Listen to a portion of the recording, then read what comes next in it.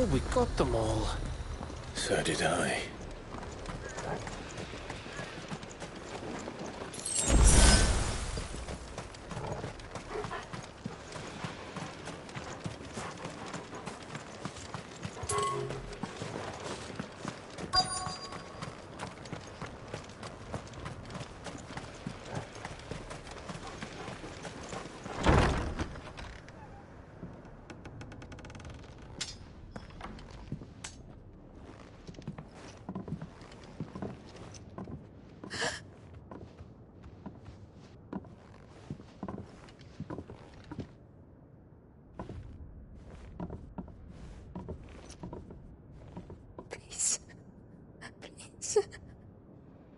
Please, no. Miss... Whoa, easy, easy. We're not turned, all right?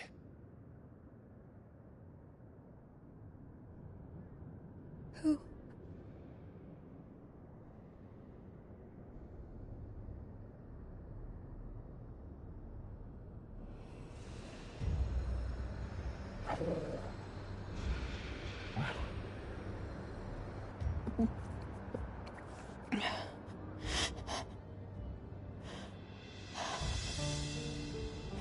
My thanks, kind travelers.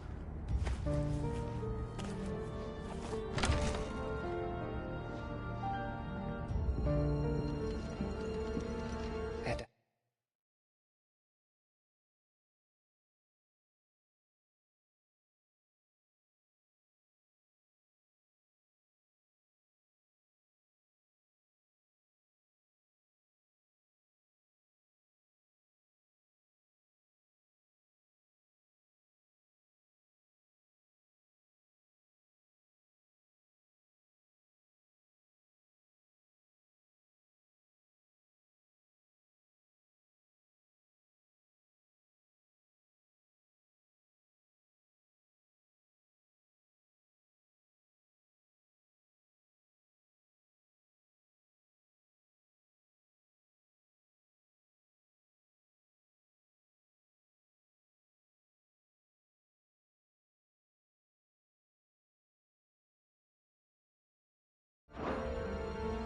Forgive me for asking, but what went on here?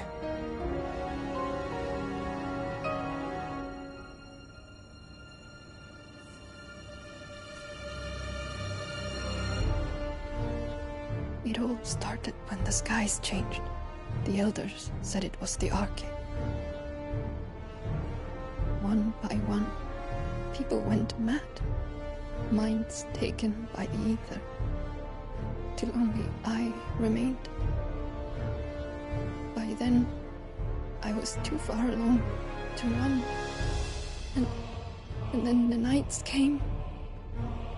And I didn't know what to do.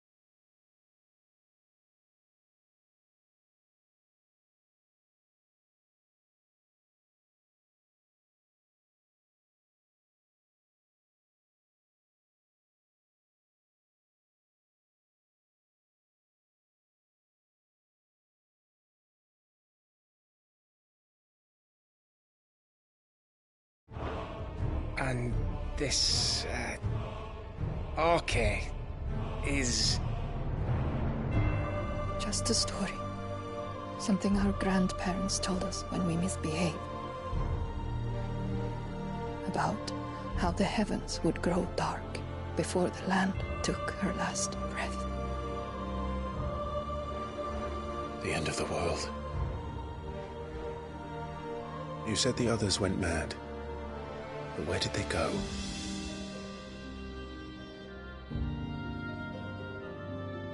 They all left. Drawn east to the tower, to Reverie. The elders, the healer, the blacksmith, my husband.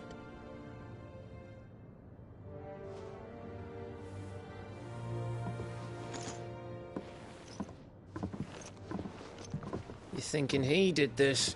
Of course. Who else could it be? You were in Canva. You saw what he did to the people. But then what about her? How come her nut hasn't cracked? The baby, perhaps? Could be protecting her from the ether. I can't think of any other explanation. You mean... it's a bearer? It won't matter what it is once Ultima's magic takes hold. Time's running out.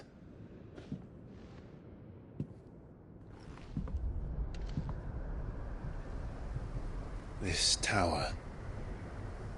That's where we'll find the king.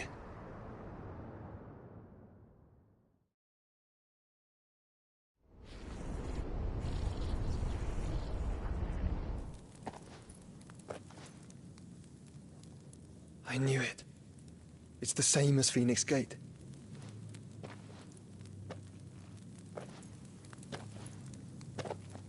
Which means at the end of these stairs should be...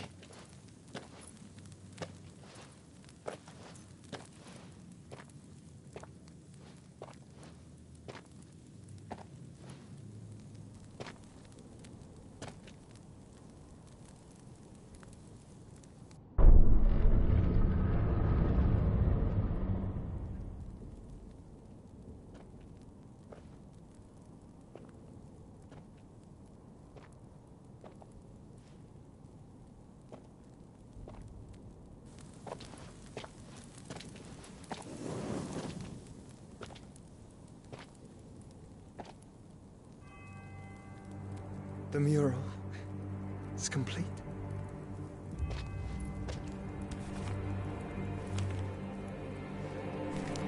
Ultima and his vessel, Ifrit. Garuda, Ramu, Shiva, Titan, Bahamut, Odin. Even Leviathan the Lost is here. But where is the Phoenix?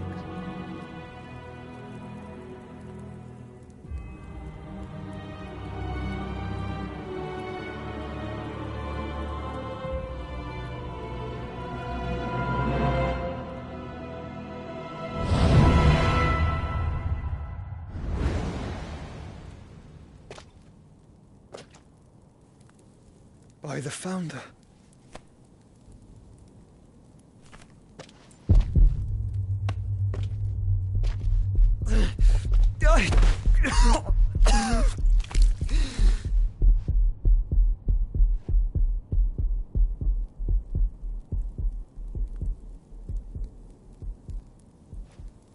So that's what you want, isn't it, Ultima?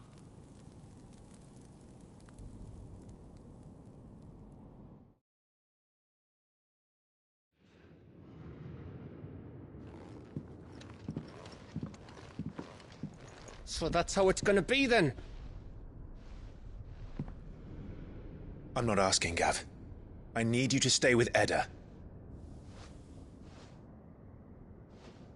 What? I must do this alone.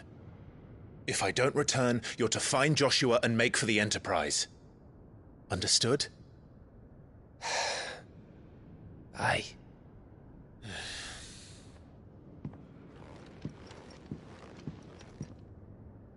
Just don't you go dying on me. Sid's name suits your miserable mug better than mine. Don't worry. I haven't finished with it yet.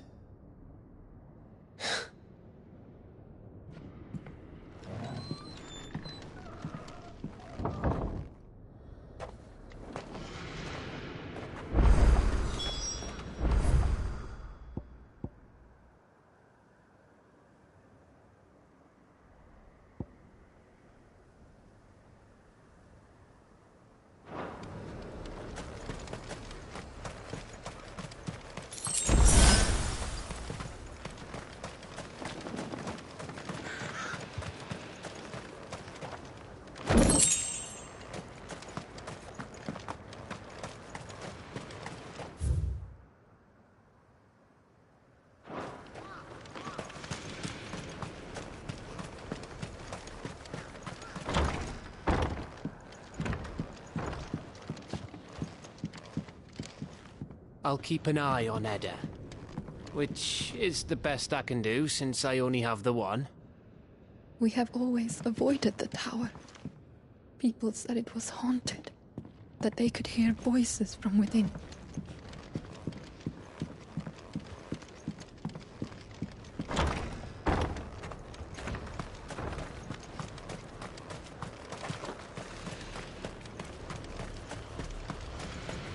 If Barnabas is controlling the Akashic, then wherever he goes, they'll follow.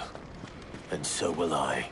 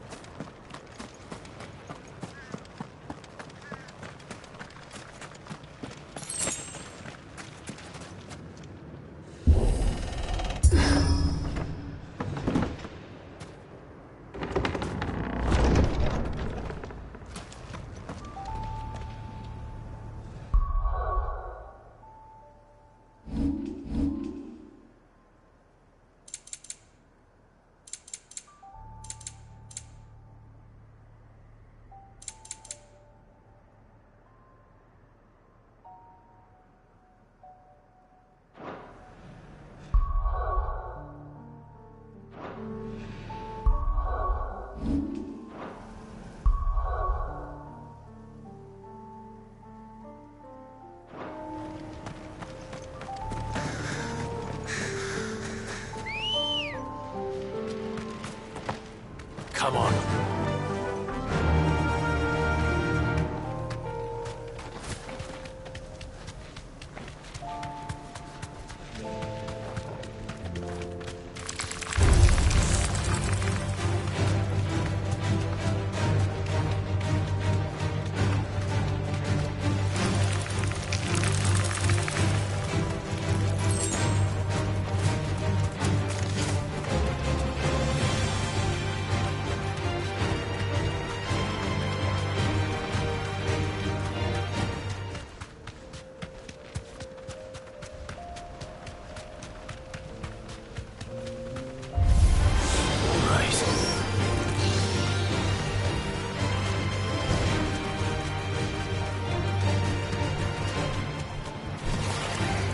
Back.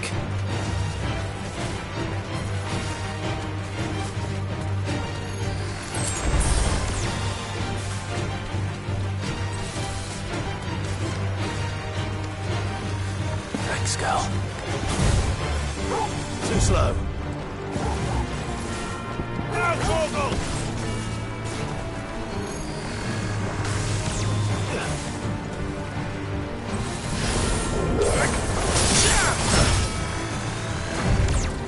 Too slow.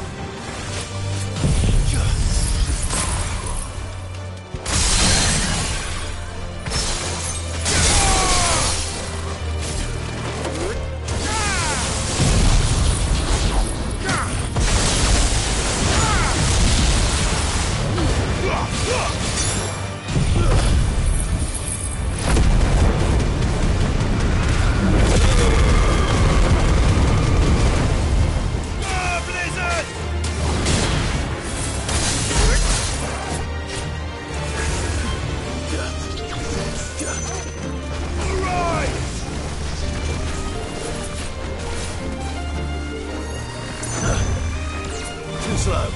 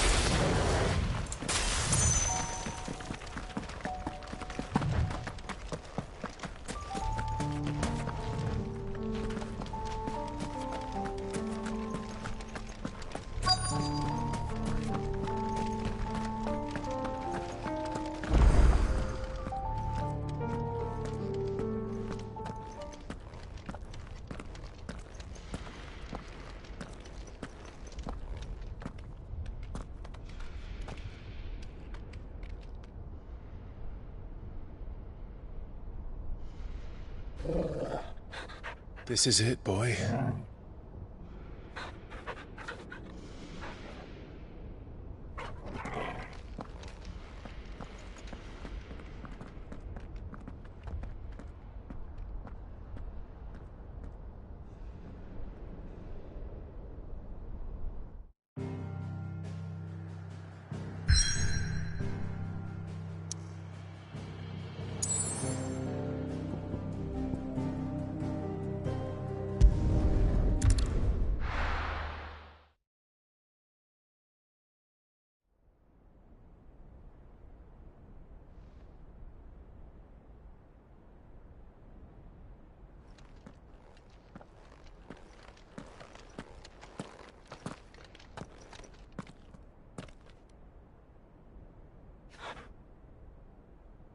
I've come for you, Barnabas.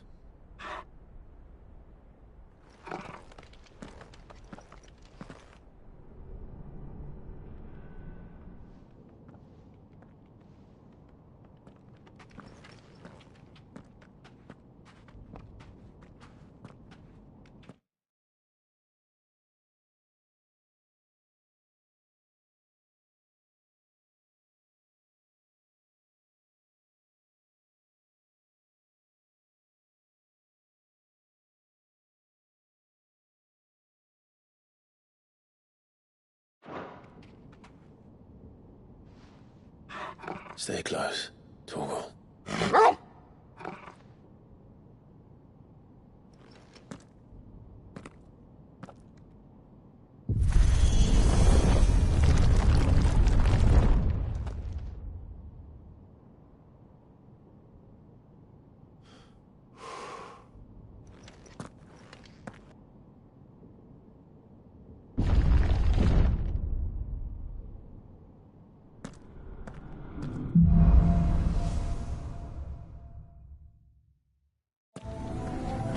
The tower. It's alive.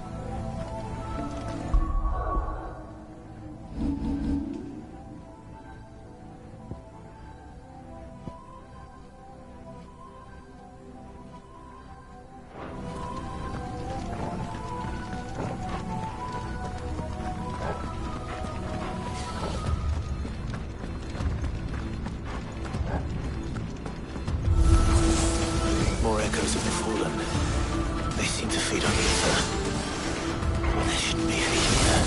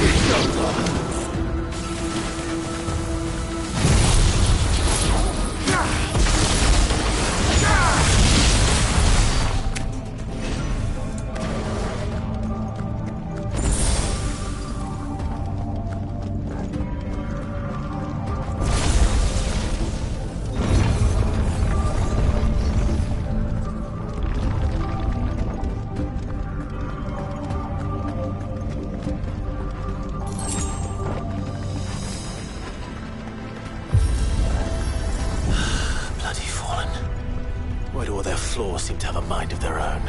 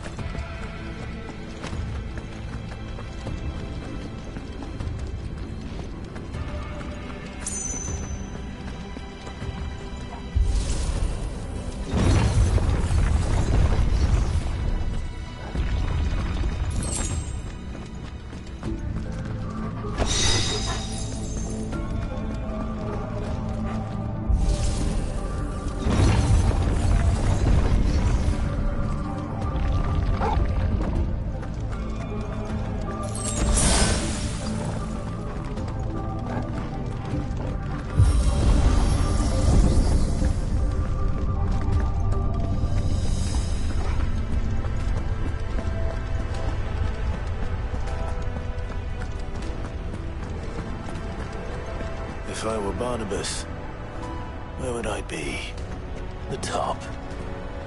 So I could look down on the world.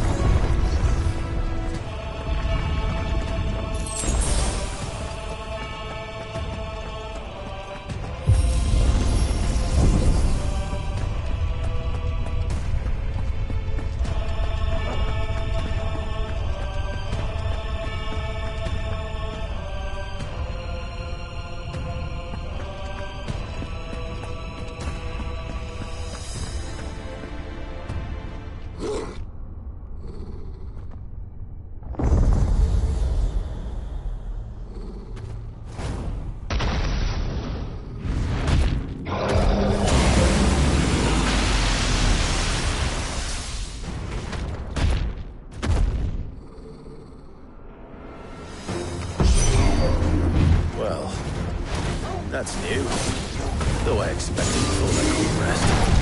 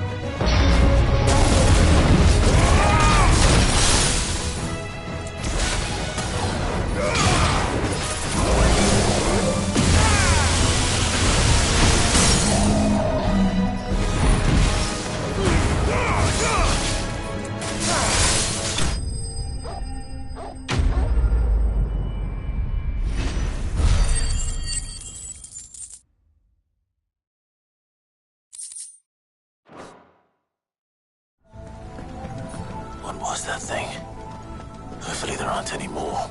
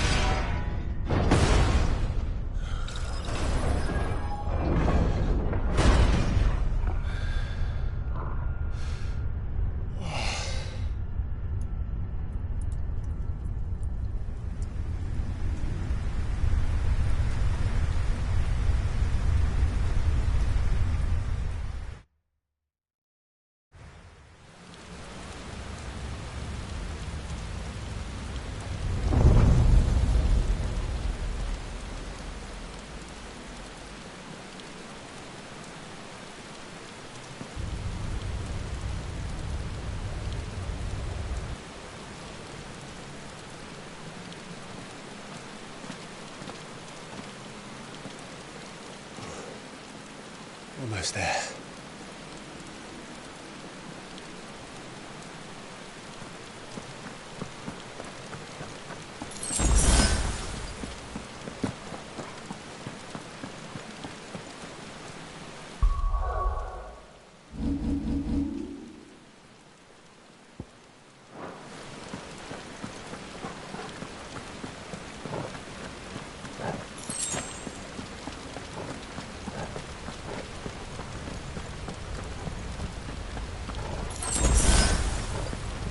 He's here. I can feel him.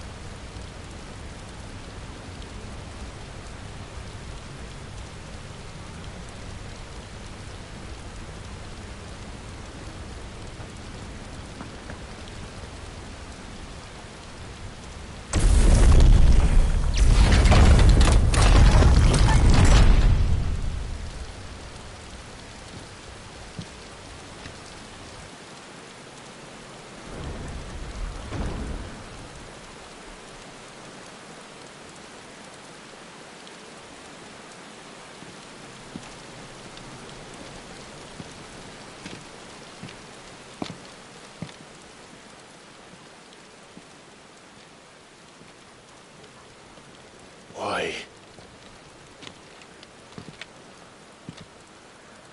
The blade must ever feed if her edge is to remain keen. Watcha. What care you for these worthless creatures? They are nothing. Weak from the moment of their conception, ever longing for power not theirs to command, they turn unfailingly upon themselves. Like sheep, they roam in filthy flocks, eager to trample those few gifted a fleece of gold. Or that they might feel contentment with their pitiful existence. Prejudice and persecution, severance and strife, every earthly wrong springs from the malice in men's hearts. Malice born of the pain and suffering that is free will. Its corruption is gnawed at your being from the very moment of your birth. You're wrong. It is no corruption. It is who I am. Every choice I make, right or wrong, gives me reason to carry on. And carry on I shall. Not as a puppet, but as a man. Which are you? There was a time I too thought those the only choices. What? Long ago, God granted man the gift of magic. And with that gift did he build great civilizations. Yet over time, man lost sight of the gift's true meaning, stepping from the path of shared prosperity to one of avarice.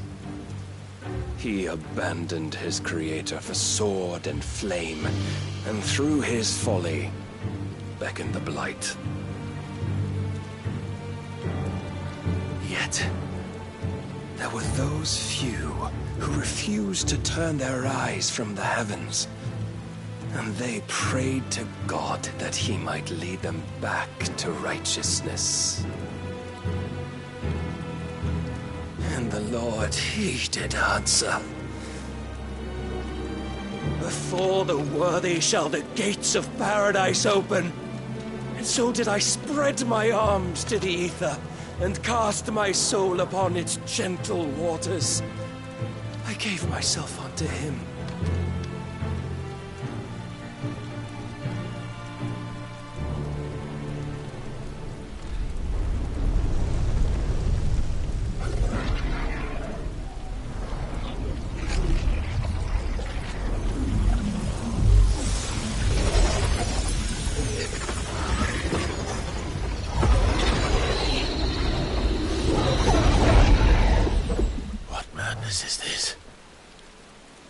My worth proven, the Lord charged me thus. If your kind are to find salvation, they must be made to serve. You see, paradise lies but a single step away. Could we only take it? Could we only leave our transgressions behind? For none save the pure of heart and mind may set foot in the new world. I will save us. But it all begins and ends with you. You are the key, Mythos. And with this humble offering, shall I prove my faith once more. So you forsook your kingdom. You forsook yourself to serve. Tell me, how is that living?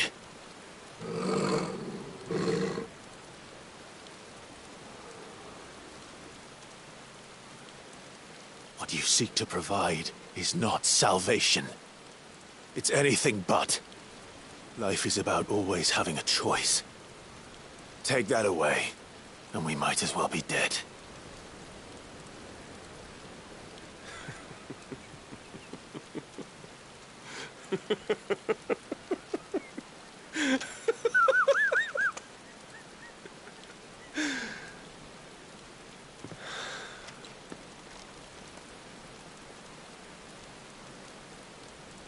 Very well.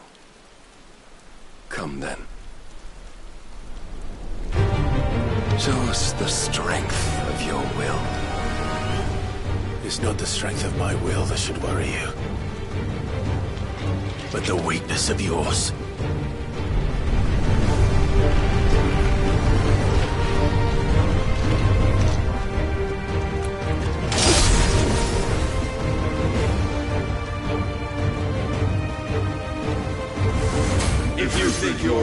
the stronger? Prove it! By this day's end, you shall know the truth. I'm tired of this.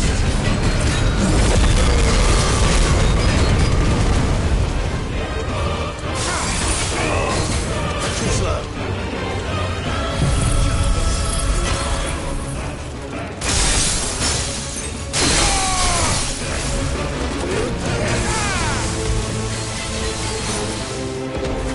You will obey.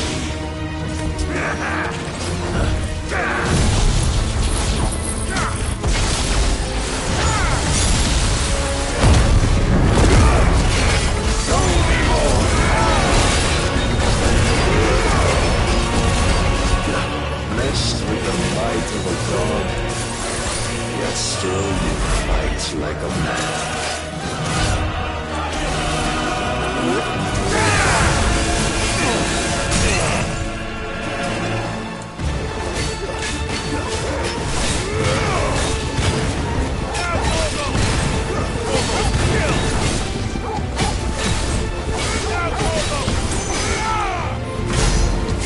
Must I show you?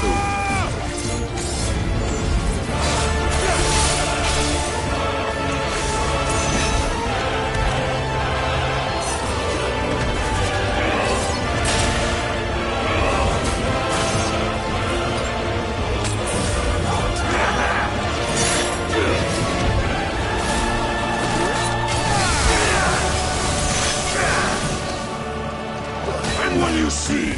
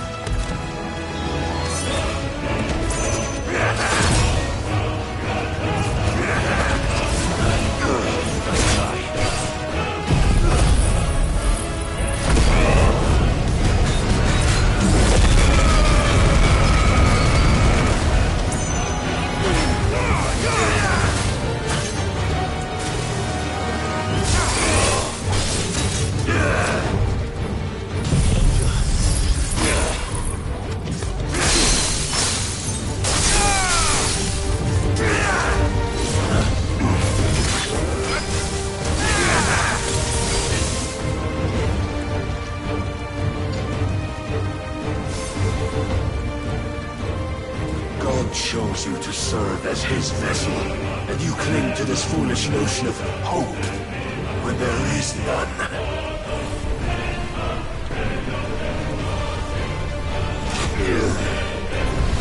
Fuck!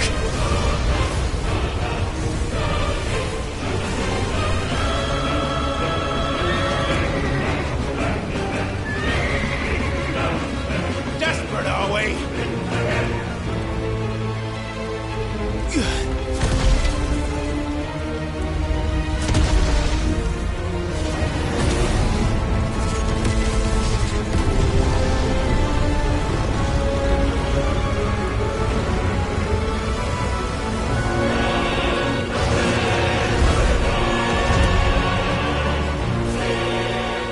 Finally, we can begin!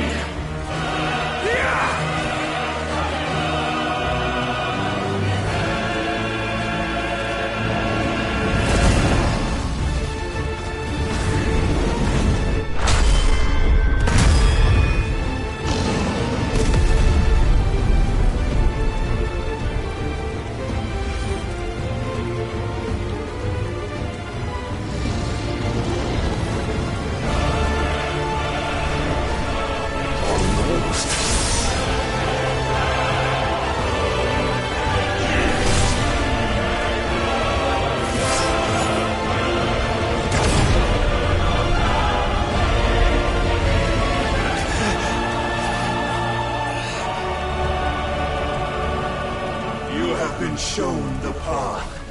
Now you must follow it. Free yourself, Mythos. You will not defeat me otherwise. We'll see. Perhaps you still require persuasion. Let's try.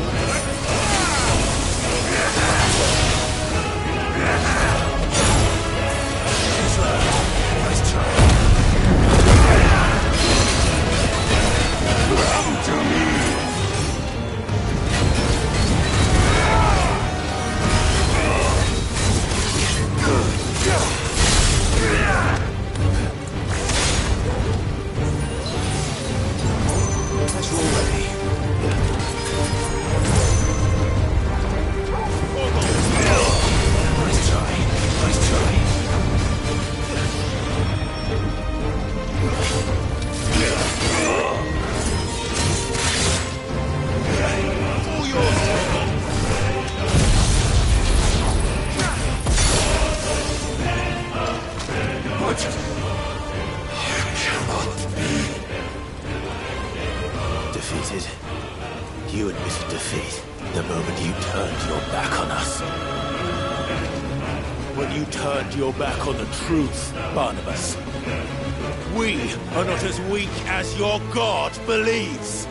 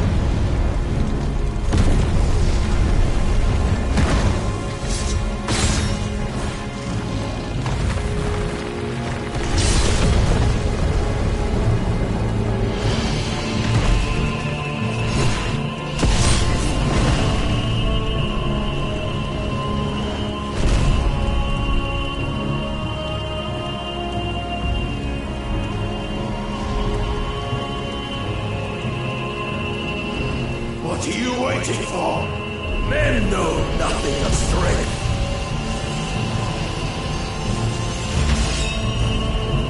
But you will.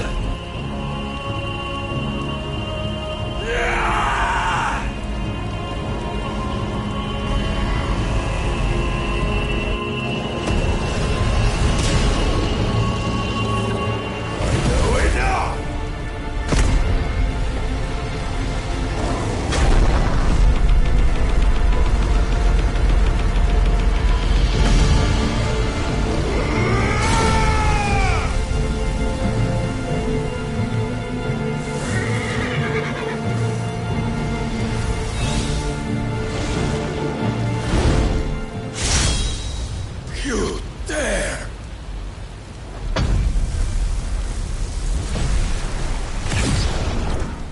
Could it be you have made a weapon of your weakness? My apologies.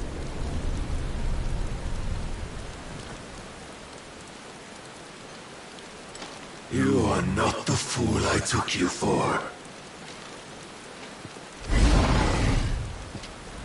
And so it ends. No!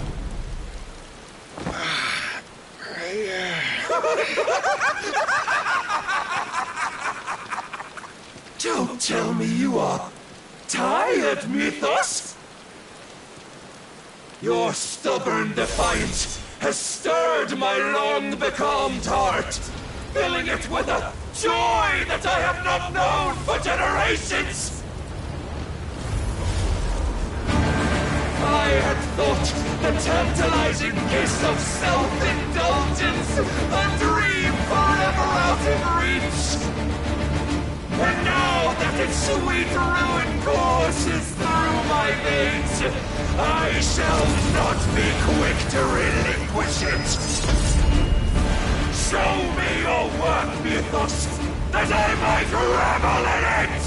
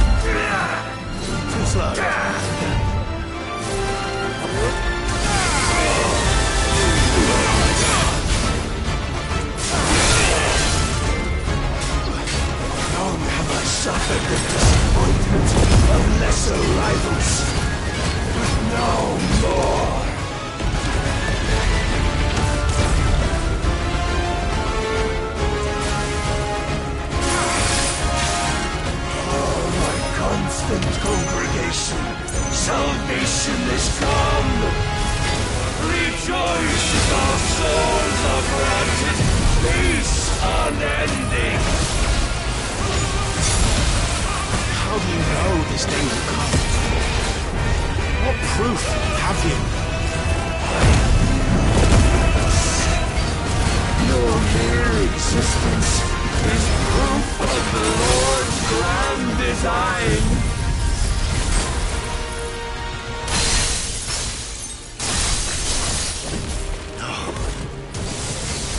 I'll never serve your god!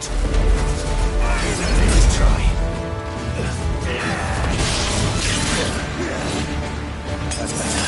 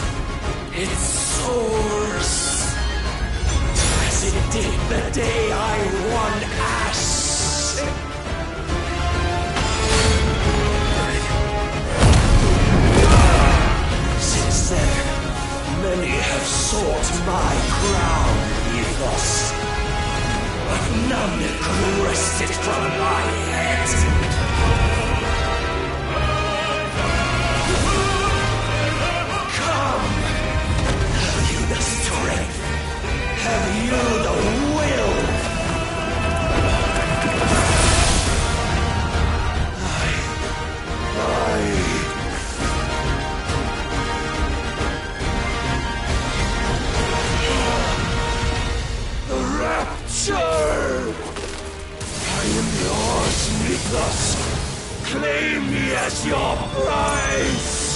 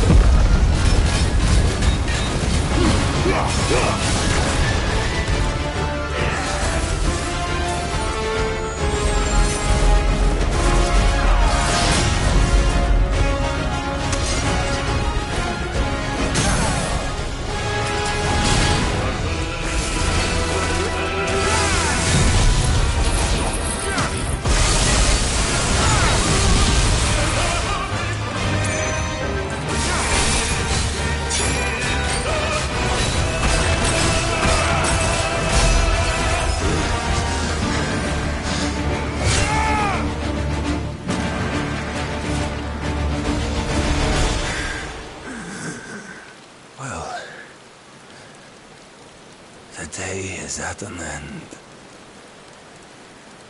And we both know the truth. It is I who stand victorious. My will that prevailed. Your will? No. It was his. Clive Rossfield.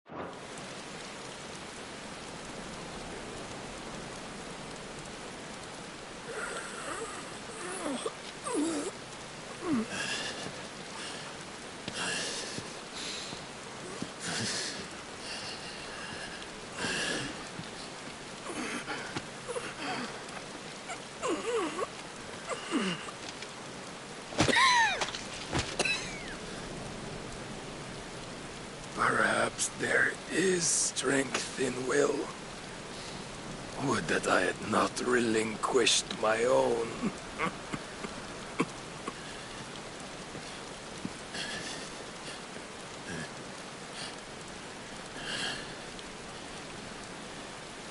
You relinquished nothing. What was it, if not will, that made you strive for a new world? Strive to win your master's approval?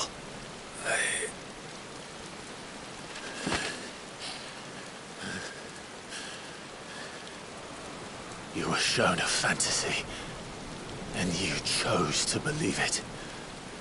But you were wrong. There is no world, but the one we live in. And that world is worth saving, even if it means killing a god.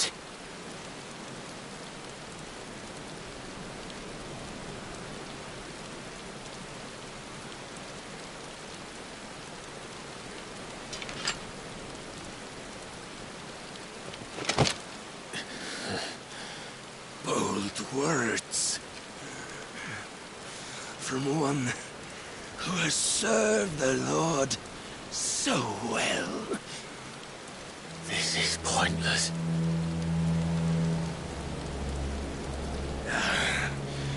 But I almost forgot. I promised that I would make you presentable. Did I not?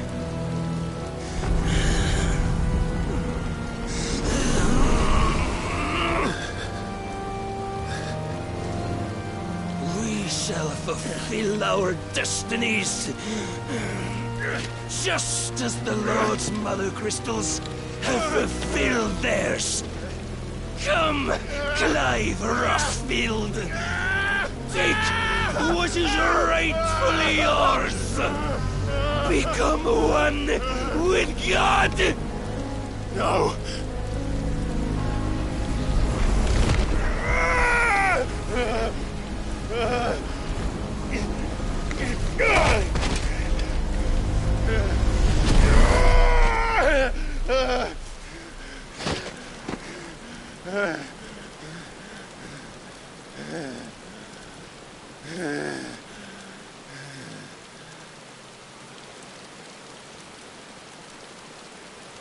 At long last, salvation. I'm coming home. Mother.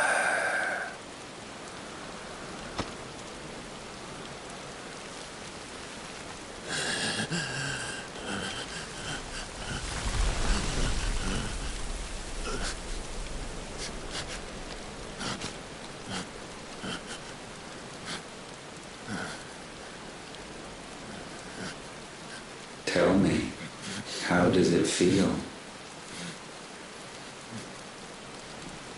Show yourself! Face me!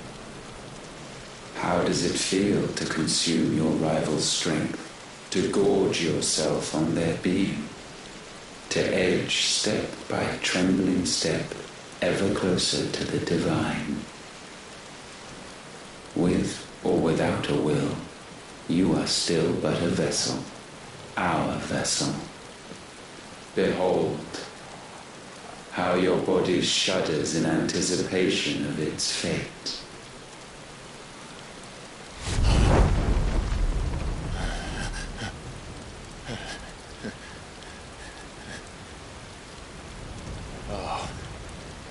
It's not yours yet. No. Come then, O wayward child. We shall await you upon the back of the first worm. There all shall end and begin again.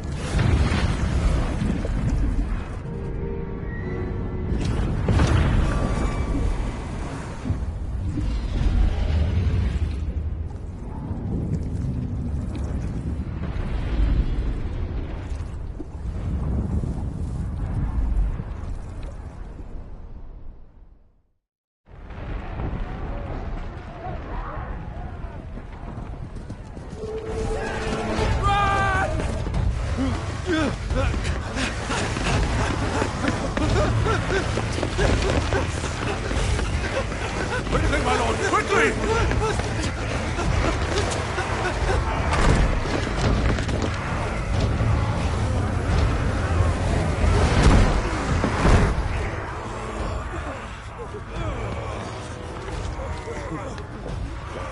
Why the hell is my city crawling with the captain? Don't ask me! Ask them! Since when was Eugen Hamel one to hide when there was a fight to be had? Since they stripped me of my rank and banished me from the battlefield.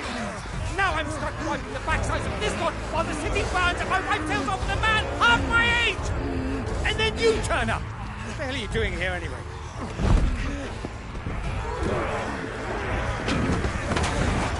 What indeed?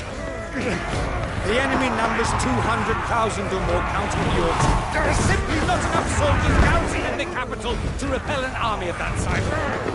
Then one of the central keep. Held by a contingent of soldiers and bearers from the surrounding boroughs. They are the sole reason it still stands. And all it took was an army on their doorstep to bring them together. The prospect of death does put things into perspective. Yeah, perspective. Perhaps it's what we've lacked all along.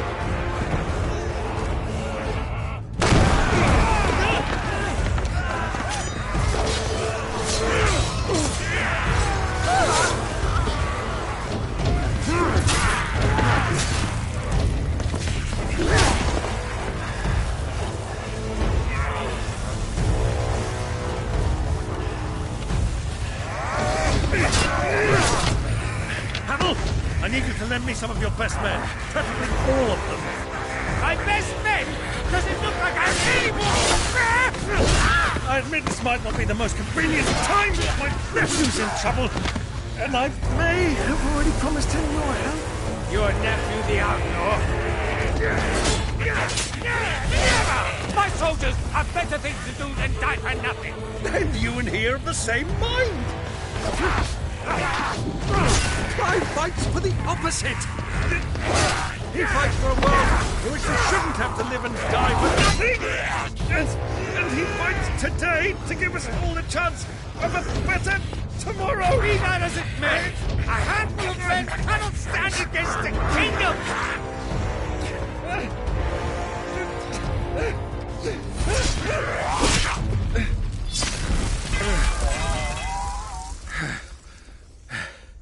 Then mayhap they are the wrong men. Well, I'll be damned. Our numbers are few, but I shall rally as many of my dragoons as I'm able. You, apprise the Lord Strategist of the state of the city's defenses. Yes, Your Radiance. And you would fight alongside us? I owe the Phoenix a debt.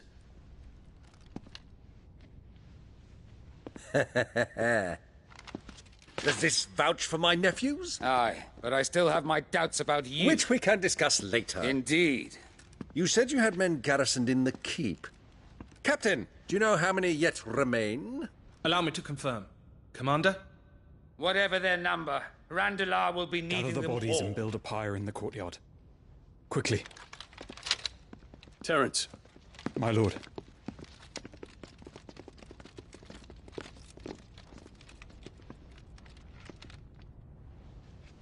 You will find a girl there. A girl? We are in the middle of a war. I owe her my life, and I always pay my debts. You are to see that she is provided for. Dion, I cannot leave. But you shall. If I am ever to be worthy of the forgiveness of our people, then I must earn it. And I must earn it by my hand, and my hand alone. Know that I do not ask this lightly.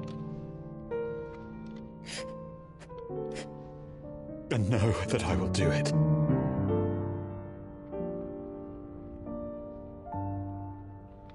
Farewell, Terence.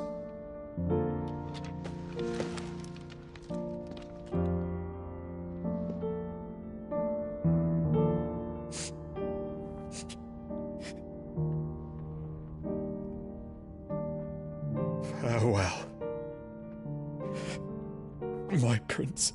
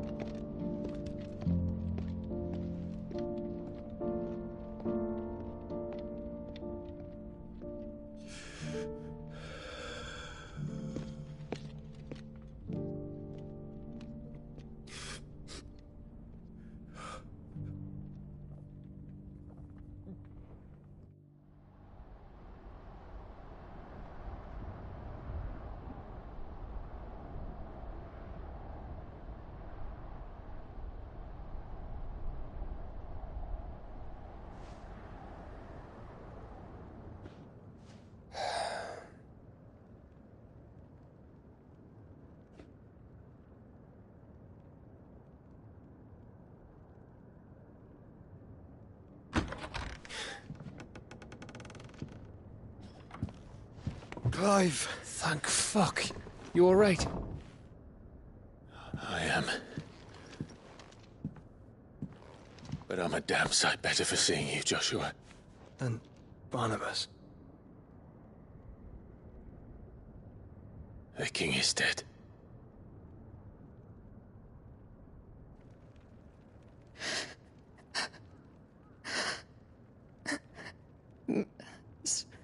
So they're all...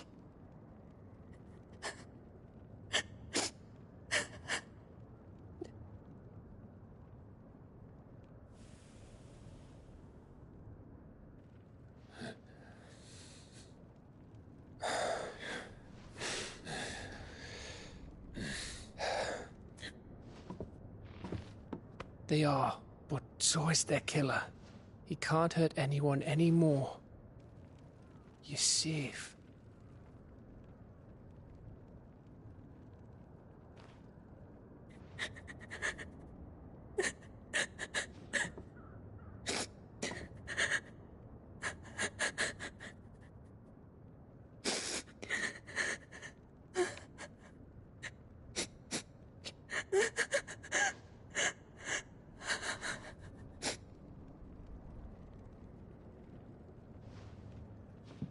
Gav, we need to talk.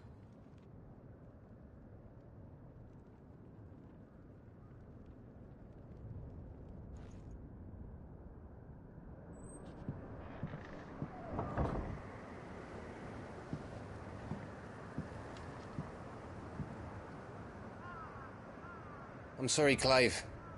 You know I want nothing more than to go with you. I do. But I'm glad you're heading back to the Enterprise nonetheless. And not just for Edda's sake. Our people need to know what happened here. You can count on me. As can she, I hope. Thank you, me lords.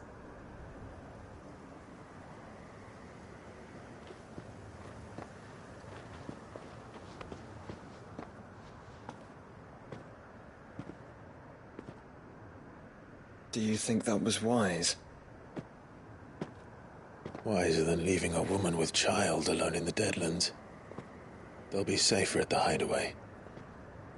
For now, at least.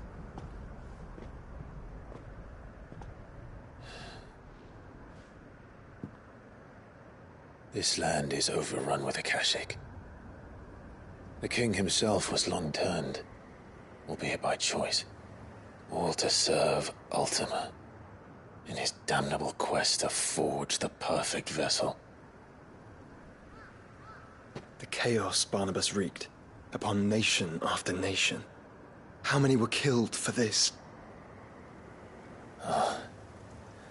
He didn't consider it killing. Or a mercy of sorts. A way to end their suffering. He truly wanted to save mankind, and ultimately use that. As he uses us. But why us? What are we? What are we? We are dominance. That is our fate. But that doesn't mean we have to accept it, which is why we fight. For the right to deny it. Is that not so? It is. For our sins.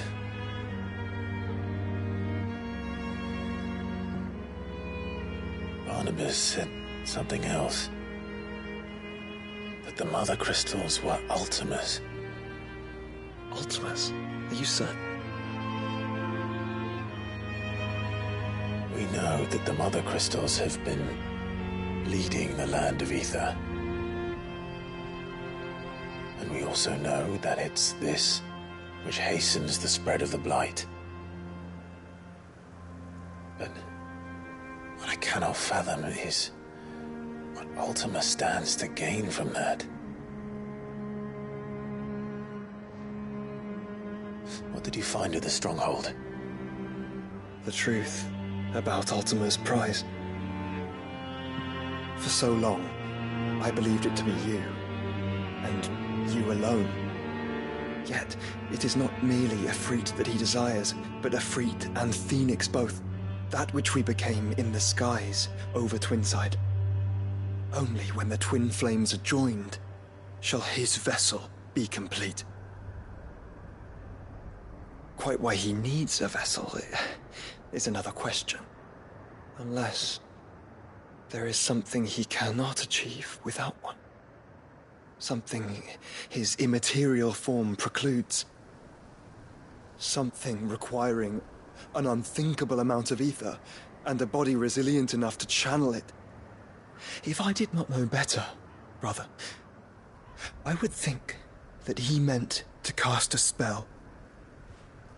A spell 1,000 years in the making. A spell to end all spells. And he cannot do it without us. Nor without the Mother Crystals. But if we destroy them all,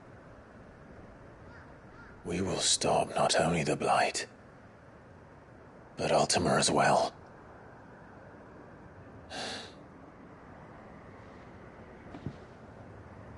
We stick to the plan then. Only this time, we face him together.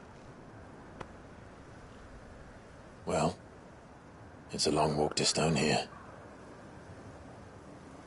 Let's not keep Ultima waiting.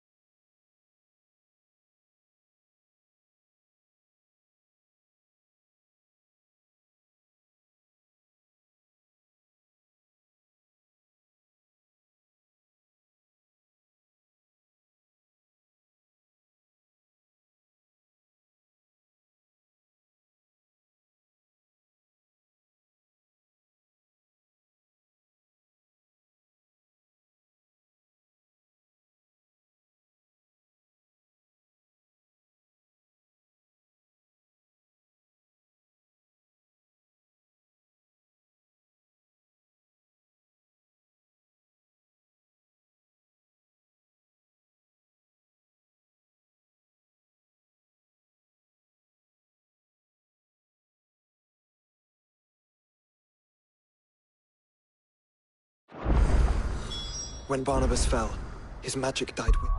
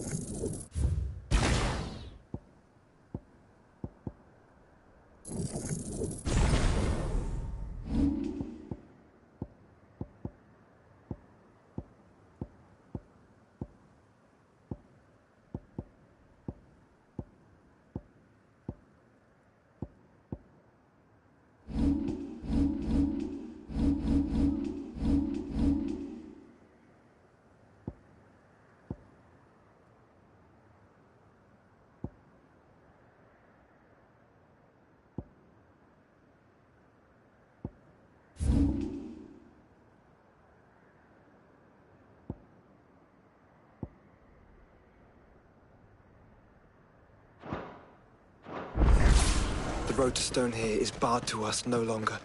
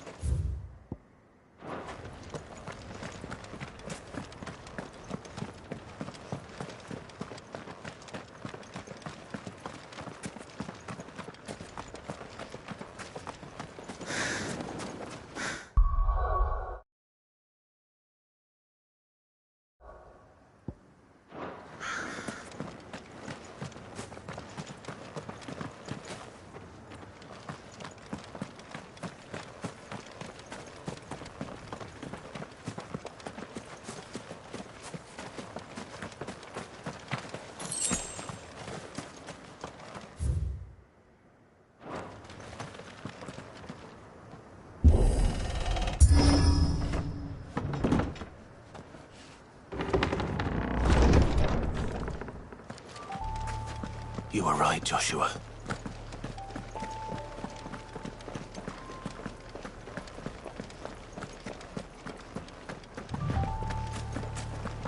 Bodies up ahead.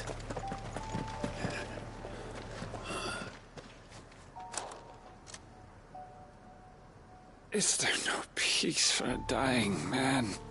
What happened here? The ether floods made savage beasts of my companions. And those faithless orcs, I knew they weren't to be trusted. We were told that they would stay loyal to our cause. Something commanded their loyalty, but it was not us. It's a wonder they stayed faithful for so long. Perhaps they sensed our downfall. The king is gone, our nation in ruins. What becomes of us loyal pawns now? Sworn to a shattered throne. For swallowed. Fuck the dead king and his god. Fuck this withered shithole. The floods do not affect you. You are a bearer, albeit one who's lost his brand. Pray, hear me, brother. Will you grant this pawn his final wish? Will you lay my dying soul to rest? Of course. What do you need? Finally, some luck. Beyond the castle walls, towards Stonehere, there is a forest. Never turn. My parents are buried upon a bluff, nestled amongst the trees. Theirs was the only love I ever knew. I was torn from them in life, but perhaps I can return to them in death. Take my ring. See that it rests beside their bones.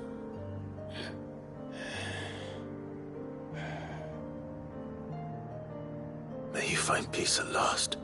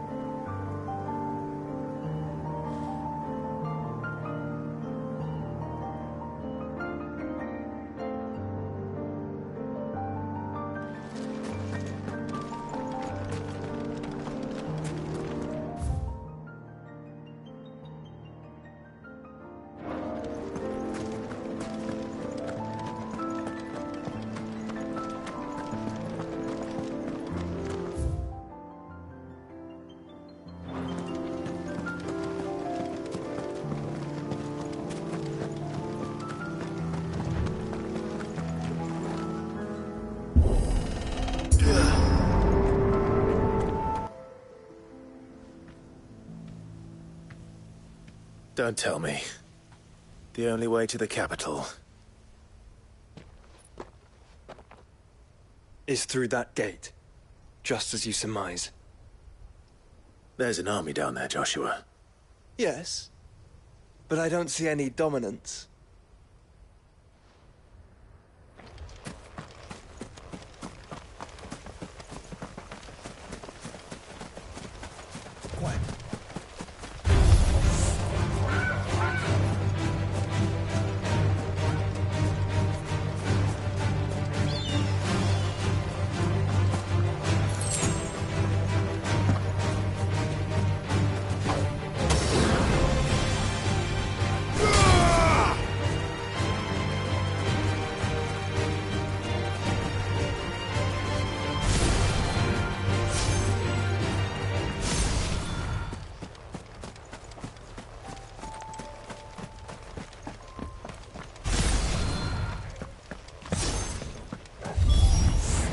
Not an unturned soldier in sight. Then we end their suffering.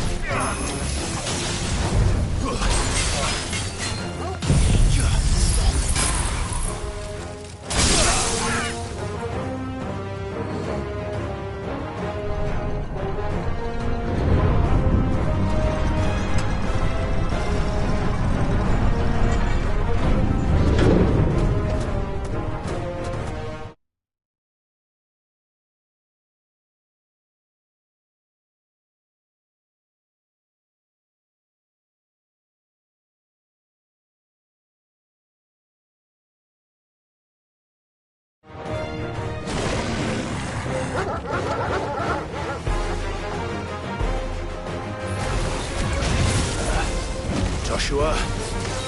This one's bigger than the others. And Nina, by the look of it. No.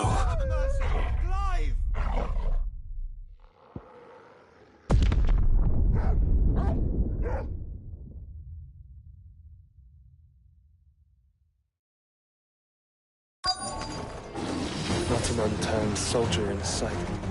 Then we end their suffering.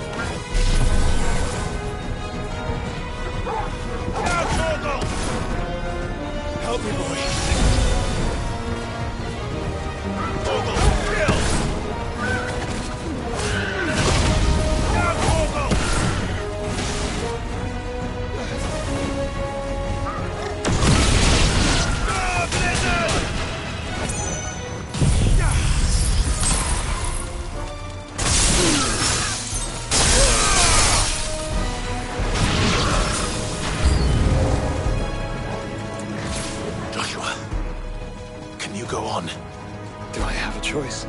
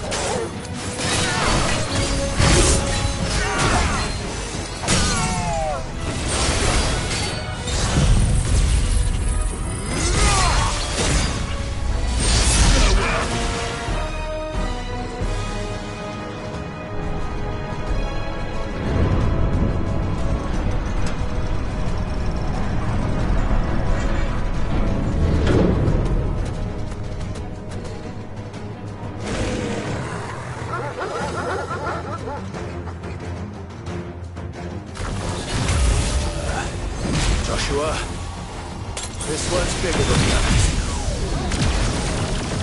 And Nina, by the look of it.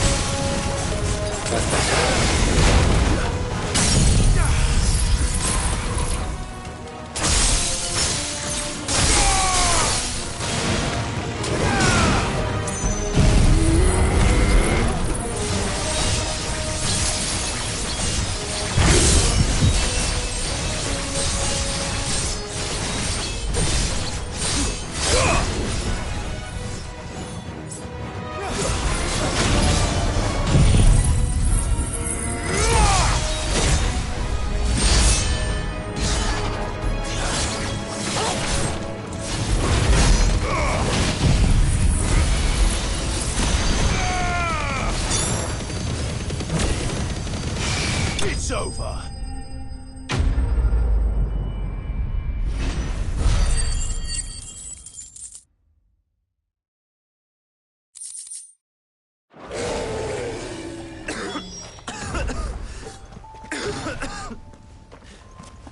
We can rest here if you like. Don't worry, I'll be fine.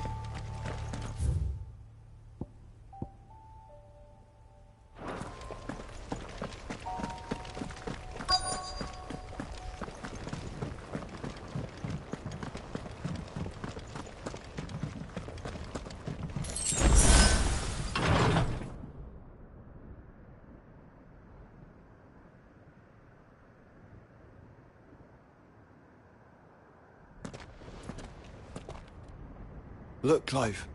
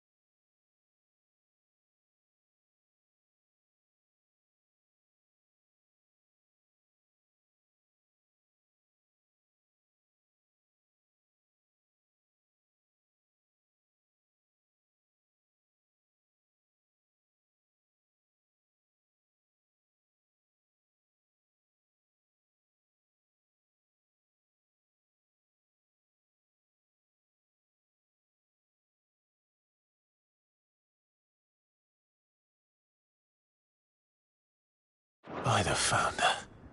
The place is a fortress.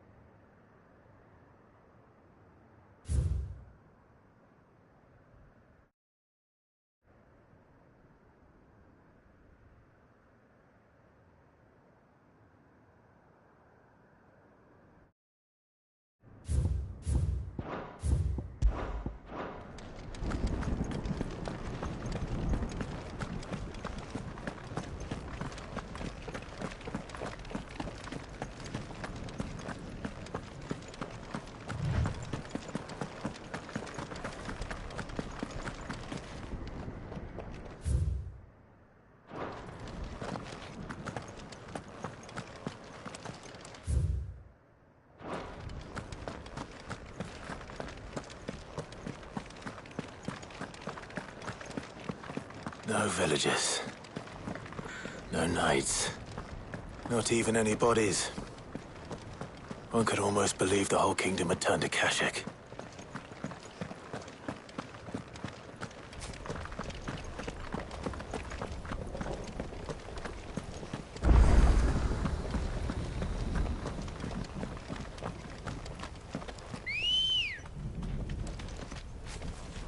Good girl.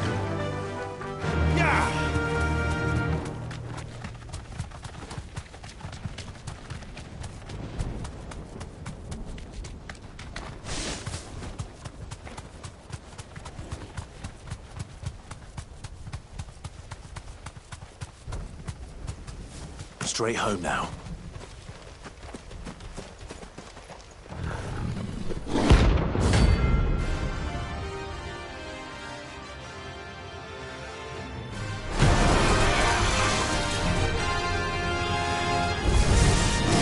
That's no ordinary girl.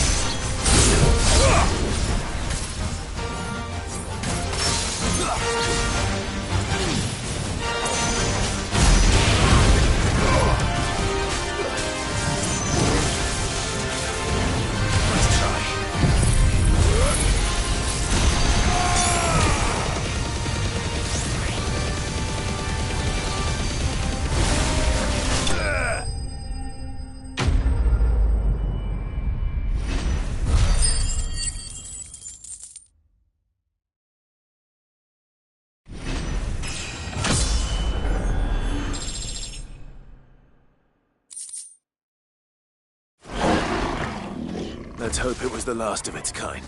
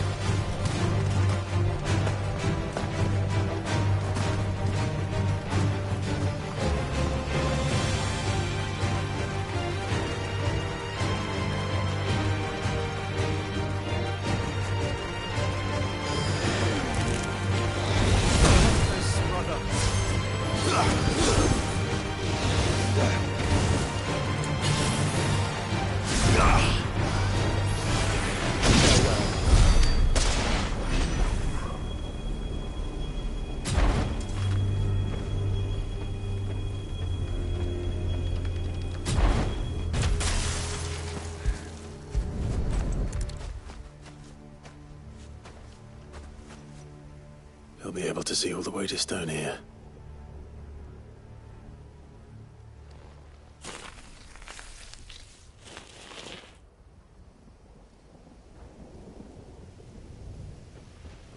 As fine a resting place as any man could hope for. Reunited with those he loves at last.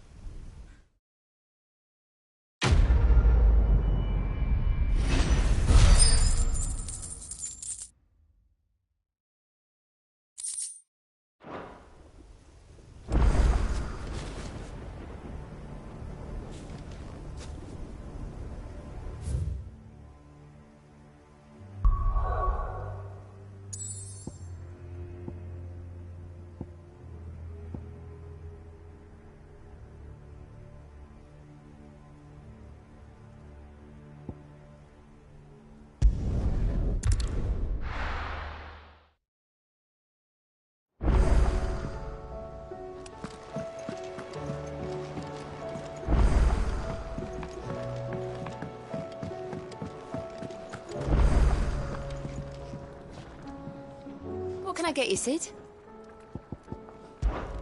Don't be a stranger, Sid. Aye, it's a dangerous world out there. Let's stock up.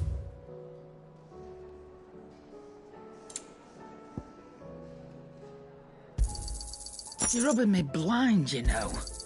It'd better all be here. You're rubbing me blind, you know. It'd better all be here. You're rubbing me blind, you know. Come again. Or don't. I'm not much bothered either way. So what do I owe the honour? So, what'll it be?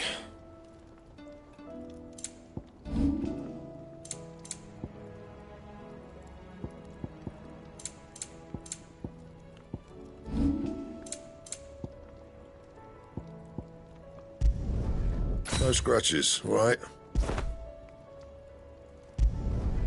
Not bad, if I do say so myself.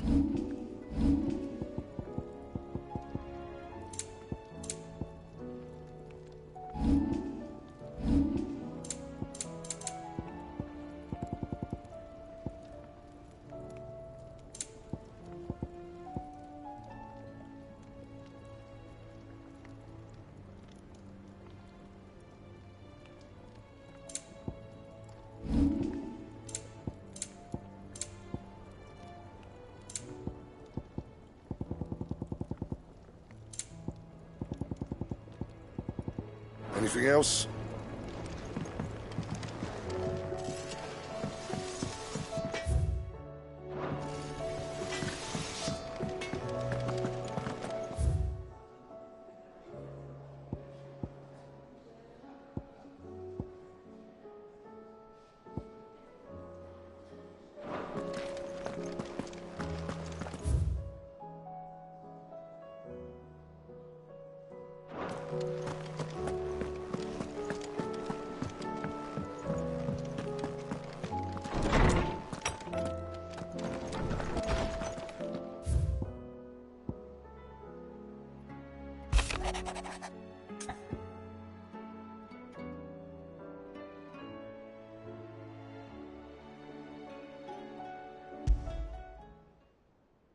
There's no way of knowing if Doris will confide in me, but I can speak to her at least.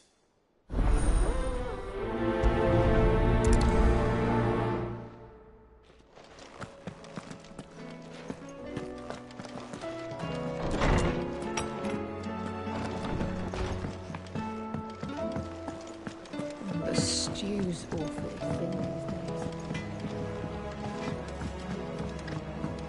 Have you tried Molly's lemon tarts? I've never had anything so delicious. I should be so lucky. They're all in Tet's belly before they've even had time to cool.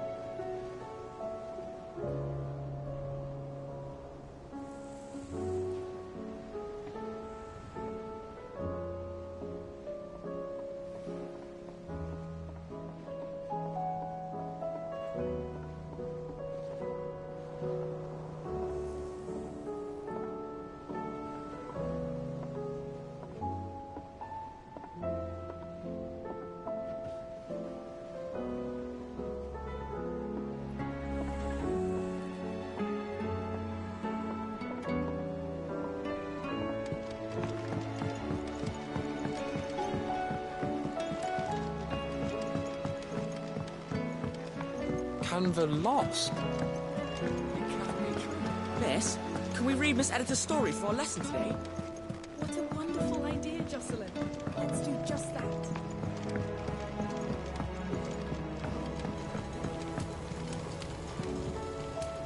Ah, Sid. Just the man I was hoping to see. Did you have a mo? Don't tell me. You need more bomb ash. Oh no, we still got plenty of that left. I'm working on bringing another one of the Chief's designs to life. This time, it's a new smelter. It's got a reverberatory hood over the top for additional thermo amplification and a system of reciprocal recirculatory regenerators that let's just say it gets very blimmin' hot.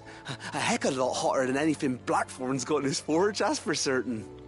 Only mithril engines get hotter, and you can't chuck ore in one of them and get metal out the other end. Trouble is, we won't be able to make out of any old rubbish neither. We need the good stuff.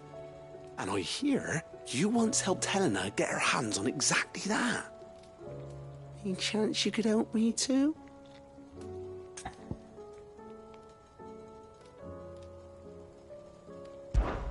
If it's for the good of the hideaway, I'd be happy to. Oh, it is. I promise you. So, what exactly is this good stuff you need me to find? We've got a couple of examples here. Spherical echoes, we call them. More fallen materials. So this smelter is similar to the mithril engine in more ways than one. That's right. They're a bit like the thermal helms. Fallen ceramics deal with heat like nothing else, see?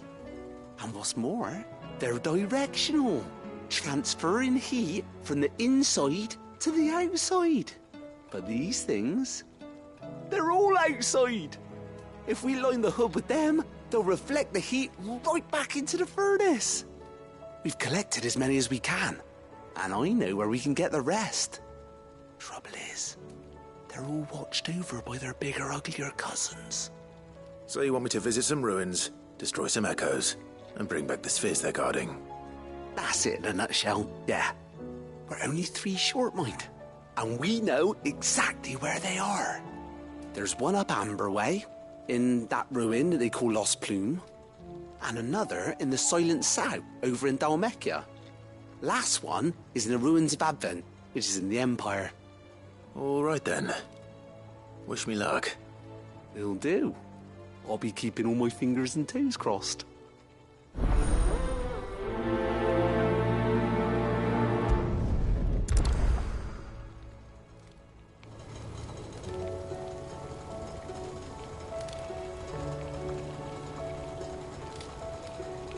Can't say I've ever been to the Silent Sound myself. Nor Advent, for that matter. I've hardly ever been out of the duchy, to tell you the truth. Did get the chance to visit Lost Plume once, though. What a piece of work that place is. Would have stuck around to study the relics more. If half of them hadn't been trying to blimmin' kill me.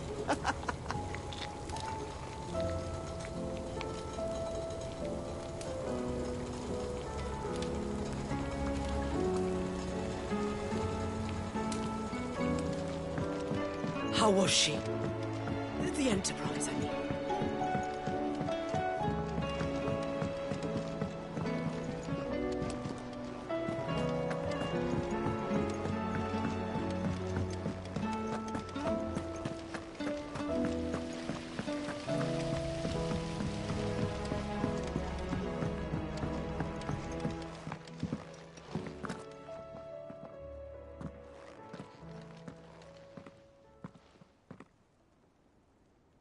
Where are you?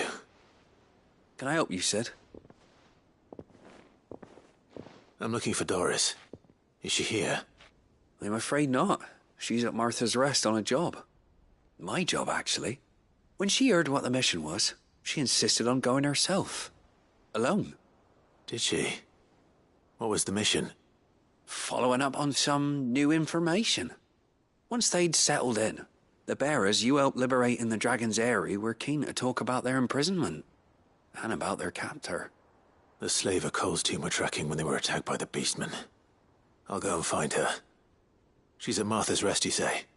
If she's not moved on already, yes. I hope everything's all right.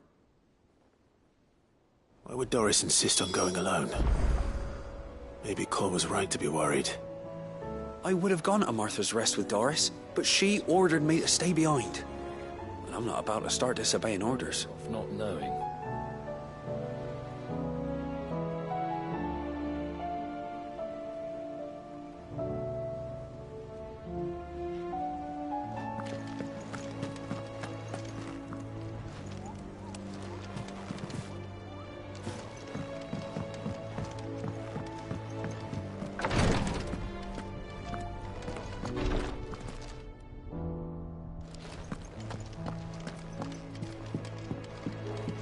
Please, Your Grace, stay strong.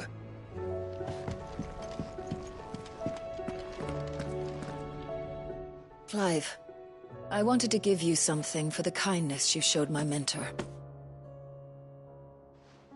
What's this? A chest of all the medicines you're ever likely to need. Seeing as you're so reluctant to come to the infirmary, I thought you might as well take a part of the infirmary with you. I'm sure it will be very helpful indeed. And Taya, try not to work too hard. And work Rodrigue all the harder, you mean? He's a quick study, but he's got a long way to go yet. I'll take that particular piece of advice when you heed it yourself, thank you very much. Besides, who else is going to see that your brother takes his medicine?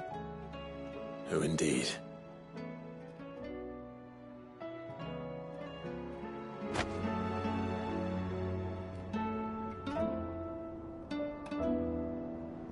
I'm glad I was there for his final moments.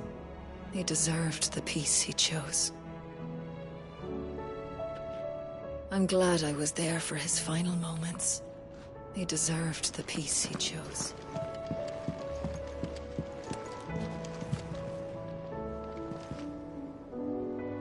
my Lord Marquis.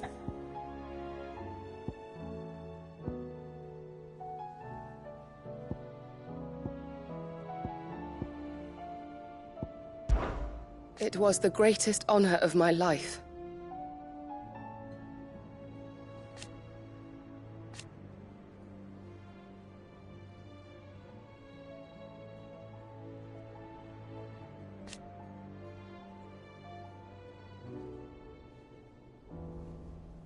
But now...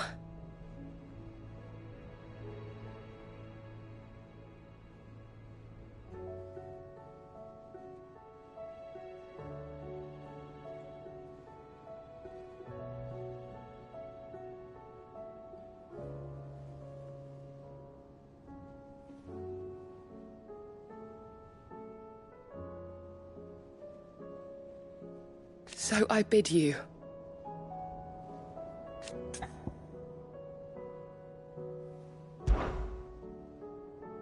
Yote, is anything the matter? You seem troubled. Perhaps I might be able to help. My lord. Yes. Perhaps you might. It's your brother. His condition continues to worsen, though he does his best to hide it. The lesion on his chest pains him more with each passing day. I had feared as much. There are certain elixirs which can ease the suffering of those afflicted by the curse, but... But his grace's case is severe. The drafts I have been able to prepare for him thus far have ceased to have any real effect. So I consulted with Talia and certain of my comrades among the Undying about the possibility of finding something stronger. And thankfully, a recipe was found. The only problem being that the critical ingredient is exceptionally hard to come by, and our supplies are almost exhausted. Unless we can secure more soon, your brother's anguish will likely become unbearable. My lord, I know that I have no right to make demands of you. But would you help? For Joshua's sake. for Joshua, anything. Thank you, my lord. So, what is this critical ingredient? A rare herb by the name of stonerwort. It grows only where the ether is densest. The vigor it stores in its stems helps to counteract the curse. We discovered a patch near the aqueduct in Rosaria. But alas, yet more ether has erupted from the earth there recently, leaving the whole area flooded. The search continues for a new source. One that we might reach without being turned. So it's only that you can't reach it. The stonerwort itself is unharmed by the flood. Well, yes, but... Then I shall go in your stead. But, my lord...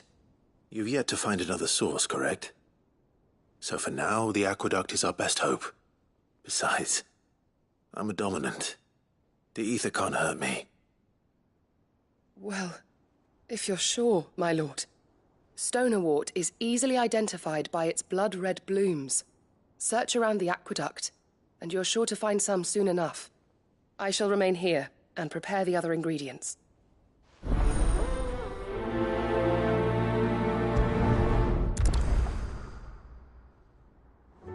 I had only thought to ask for your assistance in finding a new source of stonerwort. But if you're sure about collecting it from the flood by the aqueduct, I should be most grateful, my lord. I had only thought to ask for your assistance in finding a new source of stonerwort. But if you're sure about collecting it from the flood by the aqueduct, I should be most grateful, my lord.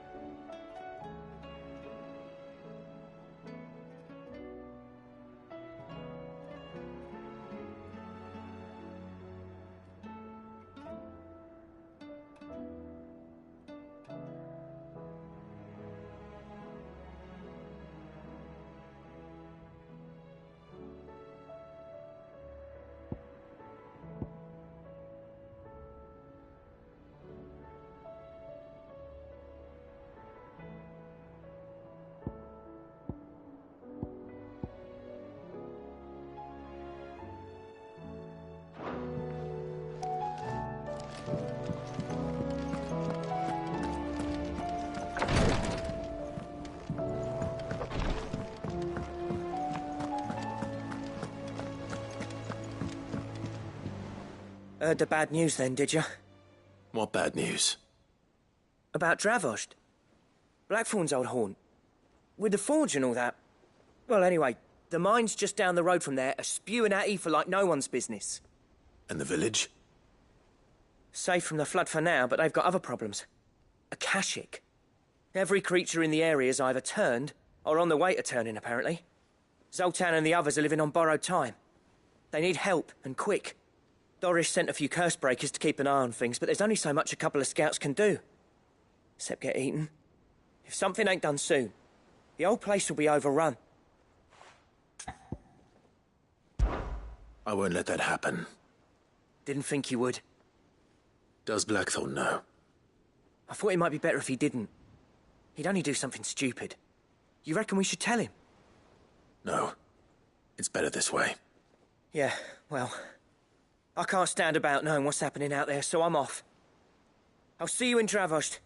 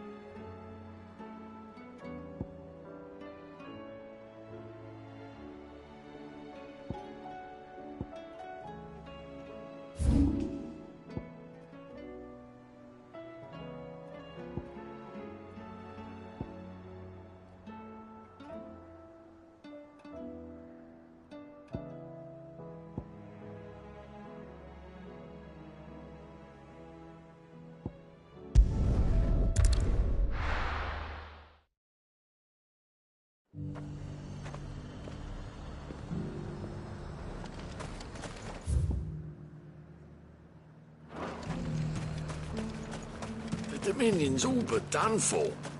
Then it's lucky we stayed here. Was that shouting I heard from the barracks?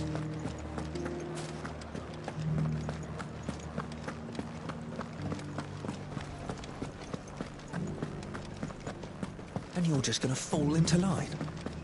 What else can I do? I don't trust this Duke. If we're not careful, we'll undo all the Dame's hard... Oh, Clive. What am I to do? My wards and I may soon be without a home. What's happened? The High Cardinal has descended from his lofty throne and taken up residence here in Northreach. The High Cardinal? Leader of the Council of Elders, second only to his Radiance at the head of the Imperial government. Not that any of those things still exist. Now he goes by his noble title, the Duke of Oriflamme. And what does he want with Northreach? He wants to transform it into a military stronghold, a foundation upon which to build a new Sambrec. He's already secured the support of the various army remnants, with promises that they shall be afforded the respect they deserve in his empire. One built on the confiscated property of the people. He would rob the populace to pay for it. Believe me, I have used every means of persuasion to discourage him from this folly.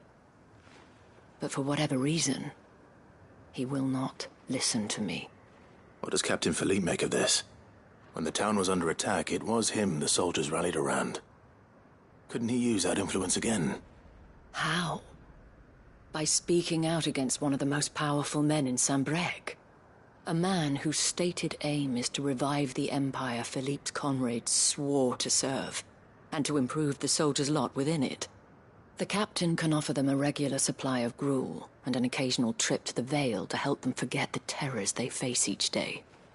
The Duke offers them a vision of strength and safety. No. Any attempt to incite mutiny would cost Philippe the support of his men. If it did not cost him his life. But given the mood around town, mutiny may yet be unavoidable. The people have little appetite for further deprivation, least of all when it serves only to elevate others. Who could blame them? Clive, would you appeal to the Duke on my behalf? For your services to Northreach, you have the respect of the soldiers, and they will take you to His Eminence if you ask them. And unlike Philippe, no bonds of loyalty prevent you from speaking your mind to the man. Well, will you try? You could hardly fare any worse than I did. I'll see what I can do. Thank you, Clive. Tell me then, where will I find this Duke of Oriflamme? In the garrison? Overseeing the troops, yes. All right. Wish me luck.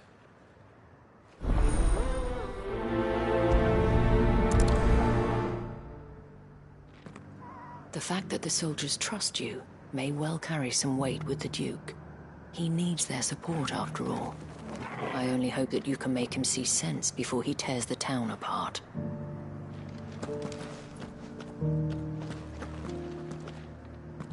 The fact that the soldiers trust you may well carry some weight with the Duke. He needs their support, after all. I only hope that you can make him see sense before he tears the town apart.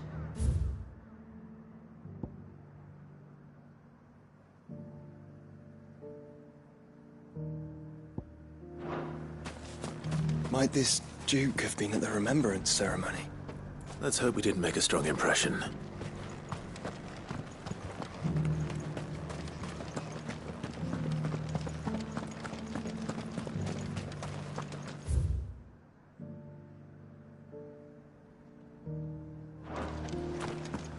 We already have a leader in the Dane.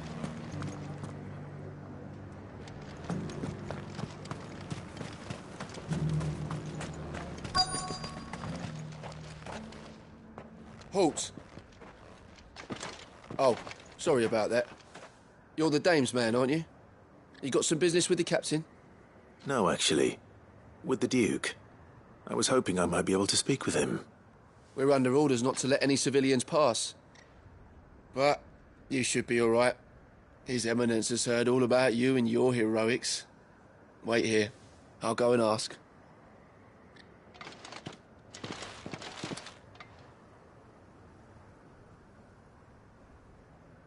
So, you are the sellsword who lent his aid to the garrison. The Empire owes you a debt, and I shall see it repaid. But tell me, is it wealth that you seek, or favor? Neither, Your Eminence. I thought only to inquire about your plan to turn Northreach into a stronghold. Ah, I see. You are worried the expanded garrison will render your services redundant. Yet you needn't be. A proud fighting man like yourself shall always have a place here. Pride of place, in fact.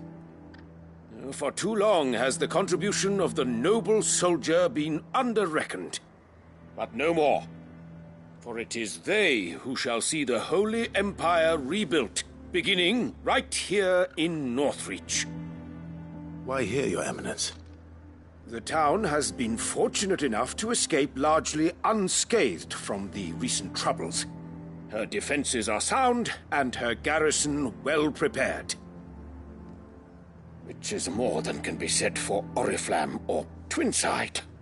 The Empire wants for a capital, and I believe Northreach to be the perfect place. With Caer Norvent as her citadel. Once we have seen to the refortification of both the town and the castle, we need only build a wall around both to create a city that would be the envy of the twins. Plans are already underway for the construction. Soon enough, these thralls shall learn that they are no match for the might of Sanbreque. I fear you underestimate how dangerous these creatures are, Your Eminence. Should they return in force, you will need all the people of Northreach to come together in defense of the town. Something they may be loath to do if they've been deprived of their worldly goods. The people will do as their leaders command. If Sandbreck is to be rebuilt, she will require a functioning government. One whose authority is beyond question. That is why this levy is necessary. So that any man who wishes to join the army might do so and be fed, outfitted, and paid as befits a defender of the Empire. And yet there are those who persist in peddling the treasonous lie that I seek to steal from the people and drive them from their homes. I suspect they're afraid of losing what little they have left. Precisely. The common folk have little and less, and you mean to deprive them of even that. You would sow the seeds of your new empire in your own salted earth. Sabine, we have discussed this. Yes, and I told you then how putting the empire before her citizens would lead only to revolt. Without an empire, there are no citizens. And in yours, there will be only beggars. Is that what Griga wills for her people? Do not take her name in vain, Sabine. I'll come back later. The citizens revolt. I wonder what the people really think of the Duke's plan. It wouldn't hurt to ask them, I suppose. Let's begin with those on the other side of the wall. Sabine. You are embarrassing me. You're embarrassing yourself.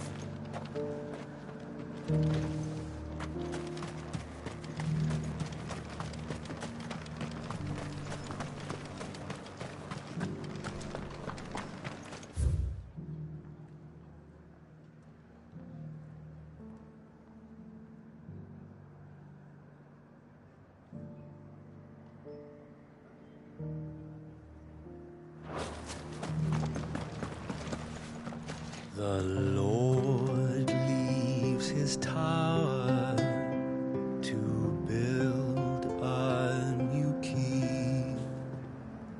Her town split asunder, the lady, she weeps.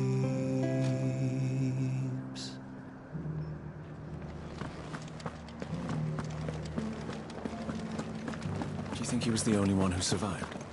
Doesn't matter. He's the only one who came.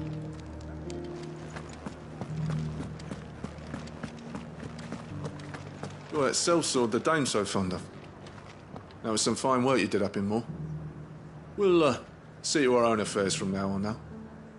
Duke's got big plans for the Empire. Was that shouting I heard from the barracks? Could be trouble again. All right there. What is it you're after, sir? Just your opinion, actually. I wondered what you thought of the Duke of Oriflamme. Oh, him. Not much. None of us traders do. It's thanks to nobles like him that we had to set up shop this side of the wall in the first place. Couldn't have the rabble getting any closer to the holy capital, could they? And now he's trying to drive us out completely, threatening to take everything we got from us if we don't clear off. If the dame said she wanted him run out of town, I'd be straight through that checkpoint, tar bucket in hand. The Duke might have soldiers at his beck and call. Us common folk follow the dame. No match.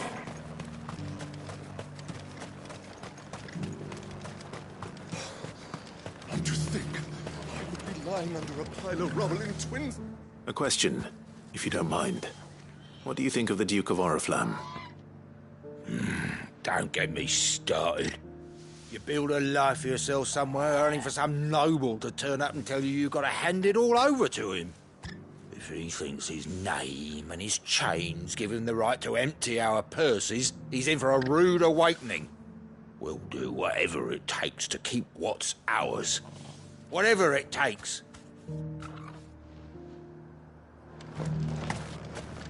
If he comes calling, The only thing I'm giving the Duke of Oriflamme's a piece of my mind. The garrison salvaged what they could from war,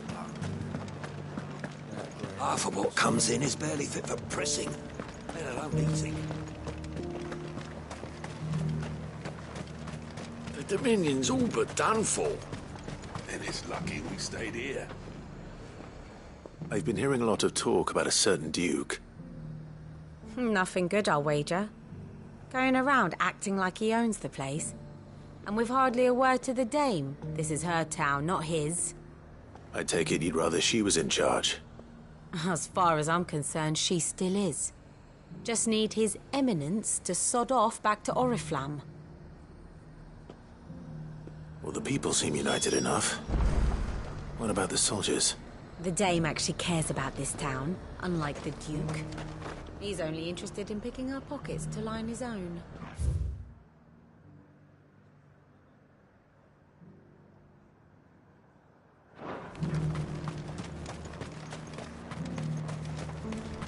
Was that shouting I heard from the barracks? Well, that sellsword the dame's so fond of. That was some fine work you did up in Moor.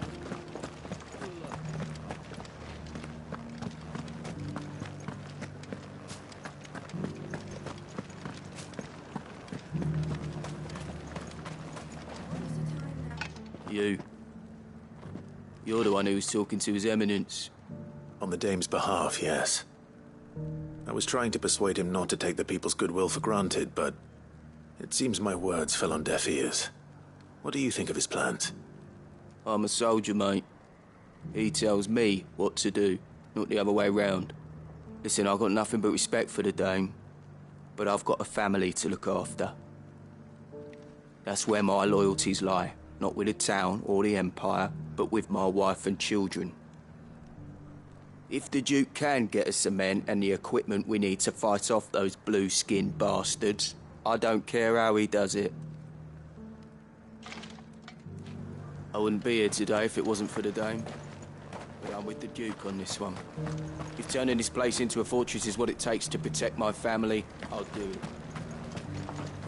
We don't have much, but the dame had us empty the Vale's larders to see these poor souls fed. Because that is what we do.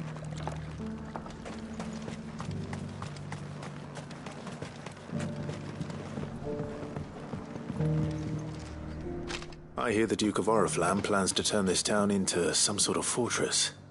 Do you think that's a good idea? It's not for me to say. All I know is that unless the Emperor orders me otherwise, His Eminence's word is law.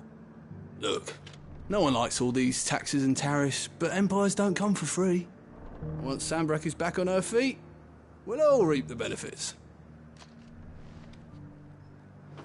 What the common folk don't understand is, this is for them too. Either we turn the Empire back into a force to be reckoned with, or we live in fear the rest of our lives.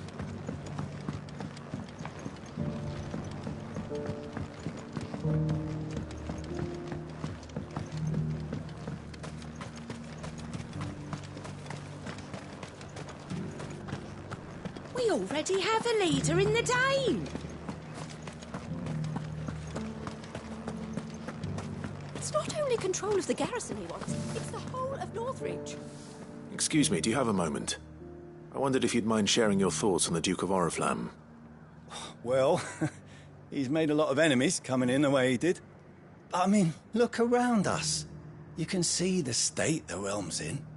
The traders might not like having the screws put on them, but if they volunteered a few more of their hard-earned gil before things got bad, maybe they wouldn't have to. I think the Duke's got a point when he says rebuilding the Empire's the best way of making sure we're all protected. And if that means people who don't know one end of a sword from another have to make way for those who do, well, that's just how it goes. Let's see what Philippe makes of all this. I mean, it'd be nice if we could all do whatever the hell we wanted and not end up being torn to shreds by a swarm of thieves. But we can't, so we've got to make sacrifices, just like...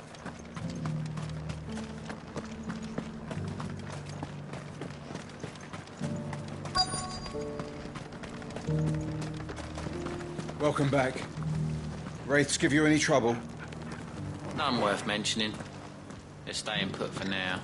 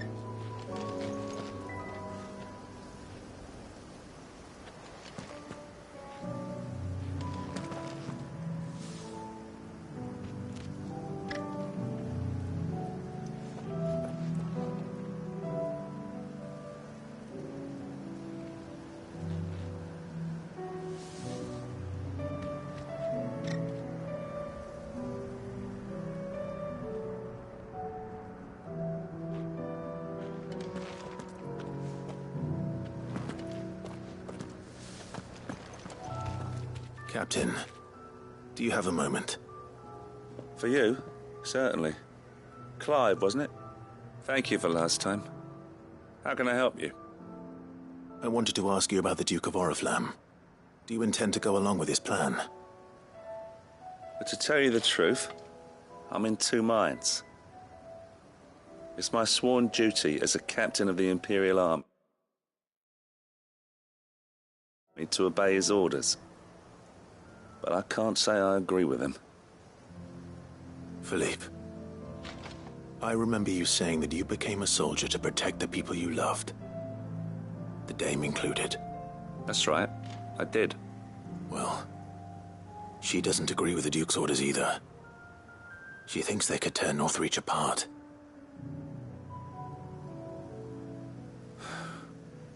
And she's probably right. Thank you, Clive.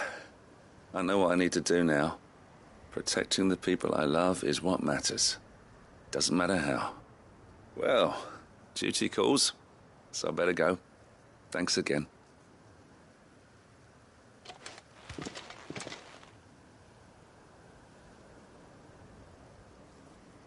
It seems Philippe wants to do the right thing at least. I expect Isabel will be pleased to hear that, if nothing else.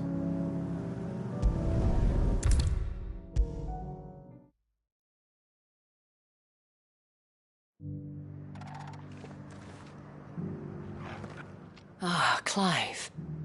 How did you fare? Were you able to speak with the Duke? I was, but...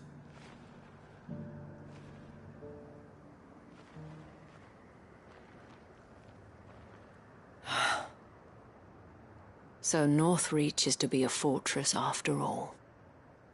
Well...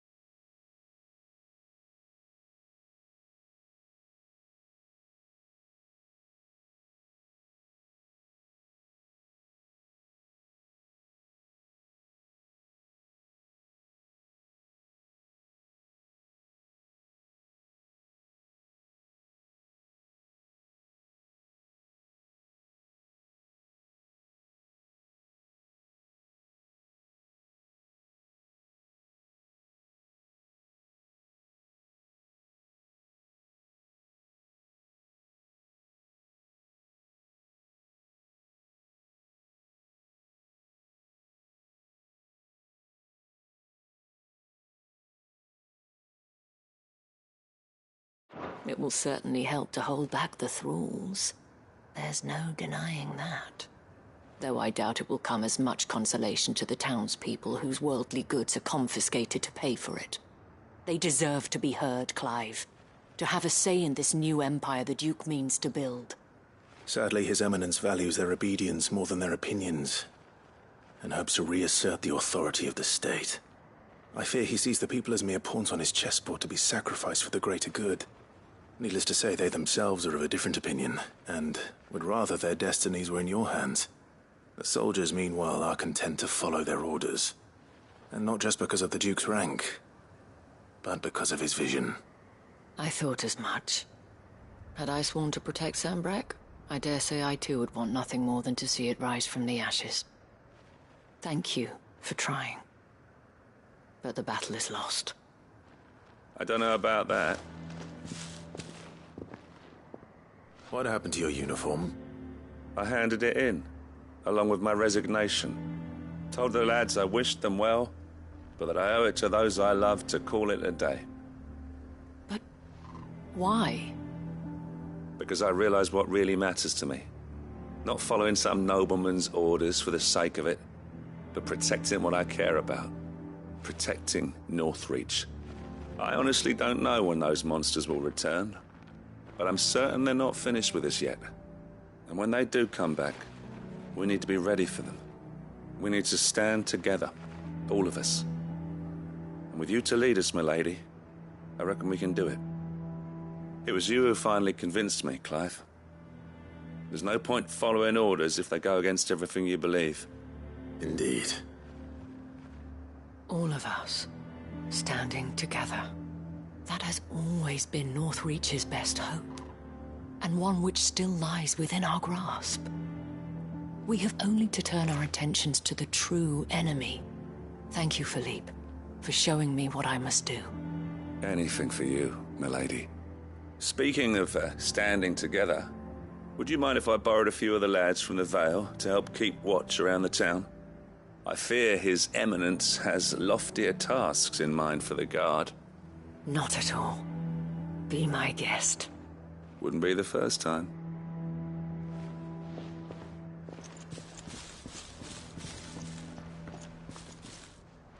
There may be hope for Northreach yet. Especially with men like you and Philippe to champion our cause. I, for my part, shall continue to work upon the Duke, in the stubborn belief that I might still tempt him into joining hands. But I suspect I shall have to call upon your aid again. Until then, Clive. Until then.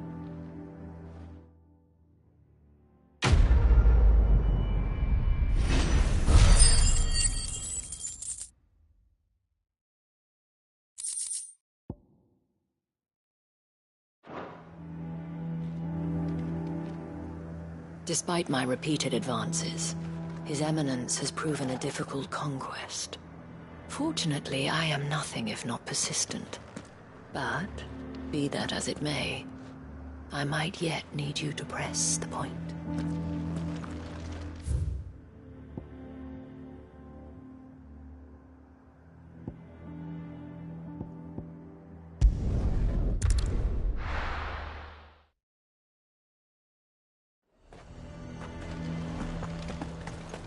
He'd have our coin, our stock and our stores, and we're just supposed to hang on our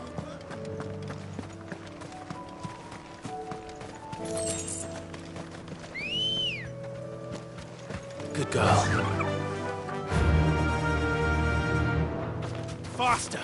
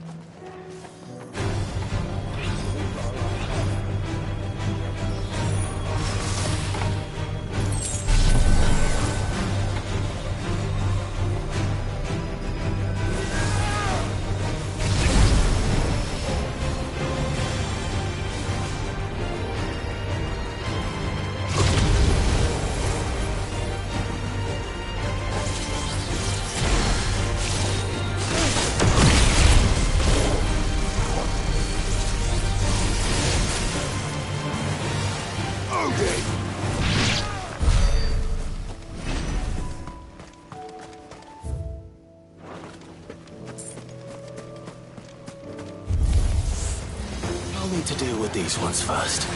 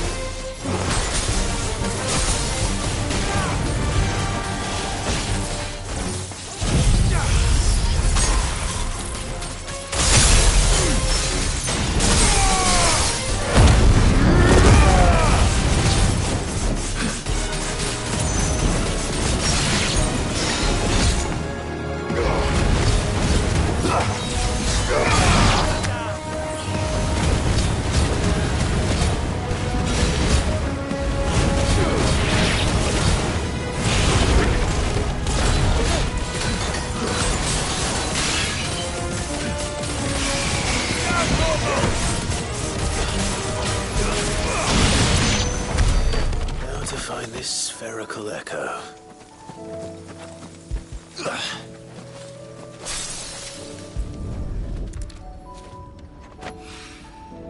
This is it. Right then.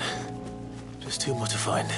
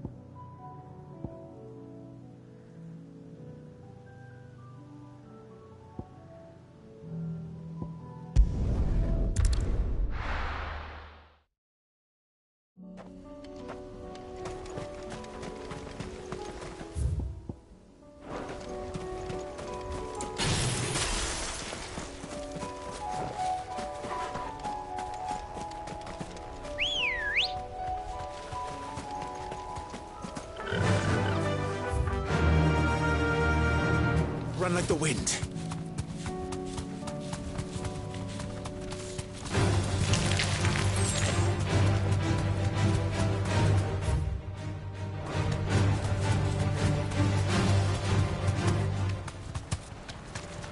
Damn it. The whole village has turned. I can walk from here.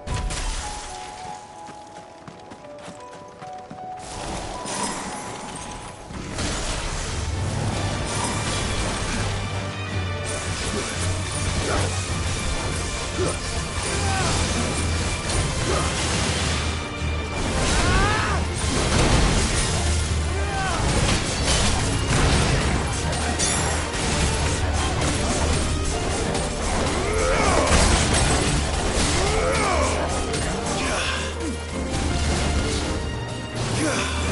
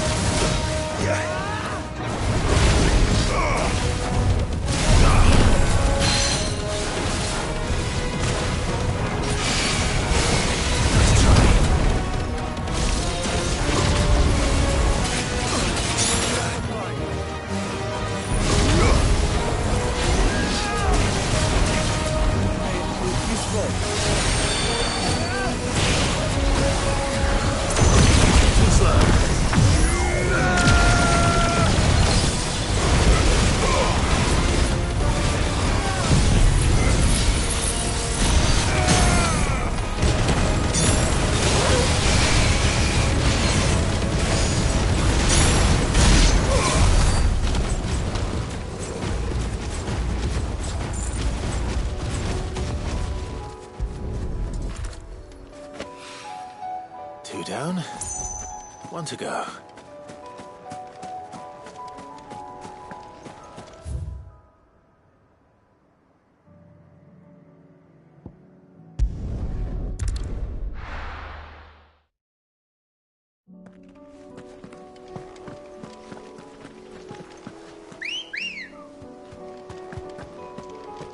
Ready, go?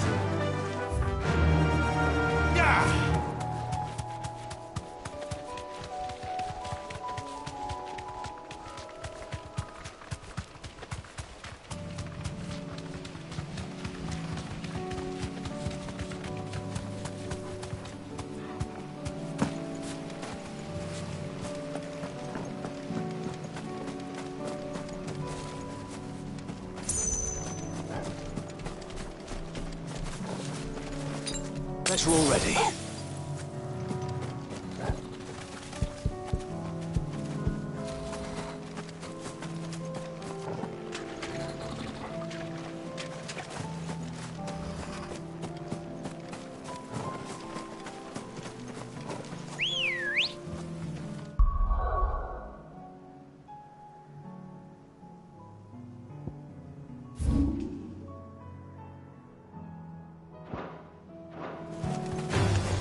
Time to fight.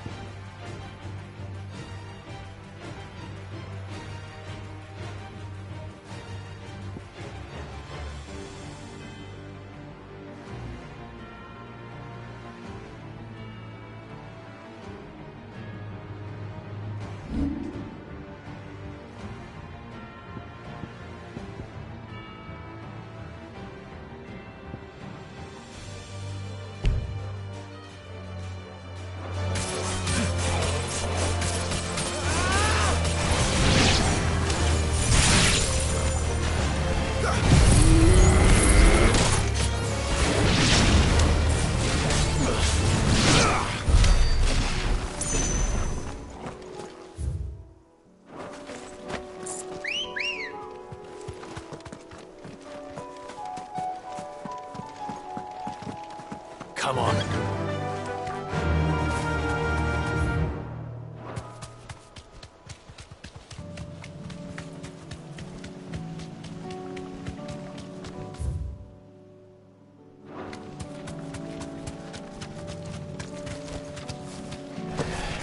Here's the aqueduct. Now to find our stonewort. Yote mentioned blood-red petals.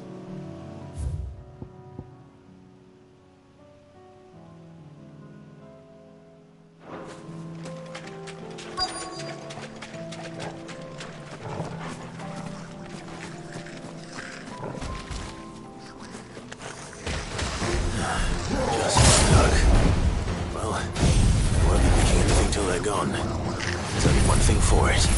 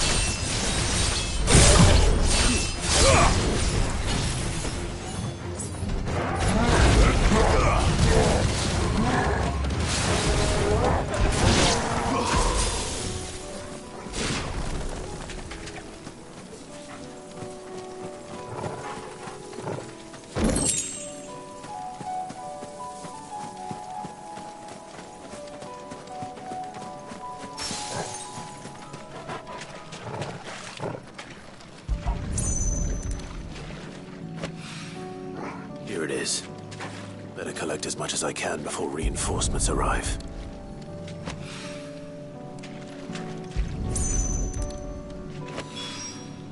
Right. That should do it. Let's get these back to Yote.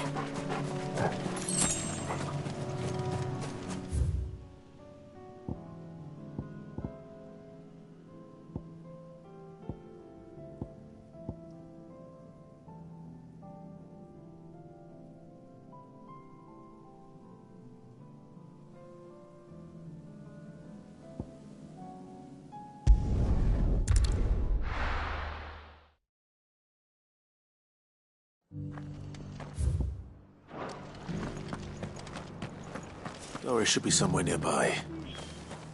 Assuming she's still here.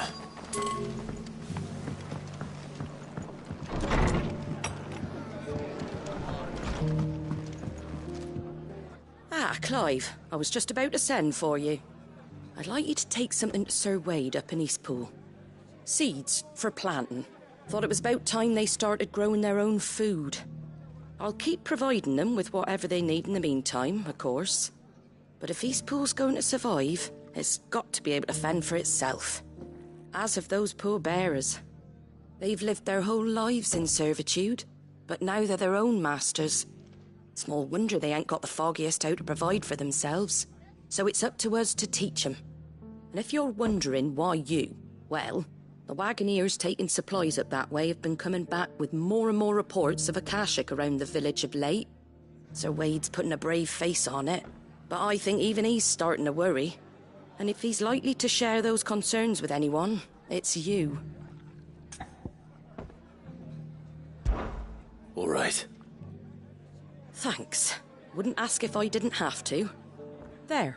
That should be enough to keep him in Gazal Greens for a few years at least. Gazal Greens? Not the most mouth-watering crop, I'll admit. But they're hardy, they grow fast, and they fill a hole. Better that than something that'll wither away at first frost. And chocobos love 'em too, which is no small thing. When I say all of us need to pull together to get Eastpool back on its feet, I mean all of us. They ain't exactly succulent, but cook 'em right, and they're just about bearable. I'll take your word for it. Anyway, Sir Wade'll know what to do with them. And if he don't, well, I'll go up there and show him myself. I'm sure you will.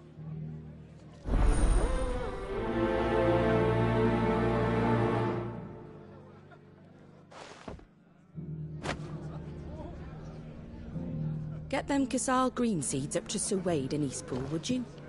And while you're there, ask him what the situation is with the Akashic over that way. He might actually tell you the truth. Are the bearers taking well to their new home, do you know? I sometimes worry how they'll manage without me to cook and clean for them.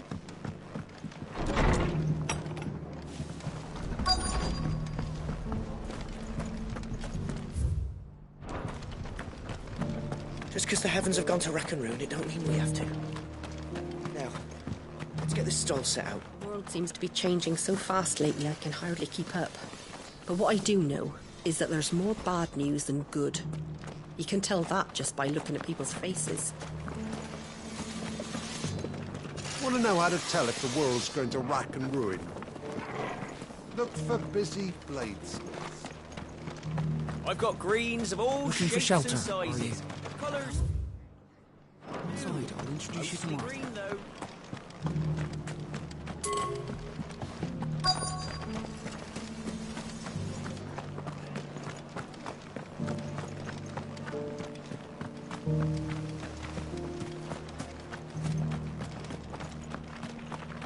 It doesn't still hurt, does it? Oh, The people of the rest may seem to be in high spirits. I give them a little wine, a little company, and the tears soon begin to flow. Don't keep your woes to yourself, soldier. Open those floodgates. You'll feel the better for it, believe you me. It's been a pleasure, Doris. Just like old times. I'll give your offer some thought, my lady. How goes the investigation? Sid, what brings you to Martha's Rest? You. I heard you were out here on your own, tracking our slaver. I trust you're being careful. Of course. And it had to be me. The bearers from the Dragon's Eyrie confirmed a long-held suspicion of mine that the slaver we've been tracking is an old acquaintance. She's no fool. If we'd come in force, she would have spotted us straight away, and then vanished without a trace. That was her just now, wasn't it? So, was it a fruitful reunion? I'd say so. She tried to recruit me. Seems her time in Rosaria is coming to an end. She's abducted bearers from across the region and is looking to smuggle them back into Sambrec. After her brush with those beastmen on the road to Northreach, she hired herself an Imperial escort, which she wants me to join. She's dangerous, Sid, but I think I can stop her. Then I'm going with you. I'll take care of the escort. You can see the bearers to safety.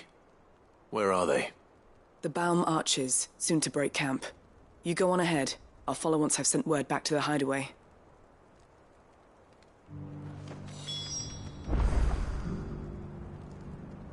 She asked me to join her at the Baum Archers. It's a wonder she still trusts me after everything that happened.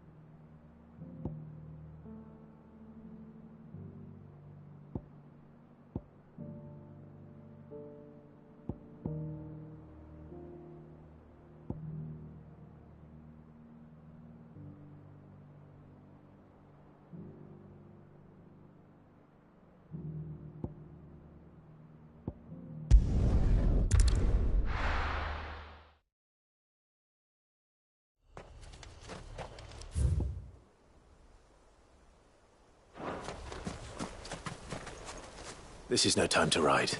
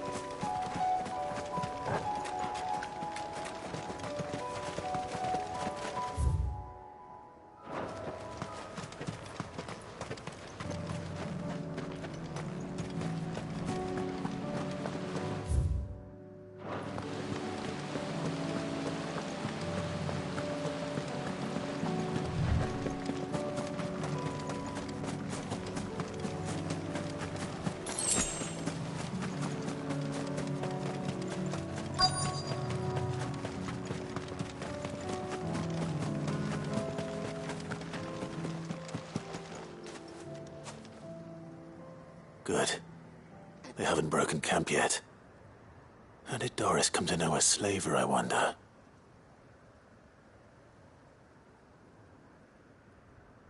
We've waited long enough. She's not coming. Ready the bearers. We're leaving. Back to civilization, is it, Mom? With all haste. Lest any of you lackwits start talking like these feckless bumpkins. I presume your men are ready. We've suffered too many delays as it is. Any more and I'll be docking your pay. Yes, Mom. Oh, but before you go, it appears we have company. Kill him. You're welcome to try.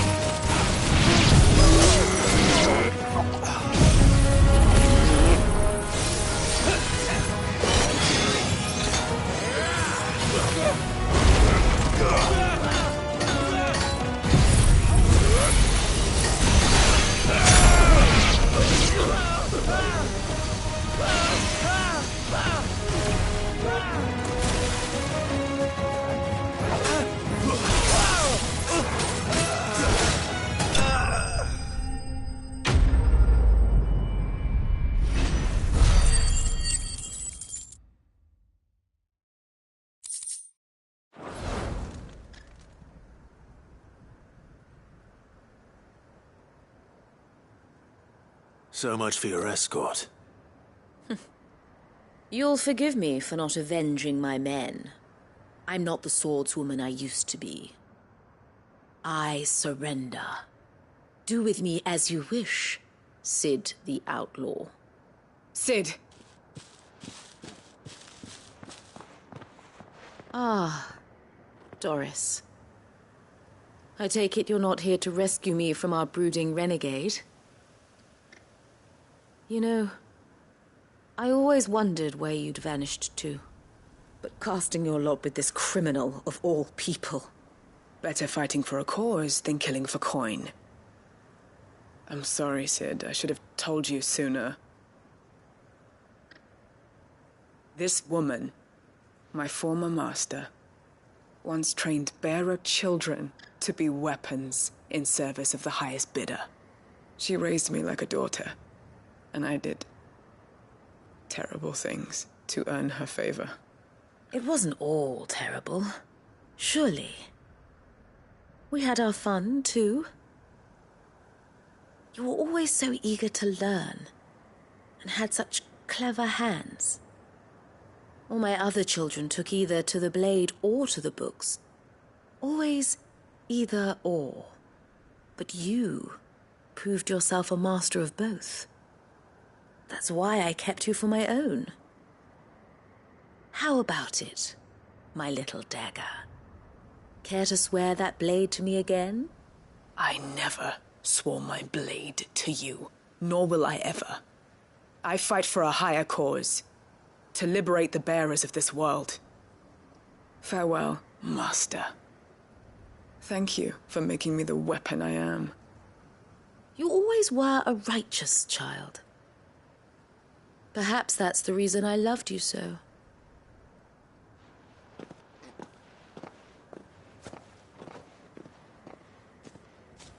What do you want to do with her? I am not the killer she wanted me to be. Not anymore.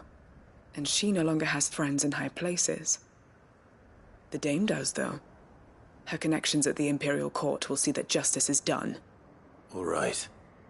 If you're certain. I am. And thank you for everything. Now, I better let these bearers know that they're safe.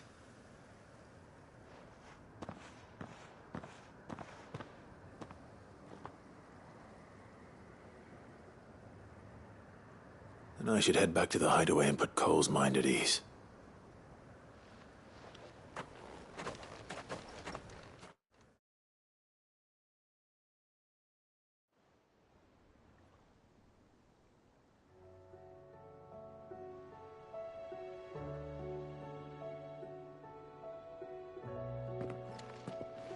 Welcome back, Sid.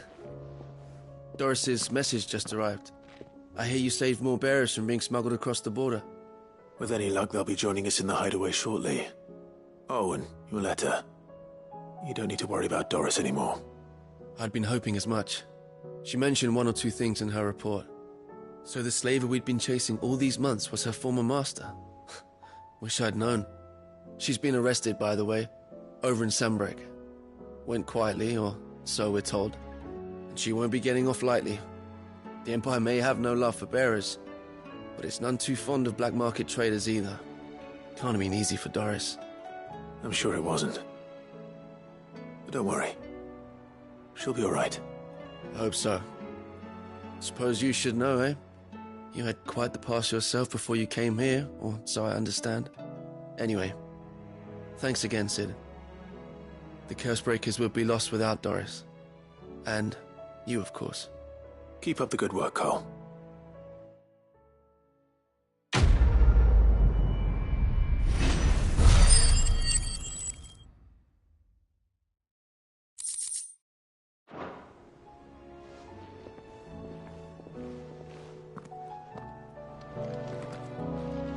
Whatever business you have here, see to it quickly, brother. We are expected at Drake's Spine. Covered in nicks and lumps, the lot of them. It's a wonder they can still walk.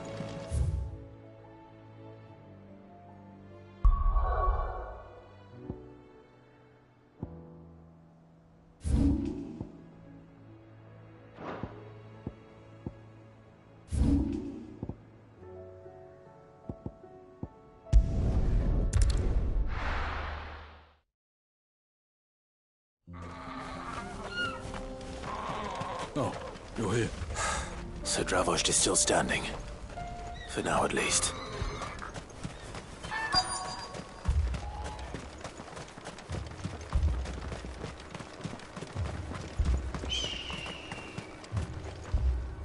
Clive!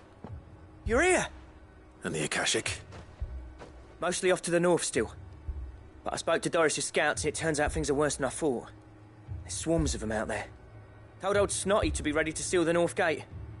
That should buy us some time if we need it. Enough for the villagers to barricade themselves inside their homes, at least. Well done.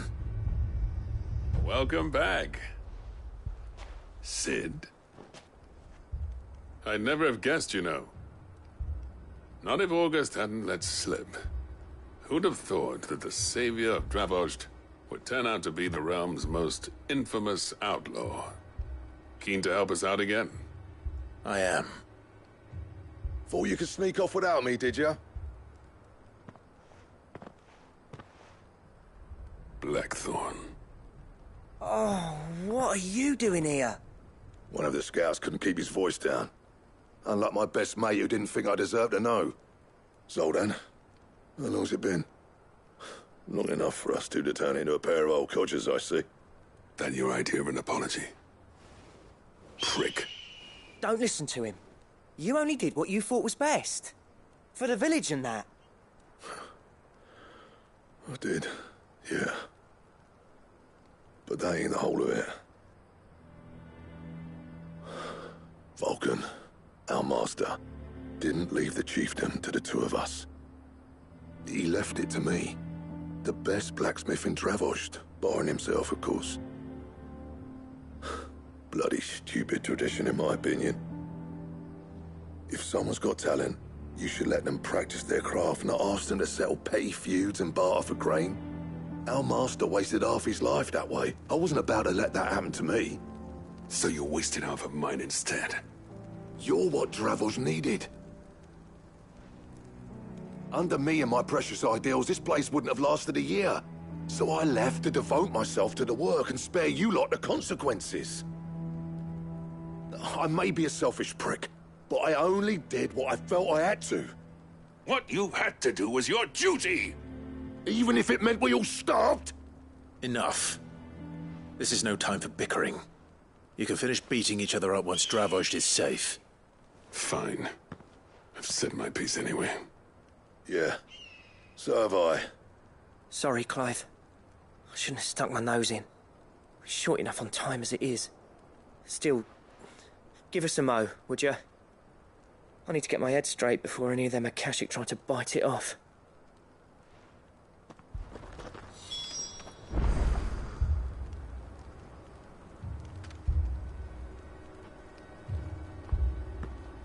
Prick or not, I won't abandon Dravos to a swarm of Akashic. Just say the word. The villagers know to keep out of sight when the fighting starts. You, ready for the off, then? We can't afford to waste any more time. Right you are. Might be worth having one last word with the scouts, though. Don't want any nasty surprises, do we? Oh, and Blackthorn, you and Zoltan might be better off staying inside the... Akashic on the move. How close are they?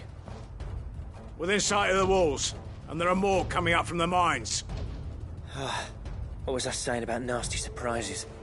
They'll wash right over us if we stay out in the open. We're pulling back behind the gates. Good idea. Get yourselves inside, but keep your weapons handy. Understood.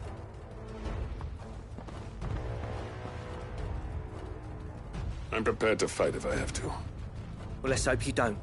That's our job. Once the scouts are inside, order your men to barricade the gates. No heroic last stands, you hear me? No fighting at all if you can help it. August's right. I've seen what Akashic beasts can do to armor. The people here are tough and willing, but they ain't equipped to face what's coming. I'm going out there. Start work on the gate as soon as I've left. I'll give you as much time as I can.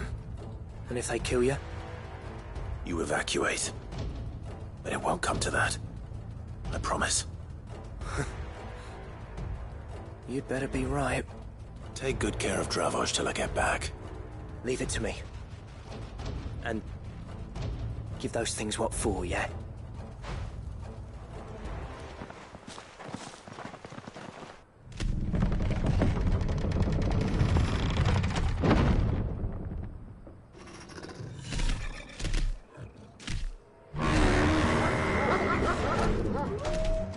All right. Which one of you's first?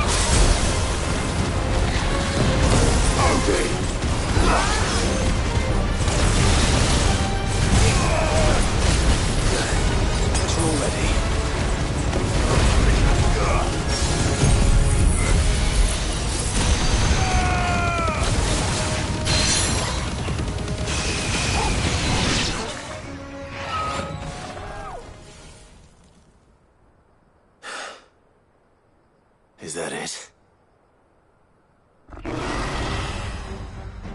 Apparently not.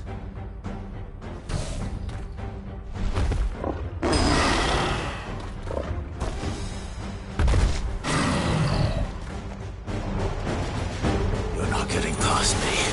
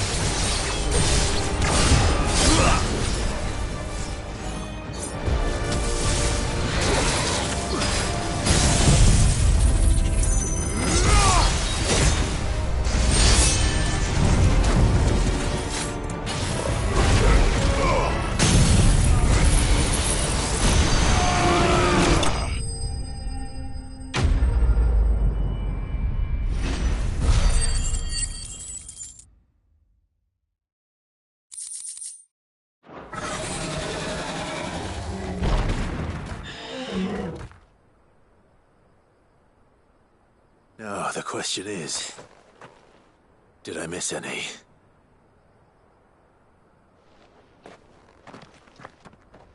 Man alive! You're still in one piece! I slew as many as I could. As many as I could, he says. The old bleeding lot, more like it. Well, almost. Only almost. Yeah, one or two did try to sneak over the wall. But we got the bastards, don't you worry. Good. Though you do know, more will come in time. In time, yeah. But we can think about them later. Let's get you back inside.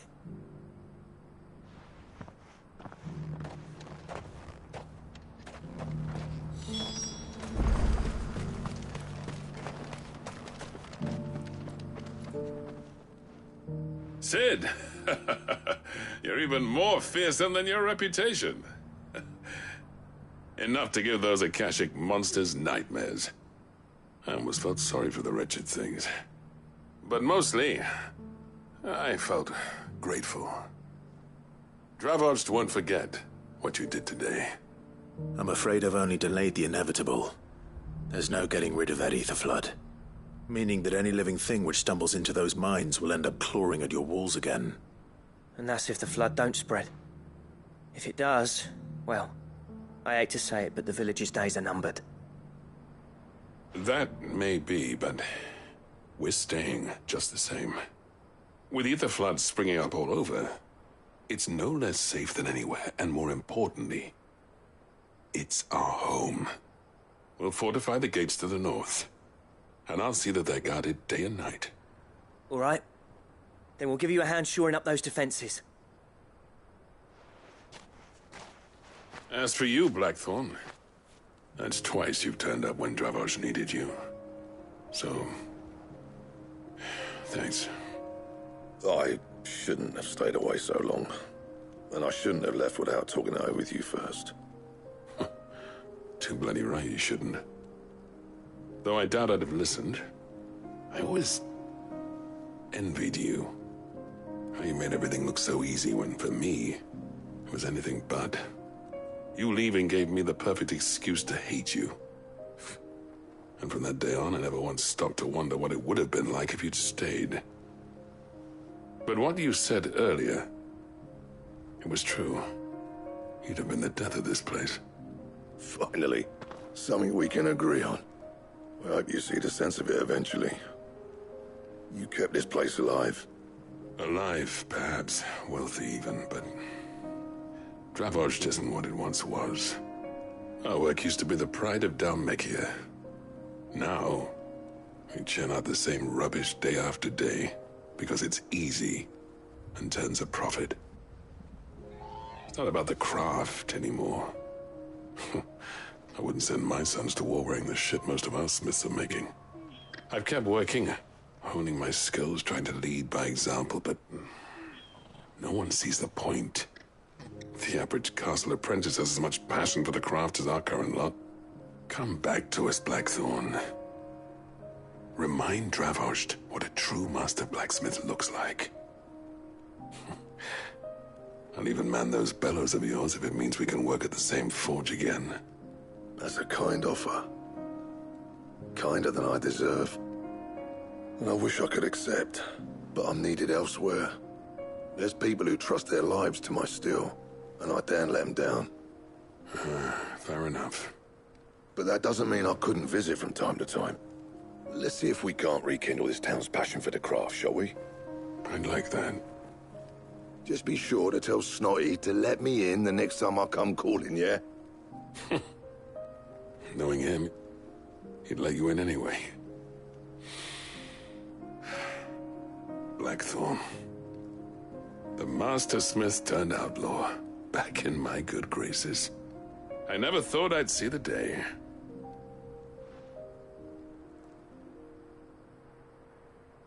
I'd say that went pretty well, wouldn't you? Even better than I'd hoped. Sid, I've got something for you.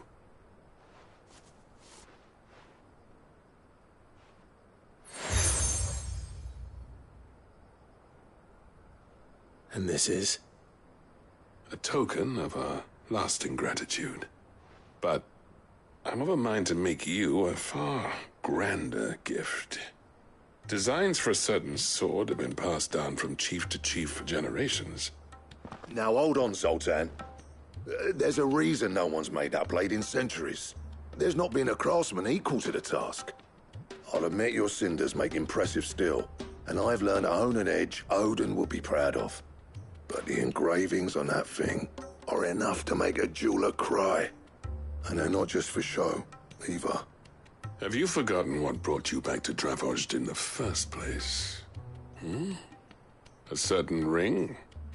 I knew I'd never surpass you with a hammer and tongs. So I turned my hand to a different kind of metalwork. Between the two of us, I'd say we're the equal of any master craftsman ever to have graced a forge.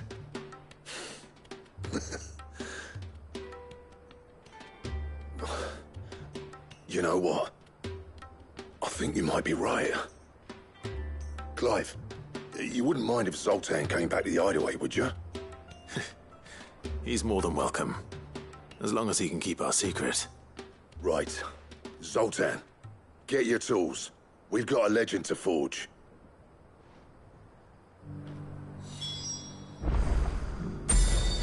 I'll get him back to the hideaway. Don't you worry about that. With a little help from Blackthorn, I don't see why we can't restore Dravozd to its former glory. Barring ether floods, that is. I'll tell you what, Clive. If we pull this off, it will ruin every other sword you've ever held.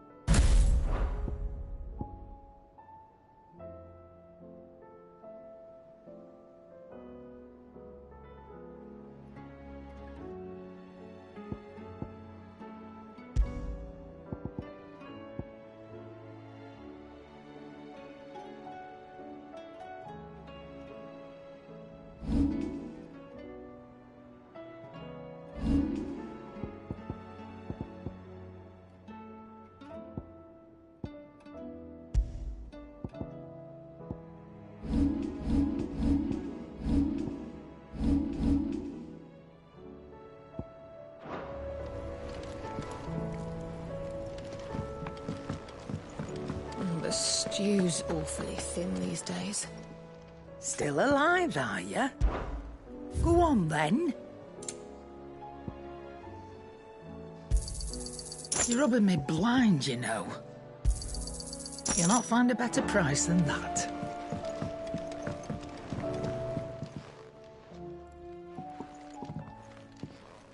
Ah, the man himself. We were just about to make a start on that sword I promised you. It's funny, but none of this would have been possible without your help. You remember Camille? We'll be using his leather work for the grip. The steel, meanwhile, will be tempered in a fire, burning the cinders you charmed out of old Zoltan here. And that whetstone from the Outer Isles, that'll be what gives the blade its edge. And the final flourish will be my talented colleagues' engraving. A team effort led by the greatest blacksmith alive. Now, save that talk till the thing's finished, yeah? Right. I'm ready if you are. To the bellows it is, then.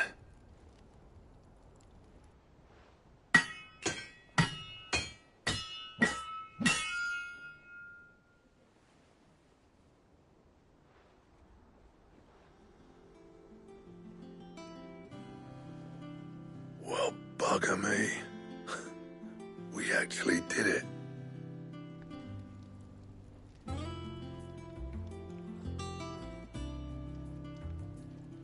The sword to end all swords.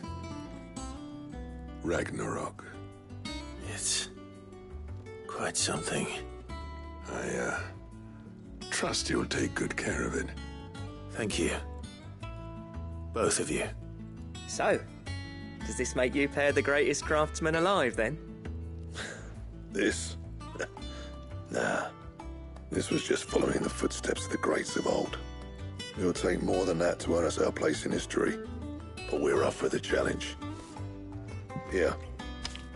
A list of materials. Zoltan and I got talking on the long road back from Dravost. We reckon with those items there, we could craft something even better than the Ragnarok.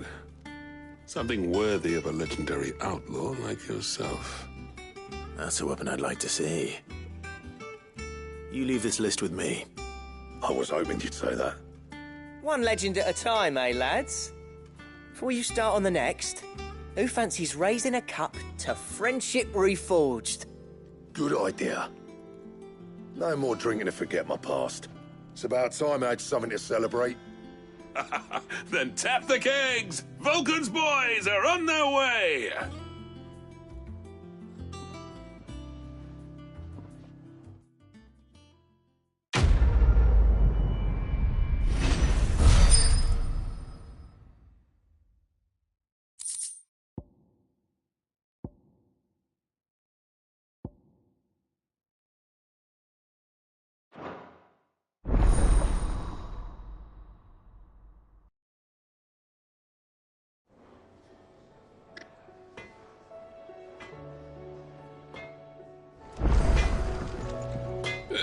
No need to thank me for the sword.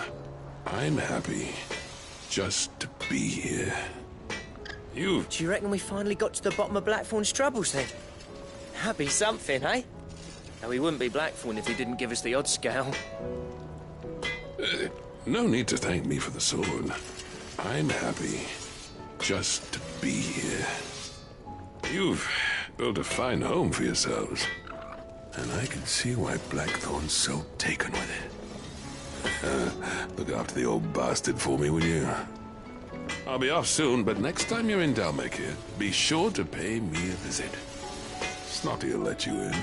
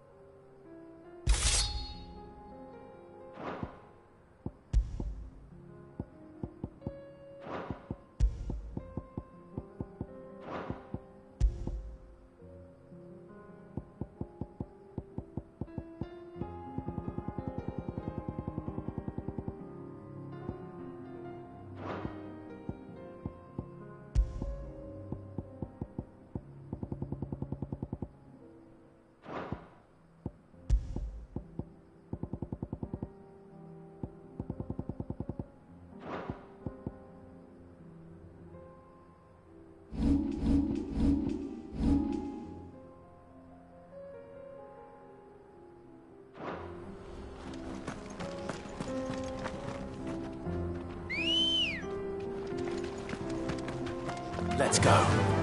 Faster!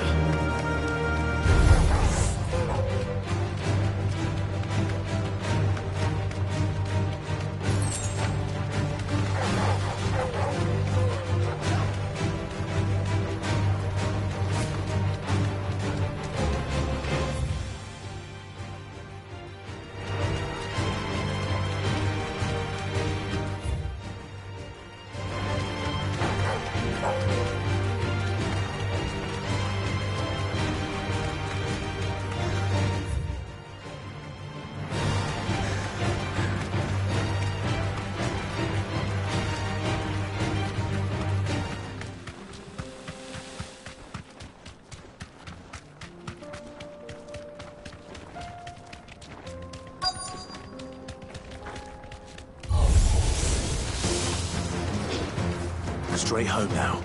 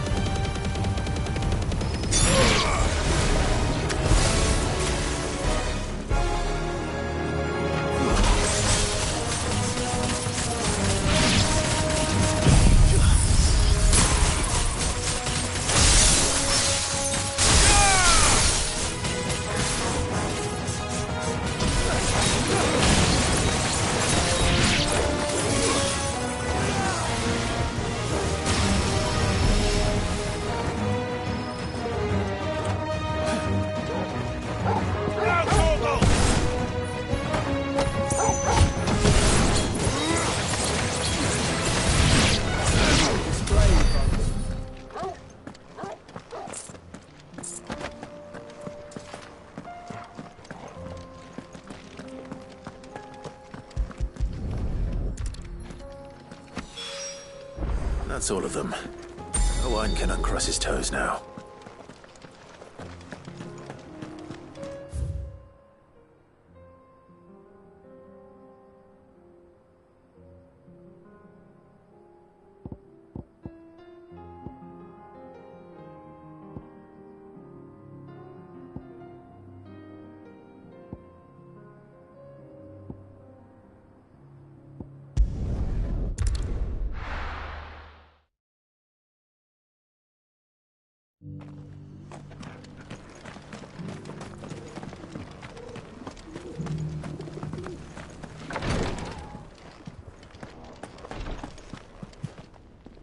Lord Rosfield, is there aught the Undying might assist you with this day?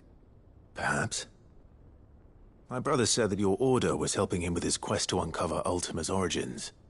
Have you learned anything of note since last we spoke? Little unless, I regret to report. I see. Be assured, however, that we will not rest until the truth is known. Even now, our archaeologians scour ruins in every corner of the realm for traces of Ultima's touch. Fallen ruins, I take it. Dating back as far as Phoenix Gate. Indeed. Ultima's thralls are oft sighted among the remnants of the fallen civilization, as if protecting the secrets concealed within. Secrets we'd see unearthed. Should our methods be of interest, my lord, mayhap it would please you to observe some of our number at work. Would that be possible? Of course. A survey is being conducted not far from here. Perchance you are familiar with Kretov, a small hamlet built around a fallen airship. I was due to visit my colleagues there to collect their preliminary findings, but if you would consent to do so in my stead, I'm sure that they would be honored to relate any discoveries they have made to you directly. All right. I'll go and meet with them. They will be most gratified, I am sure. Might I suggest you take the road through Titan's Wake? It will lead you straight to the village after but a short walk. Thank you. I will. I wish you a safe journey, my lord. May the Firebird's flames burn ever in your heart.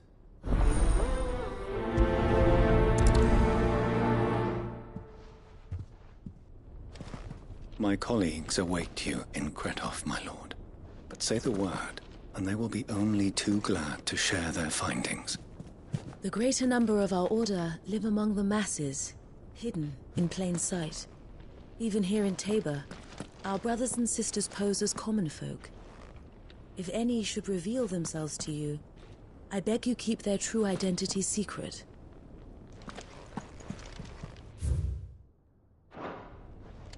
It's kind of you to take an interest in the Undying's affairs, brother. I can't have you all keeping secrets from me, can I? The bearer of the burning quill is within, my lord. Prithee enter.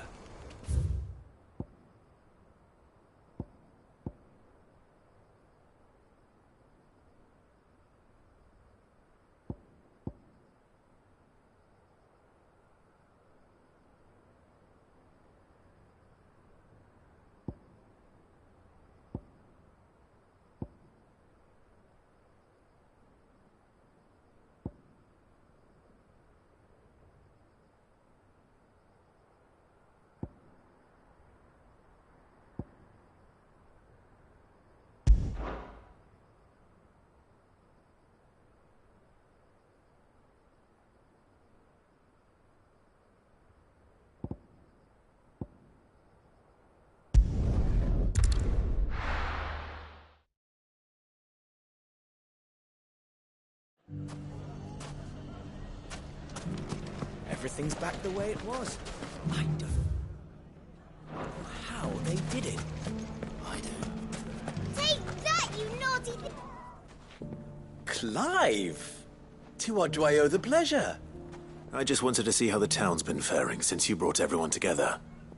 Since we brought everyone together, all is absolutely wonderful. Conrad and Natalie's hands remain safely away from each other's throats, and firmly at the helm. Our stores are full, and the bandits still too disorganized to raid them. Just as the good Lady Jane and Lord Underhill intended.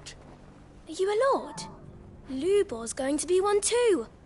They're going to make him the Lord of Dalamil, because of how he stopped all the grown-ups from fighting. It's the mayor of Dalamil, dear child, and the vote hasn't taken place just yet. But if the people wish me to lead them, I shall. And my first act will be to build a school so that menaces like you two learn not to interrupt your elders. Speaking of menaces, there may be a rather worrying one just over the horizon. May there indeed. I'm afraid the example Conrad and Natalie set in putting aside their differences and presenting a united front might have caught the bandits' attention.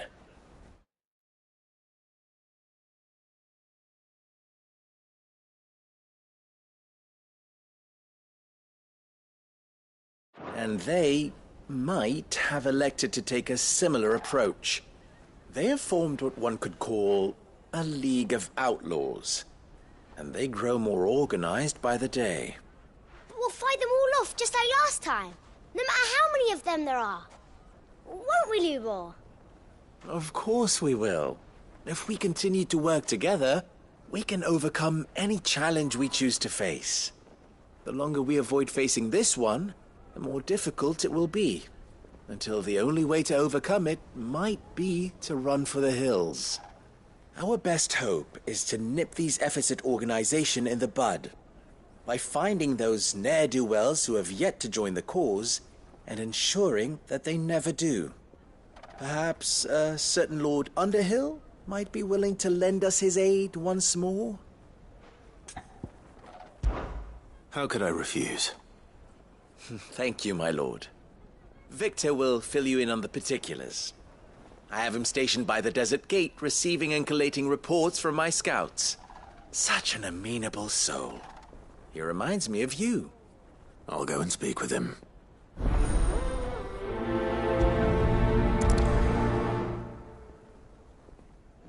What's the difference between a lord and a mayor? That's easy. One of them swings a sword, the other forges them.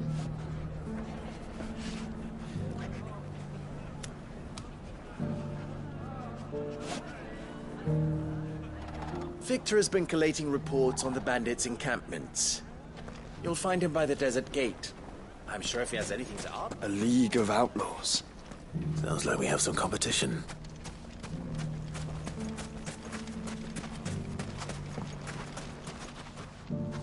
Still in Dalamil, Victor? Ah, Sid.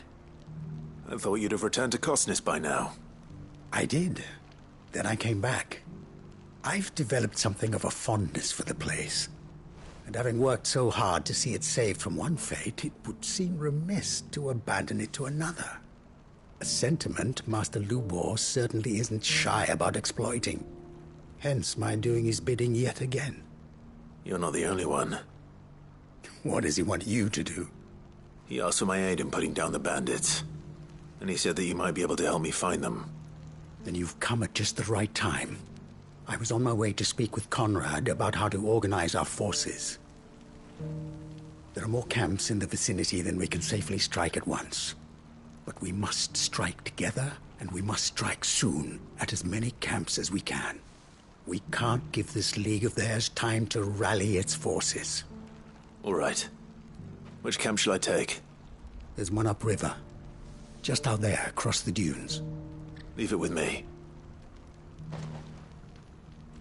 The camp is in the desert to the north of here. You know what to do.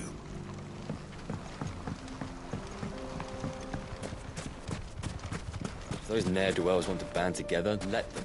They'll be no match for us.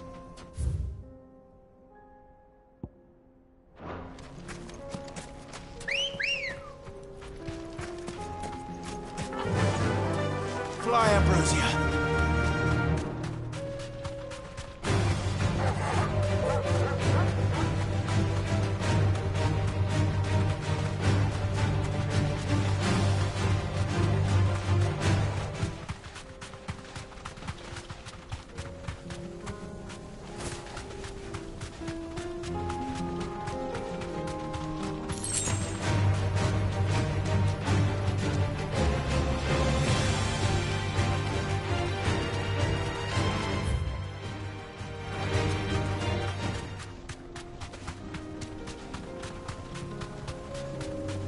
That must be the camp Victor mentioned. We make this quick. That's him! The one who killed Locke and Fingers! Take his head off!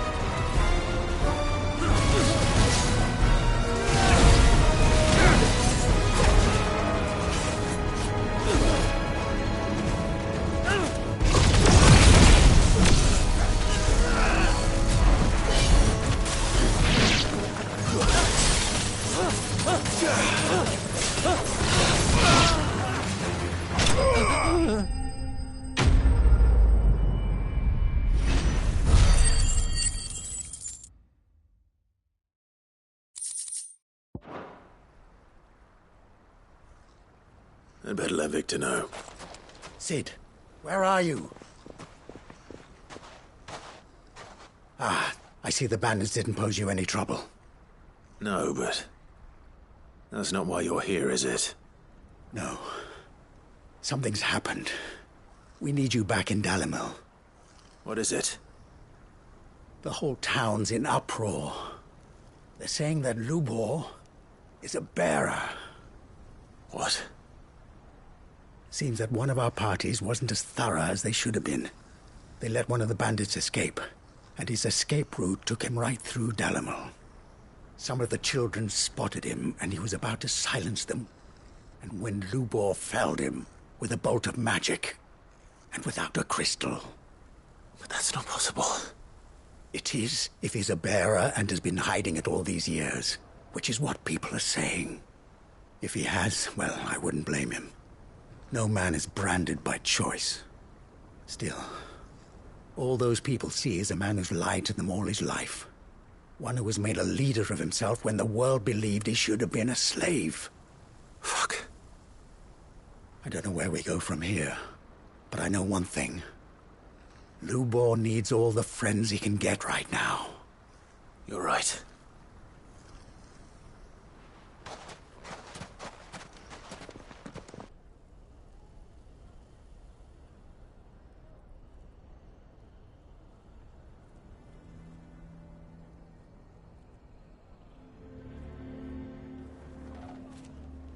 And now everyone knows. I made it a habit to keep a crystal close at hand for just such an occasion. And when that occasion arose, I forgot to reach for it. Well, it was bound to come out sooner or later. We're sorry, Lubor. We tried to keep running, but we just couldn't anymore. There's nothing to be sorry for. I rather enjoyed playing the hero for once. All that matters to me is that you two are safe. Look at him talking to his betters like it's nothing. All lies, I'll wager. Just like the ones he fed us all these years. Once people make up their minds, it's hard to change them. We need to do something, and quickly. Convince the people not to let their prejudices blind them. Convince them that nothing has changed. That their enemy lies outside these walls, not within them. You're right. We should speak to everyone. I'm glad you agree. I'll handle the townsfolk. I'm a Dalmec born and bred. They listen to me. You head to the tavern. Make Conrad and Natalie remember who Lubor really is. They know that Lubor and I are friends.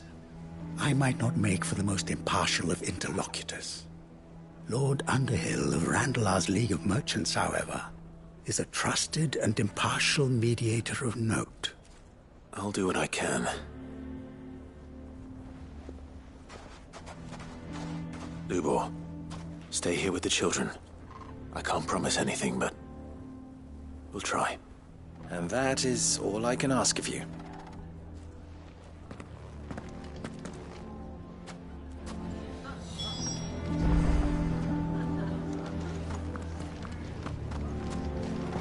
Thank you, Clive. I'm sure you have better things to do with your time. I don't care if Lubor's a bearer. He's still Lubor, isn't he? The man with the sword was going to kill us, but then Lubor shot magic at him. It was amazing. Why are you taking the bearers? Why do they always have to make such a fuss outside? You all along that he... Forgive me for disturbing you, but could I have a moment of your time? I've seen your face before. As have I. Lord Underhill, wasn't it? Of the League of Merchants. That's right. I wanted to speak to you about Lubor. The rumors that he's a bearer. All true, I'm afraid. He'll never be mayor now.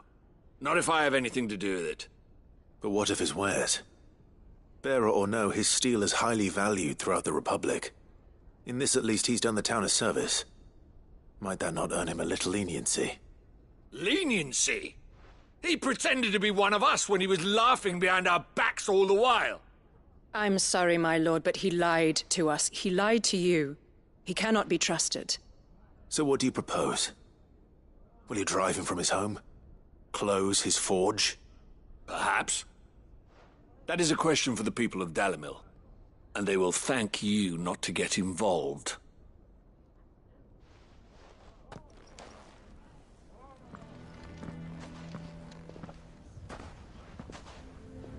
The townsfolk have made their minds up. There was nothing I could do. Nor I. Conrad and Natalie refused to consider anything but their own wounded pride. You never know. Once their anger is cooled, they might see things differently. For now, we should report back to Lubor. All right.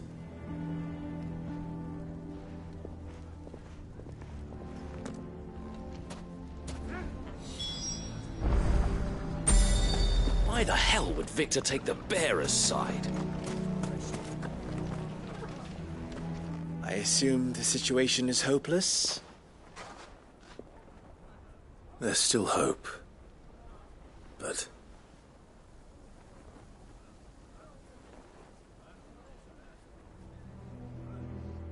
But perhaps not in this lifetime, I think it's fair to say. You mustn't think like that, Lubor. Give them time. They'll come around. We'll talk some sense into them in the end, you'll see. No, you won't. And your efforts would be better spent elsewhere. But Lubor... Rosina would often tell me that steel does not lie, that a blade is a reflection of the smith who forged it. To yourself be true, that was her point. Rather an ironic one when you consider that her life was taken with a blade of her own making. But I do not doubt that she was always true to herself and what she believed in, right to the end. And so must I be. I must do what I know to be right, no matter what others might think of me. And now, I know what that is. I must embrace my new role of villain so that the people of Dalimil have something to unite against. For only united can they hope to stand against the threat that awaits them. I'll need to make a suitably dramatic exit, of course. Don't go, Lubor. You're the only one who was ever kind to us. We'll be all alone. Again. Trust me, little ones. It is for the best that I go. Not only for the town, but for you, too. How could it possibly be for the best? These children need you. The least you can do is give the townspeople a chance to change their minds. I would not take it, Victor. It's over. Over, you say? And so just like that, you're going to throw this town and these children to the wolves? I thought you were better than this. But it seems you had me fooled as well. Victor. Forget it. Do what you will. You sure you're making the right choice, Lubor?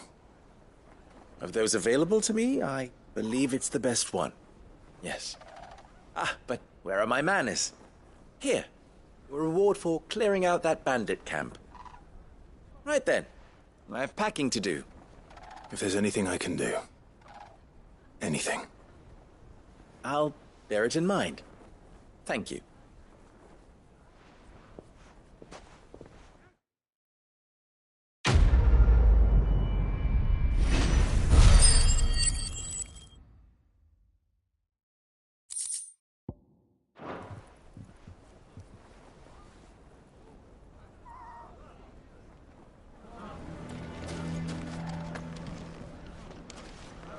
I'm going to go with him. Why is everyone being mean to Lubor? He didn't do anything wrong. If you're going to try and convince me to stay, save your breath. I will not put those children at risk.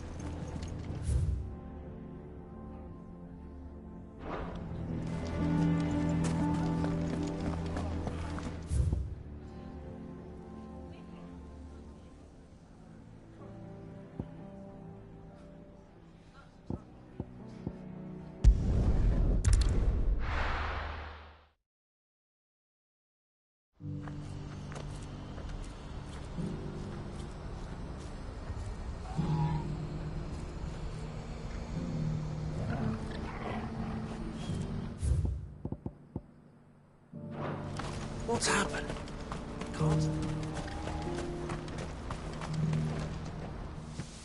Clive. You'll be pleased to know that the negotiations are progressing well. That is good news. Yes. Our comrade in Randala has just sent word that the contract should be signed very soon. But I still have much and more to prepare. It's a huge undertaking moving this many bearers at once. You couldn't do me a quick favor, could you? What is it this time? More wild beasts? Nothing like that.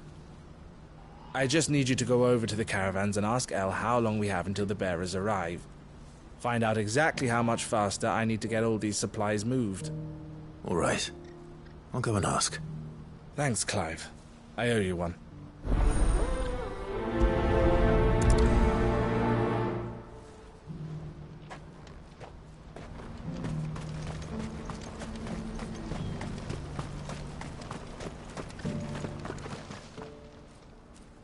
Don't blame yourself, El.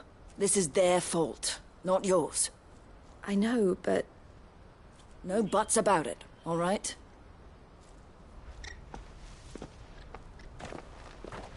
Is something wrong? Vonnie came to give me a message from our intermediary. The talks with the Republican Army have fallen through. They've reached an agreement with the Silver Peak Consortium instead.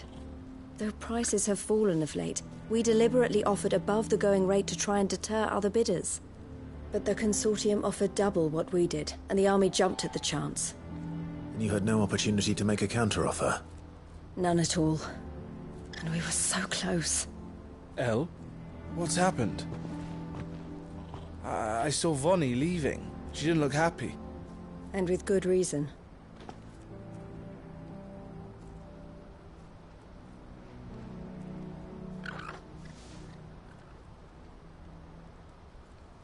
But I thought we were the only ones the Fist were speaking to about the bearers. How did the Consortium even find out about this? It's not so surprising. They have ears all over the Republic. This isn't over. The Consortium will have to sell these bearers eventually, and at the price they paid, buyers will be few and far between. I'm going to Randalar myself. Alone? You sure that's wise? Are you offering to be my bodyguard? How kind. Meet me at the checkpoint near the capital gates. I'll send an owl ahead and request a meeting. You go to Cashlock, Theo, and get everything ready. We've waited far too long as it is. Even if I fail to free these bearers, there will be others. Someone needs to prepare the place and keep any prowling beasts at bay. Oh, and that's me, is it? Well, it looks like I'm following orders till she gets back from meeting the Silver Peak Consortium, who've been doing their best to undermine our scheme. She'll never join them after this, surely. No, she said it herself. She still has plans for Cashlock, even if this one falls through. She means to stay with us, then. I can't say I'm not happy to hear it, but... is this what she really wants? You have to trust her. You're right. It's what she wants now. And if El's off fighting for the cause, I should do my part too. So I bid you farewell and safe travels, my friend. I'll gather my men and leave for Cashlock.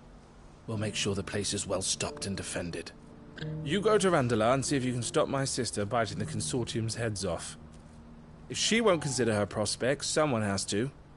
I'll do my best.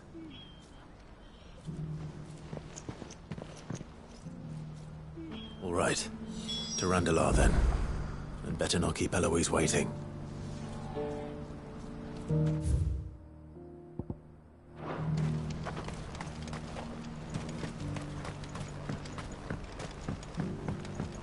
Do you have any fresh water? The well's been really dry since Barely a drop left for myself. I think I'll be making another trip to Chad.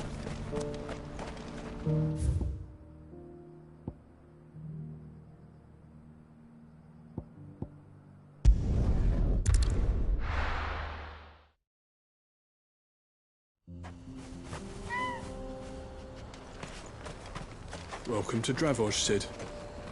Our gate's always open for you and yours.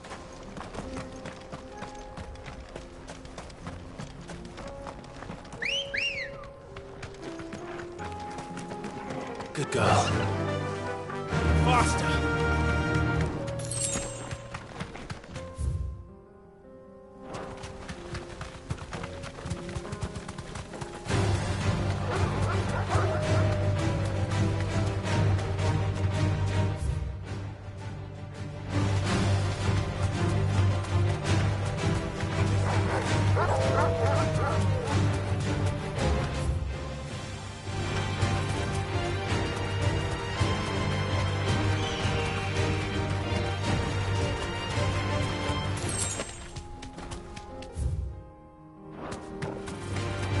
Surrounded.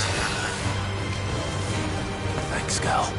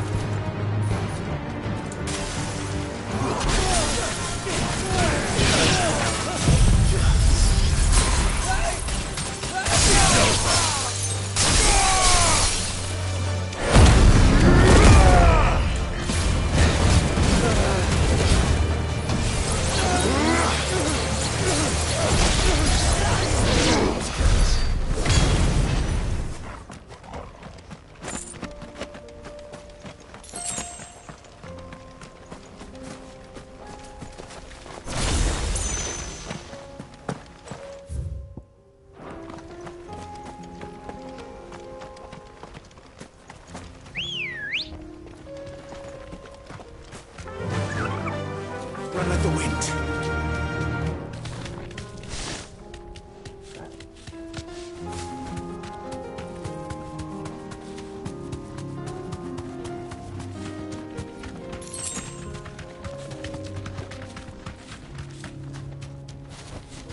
Straight home now.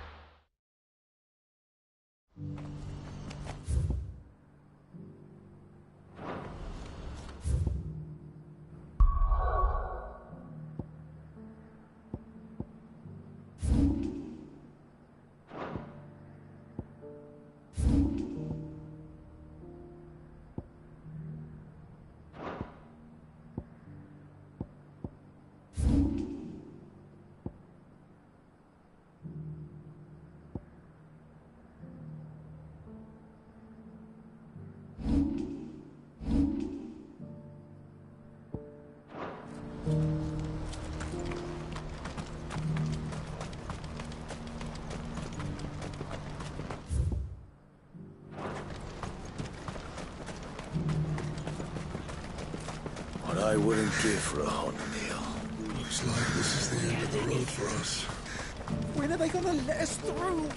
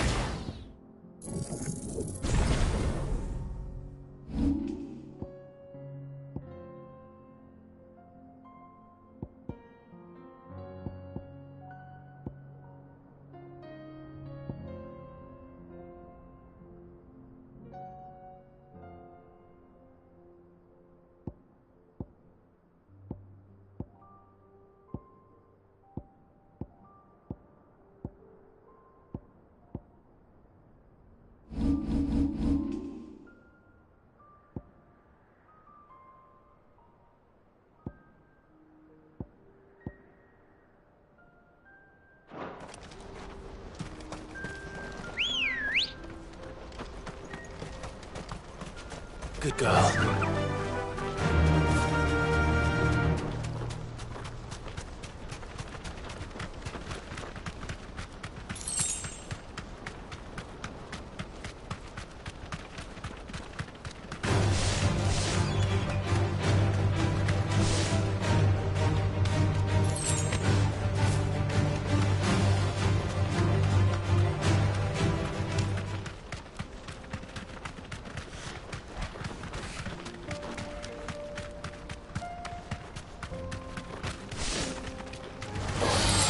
Mistakes.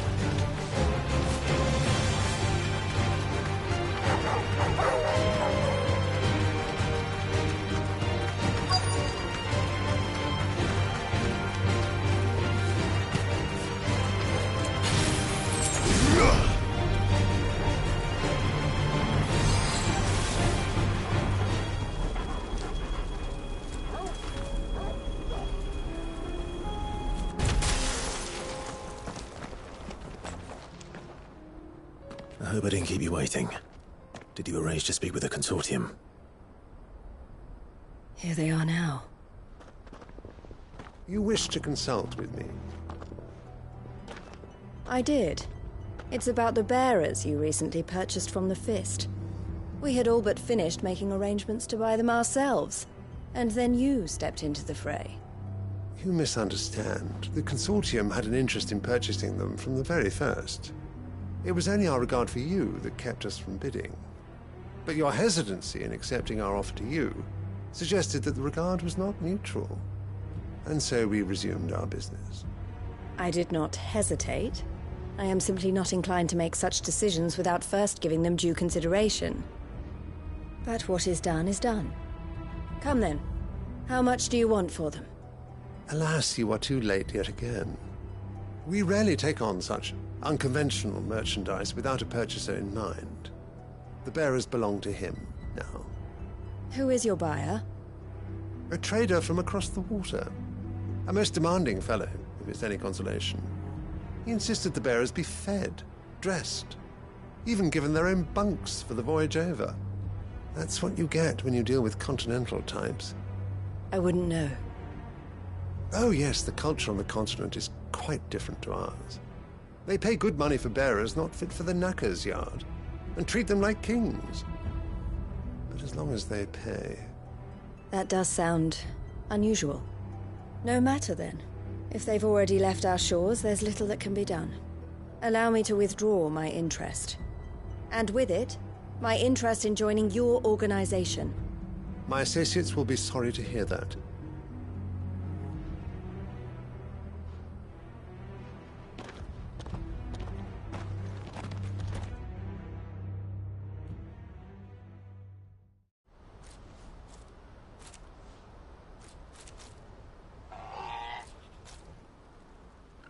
I'm sorry you weren't able to save them. As am I. But I only have myself to blame. He was right, you see. The Silver Peak Consortium did intend to buy those bearers before I did. Their representative hinted at a possible purchase when he came to recruit me. I feigned interest in joining them in the hope he might be encouraged to tell me more, and he did just that. As soon as he left, I sent my own offer to Randalar. So you never... No. I entertained the Consortium's proposal solely so I could learn more about those bearers. But I was a fool to think they wouldn't find out. I knew exactly who I was dealing with. You tried. I did. And if what he said was true, the bearers are to be well treated. Which is something, at least. But they deserved more. I wanted so badly to see them freed. Eloise! Eloise! Word from Cashlock. The village is under attack. A pack of beasts have come down from the mountains, and there's a dragon at its head. Theo and the others are trying to hold them off as best they can, but the odds are against them. They need help, and fast. Theo! I'll go on ahead. Thank you, Clive. I'll gather some men and join you there. Just... make sure he's safe.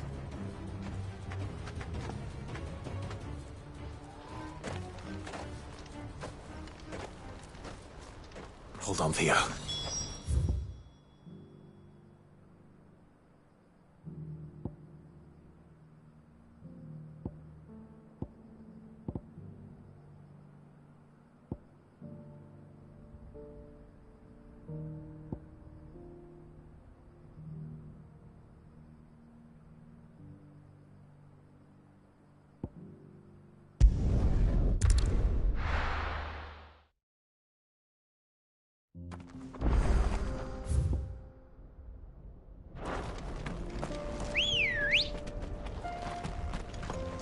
Let's go.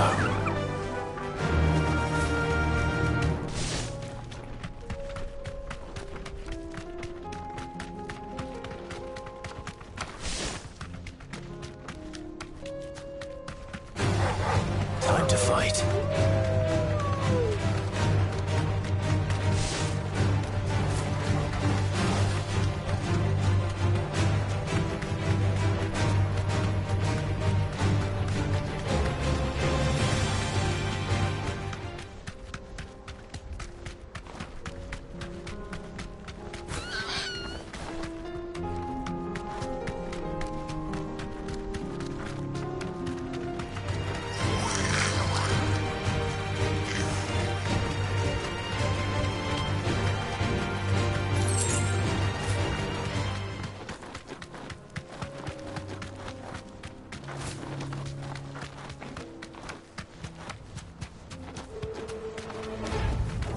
I can walk from here.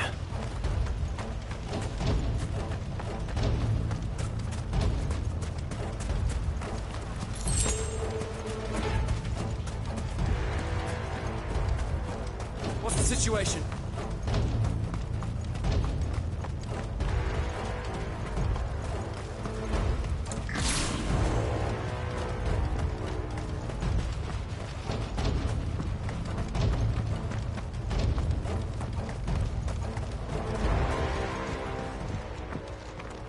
Where's Theodore? Upriver! He led the dragon that way to keep it from the village, but the whole area's flooded with ether. We just have to pray he makes it out in one piece. I can do better than that. Torgal, with me.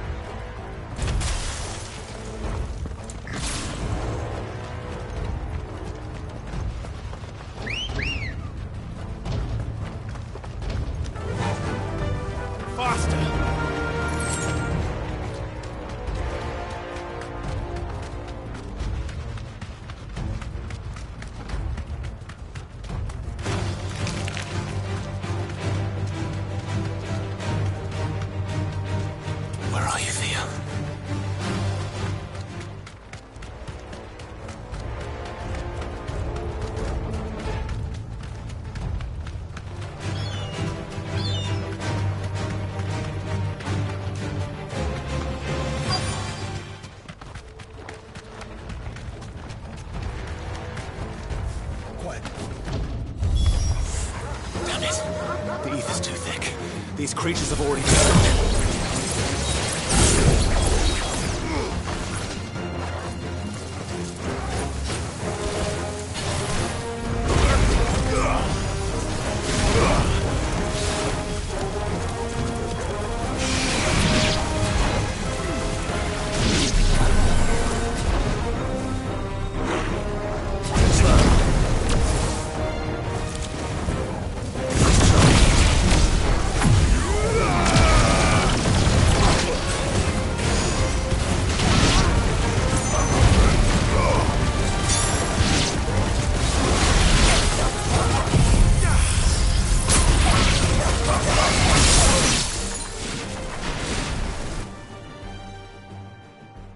any more time. I need to find Theodore before that dragon does.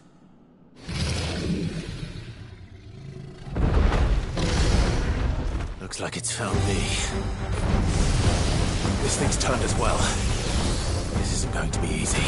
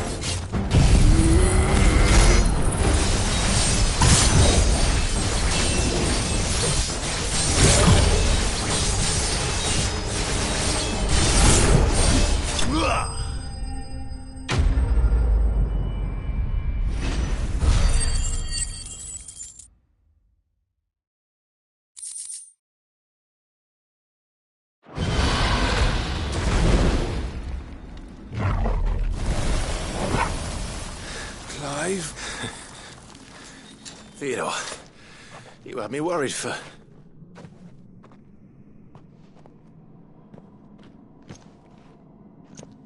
We have to get you out of here.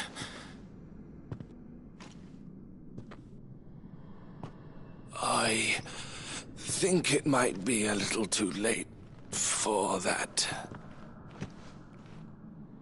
Bearer or no, there's only so much ether a man can take, and that Drake just wouldn't let me leave. You have my thanks, Sid, for finishing what I could not. For keeping Elle's dream. Theodore!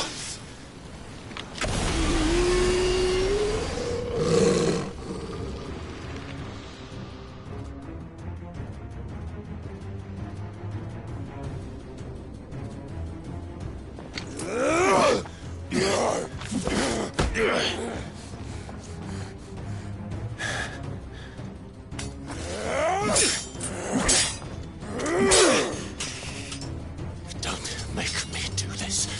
Stop it, Theo! Stop! Stay back, Eloise! He's turned. And so will you!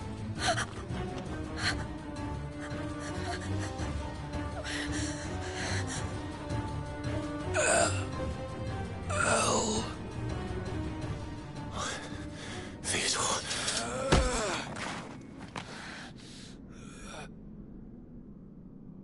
Take care of my sister. Theodore, wait. Goodbye, Elle.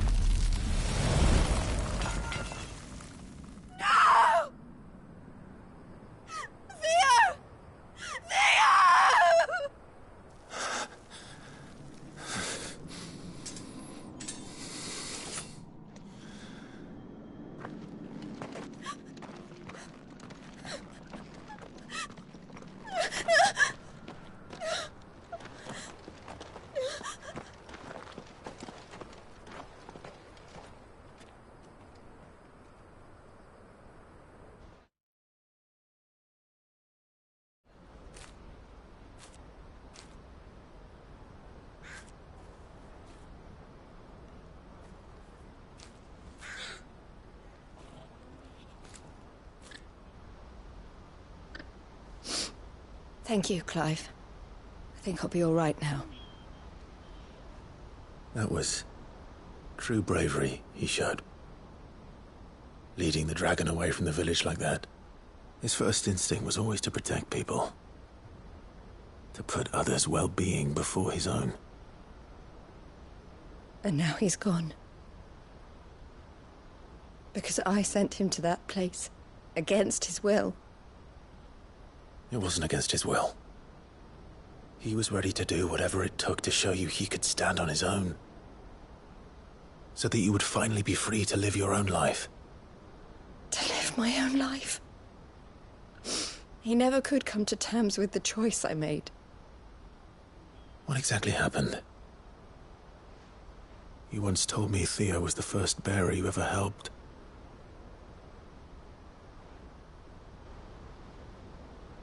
We grew up in Canva. We were born to one of the great trading houses. And I was chosen to inherit the family business. I had my father's head for figures, you see. Theo did not.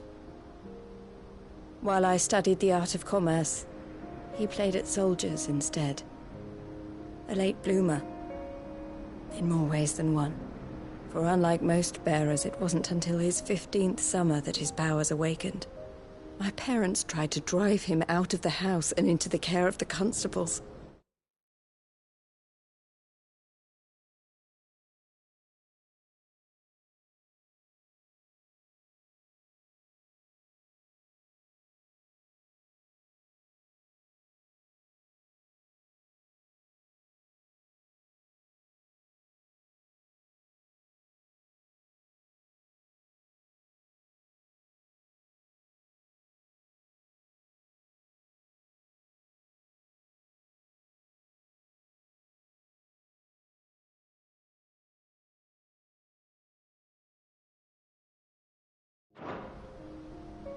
But before they could, I took him into mine. Theo told me something else. He clearly admired your devotion to the cause of freeing others like him from slavery. But he said you deserved a better life than this. He wanted to free you from what he called your bonds, just as you freed him from his. I would be lying if I said I had not wondered from time to time how much easier my life might have been if I had allowed Theo to be taken and devoted myself to the family business instead.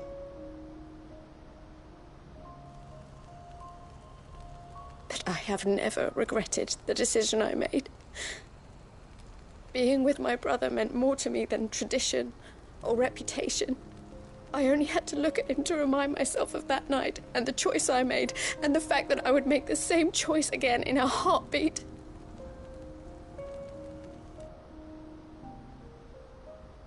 He was never a burden.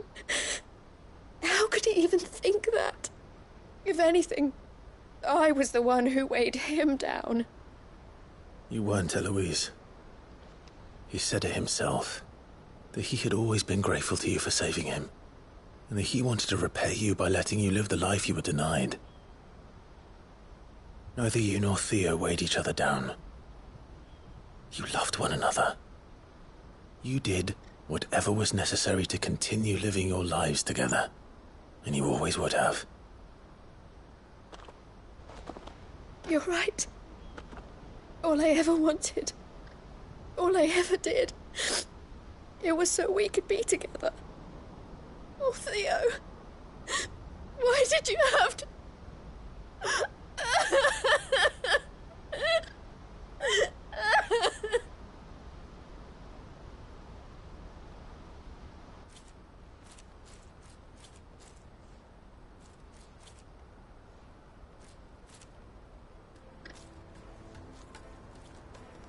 I know Theo wanted...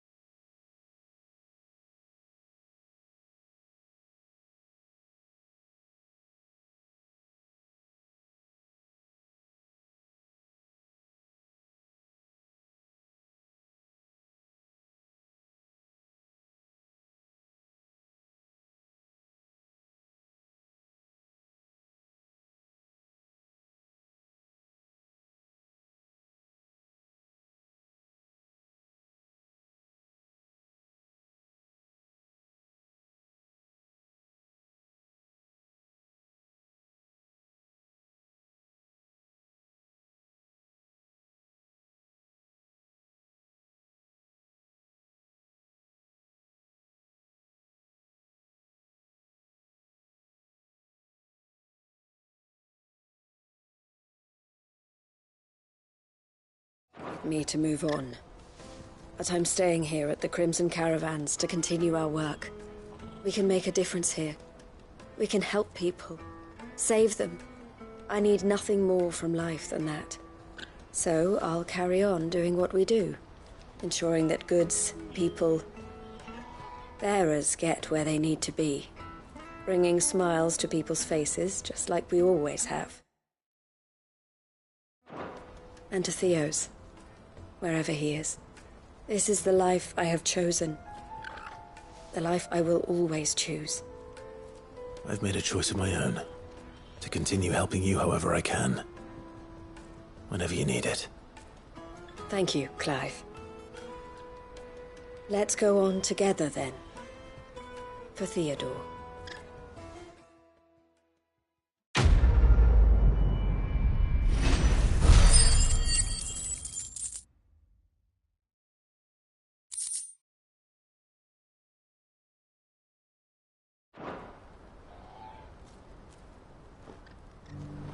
The Crimson Caravans is my family business now, and I would not exchange it for the world.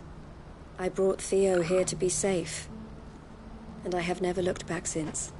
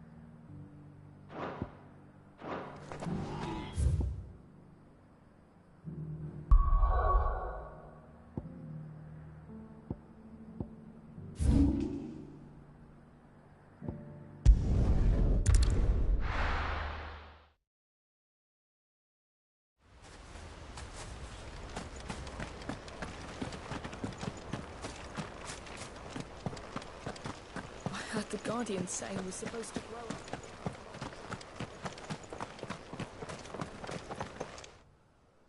Ah, Lord Rossfield. What brings you to Eastpool? A delivery from Martha.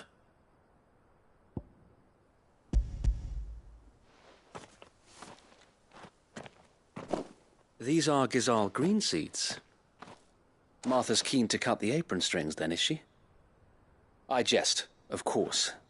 You see, I had thought we might be able to revive the old wheat fields, but they'd long since gone to seed, only without the seeds. Martha was hoping he might be able to show the bearers how to plant and tend these, so that they'll be able to fend for themselves. That's not a bad idea. These bearers had only recently escaped their bonds before we brought them here. They know little of freedom, of providing for themselves and their loved ones. Unless we teach them how to live like free men, I fear that all we have achieved in bringing them here is to exchange one master for another. Not that myself and the Guardians have been the best example to them so far, subsisting almost entirely on Martha's charity as we do. It's about time we all started to provide for ourselves, bearers and Guardians alike. Unfortunately, we've been a little too busy of late to focus on much besides bolstering our defenses. There have been alarming reports of... The Horde is closing in. They're coming.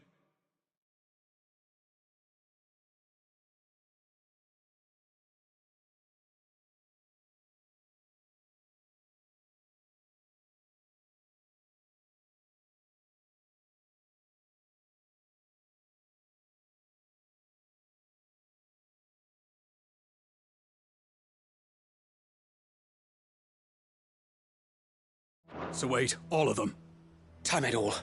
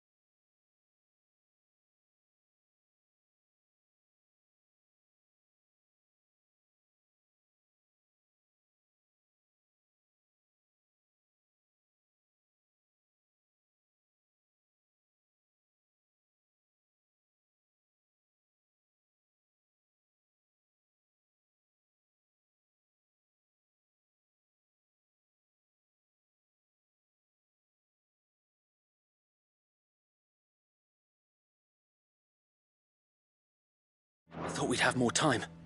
Gather the men in the square. Send to the rest for reinforcements. Yes, Sir Wade.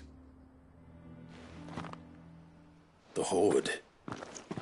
A Kashek, a veritable legion of them.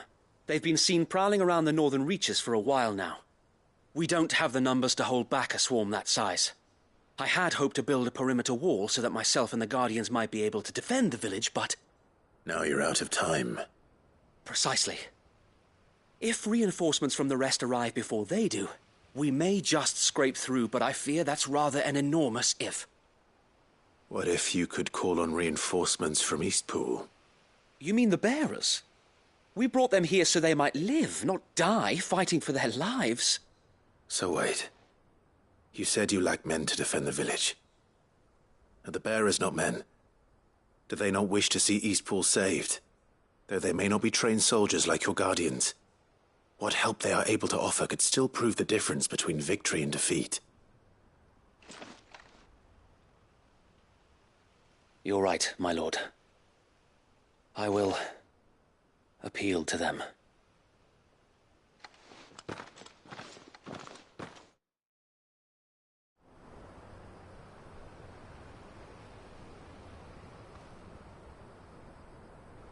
My friends, I humbly beg your aid. We Guardians are few and our enemies many. But I swear we can defeat them with you at our side. You would send us to the slaughter. To serve as bait for those fiends so that you and your men might be spared. And to think we trusted you. Say what you will. A home is not worth dying for. But it is worth fighting for. Sir Wade fights to give you lot a chance. Just like I do. Just like Sid does. We all wanted to give you a home where you could be free. And you got one, didn't you? This place, Eastpool. This is your village. Your home. And if you don't fight to protect what's yours, you'll lose it. You know I'm right. This world wants to take everything from you. Everything. Your homes, your freedom, your very lives. So then, are you going to stand by and let that happen to you? Are you going to accept fate like good little Bran did and die, having never stood up for yourselves? Or will you fight like free men and women?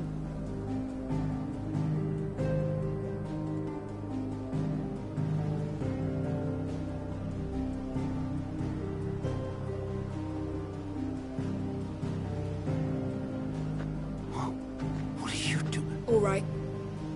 Give me a sword. I never dreamt I'd have a home of my own. And now that I have, I don't want to lose it. I will protect what's mine, or die trying. We all will. Free men and women, fighting together.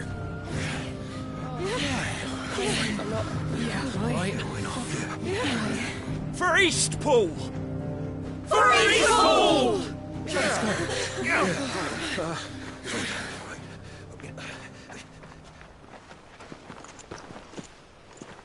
Thank you, Martha.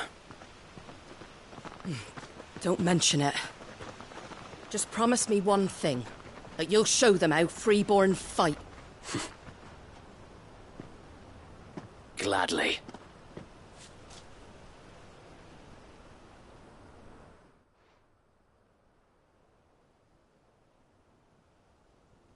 Well, if it was numbers you were lacking, you certainly won't be now. Thanks to you. Me? Oh, I just love the sound of my own voice. Lord Rossfield, my lady, we're ready. So what's the plan of action? We'll divide our forces into several small detachments, each made up of guardians, bearers, and guards from the rest. These will position themselves at strategic points around the village. Upon engaging with the Akashic, each detachment will keep the creatures occupied as best they can, steadily retreating all the while. You're going to lure them into the village? I am. We will have neither the time nor the resources to treat the wounded, so injuries must be avoided at all costs. Instead, we will focus purely on defense at first. By coordinating our withdrawal through the use of messengers drawn from among the bearers, we will aim to have the swarm converge at a point of our choosing. With luck, that point will be the village square, the perfect place for our most able warriors to surround them and fall upon them, and for you and I to finish them off. A sound plan, but one that'll require a leader with a cool head and strong nerves to coordinate the retreat. I'd say you have both in abundance, Sir Wade, but you'll be needed. Please, leave the last of the fighting to me. Ha! And let you have all the glory. Sir Wade! They're here! Then you know what you must do. We work together, everyone playing their part, each shielding the other that no man might fall, that Eastpool might live on. For Rosaria! For Rosaria! We've no time to argue, my lord. I'll do as you ask. And I will do as you ask. Suppose we'd better do our bit too, then, eh? Right you are, Martha.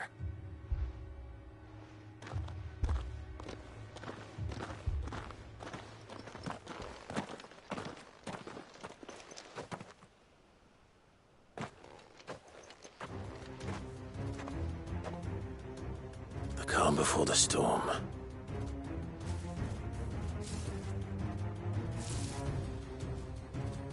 And here it comes. We cannot let Eastpool fall. And we won't.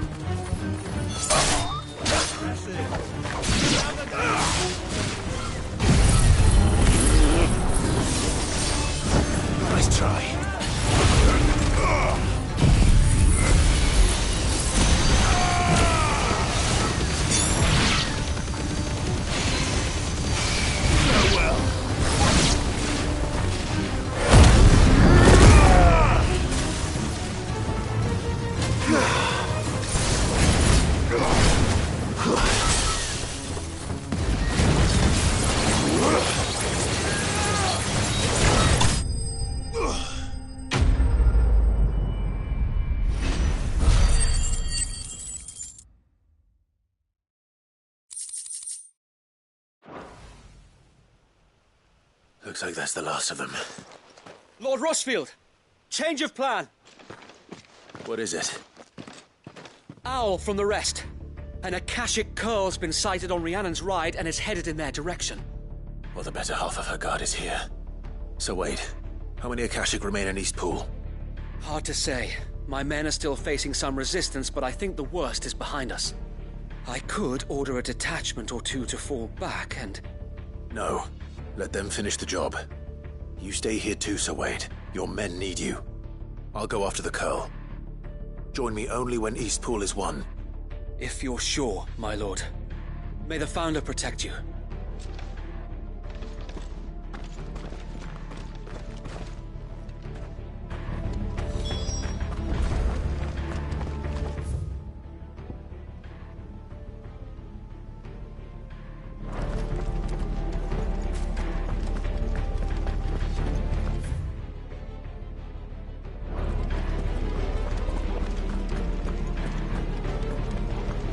Next one's mine. The Curl was sighted on Rhiannon's ride back towards Market. How to speed you, my lord? Eastpool will be safe in our hands, my lord. You have my word.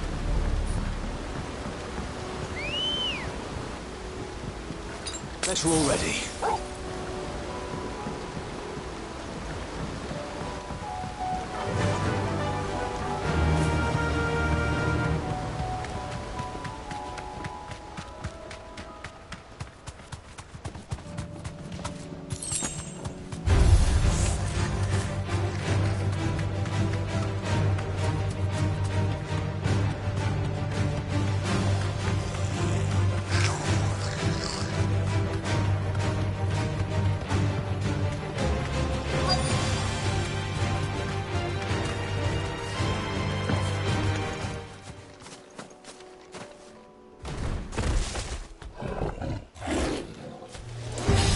There it is. With me, Joshua.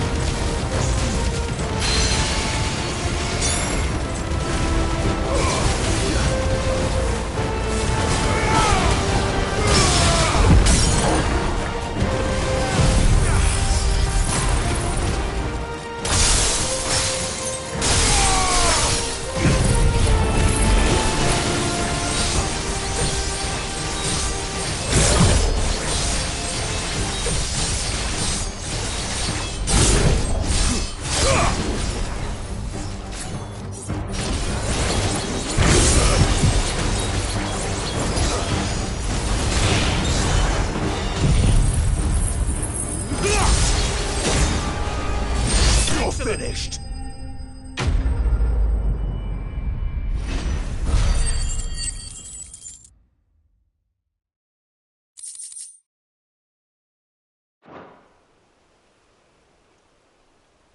All right.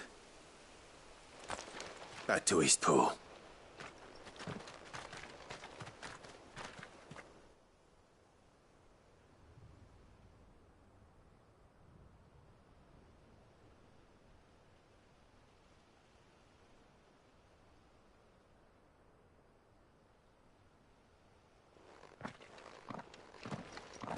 Lord Rossfield, the Curl, is it? It's dead. Thank the Founder for that. And for you, my lord. We were able to eradicate the rest of the Horde. I have guardians posted around the village to keep watch for further attacks, but all seems quiet for now. I hesitate to say it, but I think it might be over. I think it might.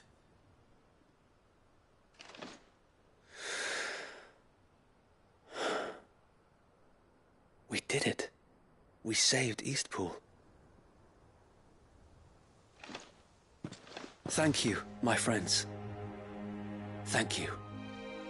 No, Sir Wade. It's us who should be thanking you.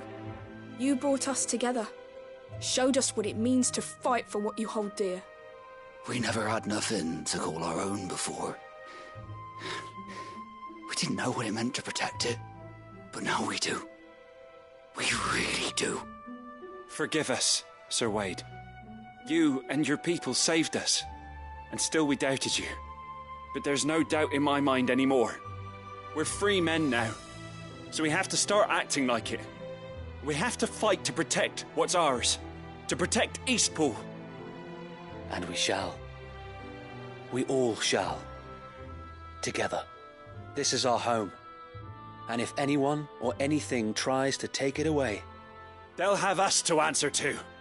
Come on then. Let's get to work. This village isn't gonna rebuild itself.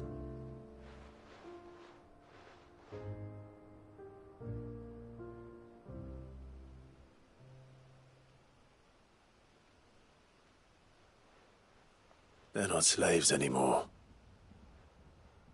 No. They're Rosarians. Your father took pity on the bearer's plight, and I believe if he were still with us today, this is what he would have wanted. I believe you might be right. I shall remain here, my lord, and do what I can to help rebuild the village. After all, this is my home now too. And I could hardly call myself an Eastpoolian if I didn't pull my weight. I think you'll find it's Eastpudlian, Sir Wade. But you should be proud all the same. I'll have to pull my weight too. Can't have the rest getting outclassed. Speaking of which, I ought to be getting back. Can we continue to count on your support, Martha? Of course, and I'll be counting on yours too. Us Rosarians have got to stick together, haven't we? Indeed we have. And Clive, come by the Golden Stables when you get the chance. I ain't paid you for delivering them seeds yet. All right. I will.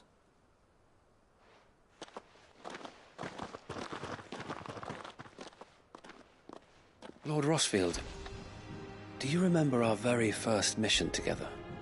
Clearing the goblins from the Stillwind marshes? How could I forget?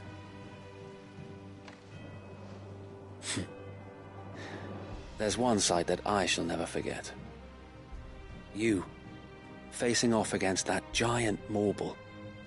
Not a trace of fear on your face. Since that day, there have been more than a few times when I felt like giving up. When the odds seemed so stacked in the enemy's favor, I thought I may as well just lay down my sword and surrender.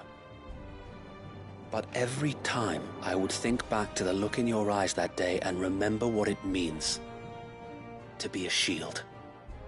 Know that whatever trials Eastpool may face, I shall never lose courage. Thanks to you. Sir Wade, you have always been a true shield. I know that Eastpool, and indeed all of Rosaria, will be safe in your hands. Thank you, my lord. I know the rest of the world will be safe in yours. I'll do my best. Thank you again for all you have done for me and mine, my lord. You may rest assured that Eastpool will be safe in my hands. Thanks to you.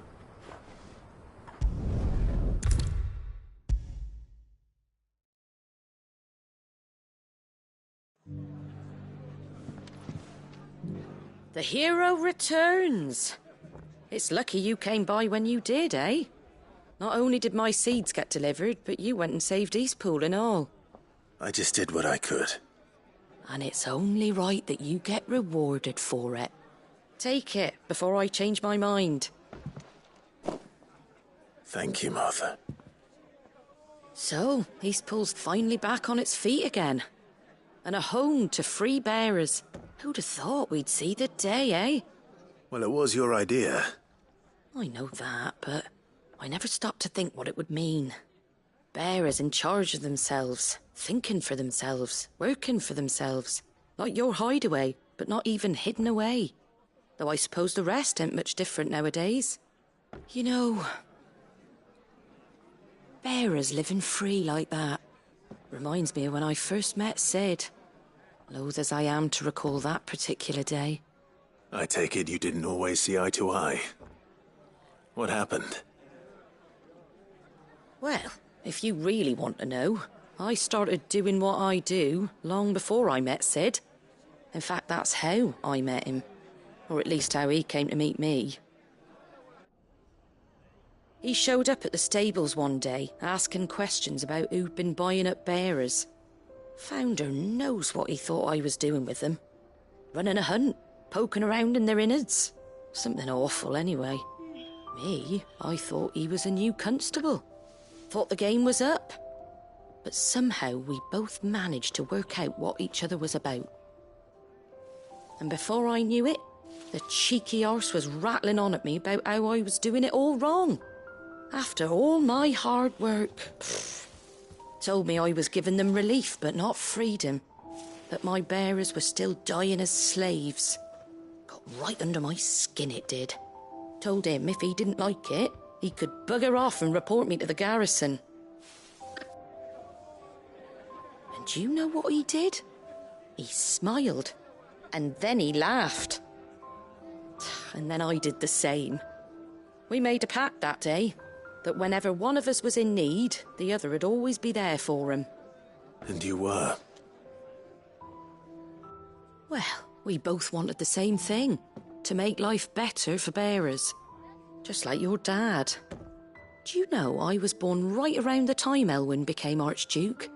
Growing up, I saw how he tried to change things. He certainly didn't lack for ambition, that one. Indeed. But the loftier one's ambitions, the harder they are to achieve. Which is why those of us who follow in their footsteps need to finish what people like Sid and my father started. Suppose you're right, aye. And if we don't manage it, there's always them who come after us. Good thing we've got a few half-decent sorts waiting in the wings, eh? It's almost enough to give you a little bit of hope. Just a little. Anyway, enough nattering. Better get back to work. Let's see about making everyone some dinner, shall we? The least the folks who saved Eastpool deserve is a hot meal. And you and me ain't gonna save the world on an empty stomach neither. That sounds like a wonderful idea.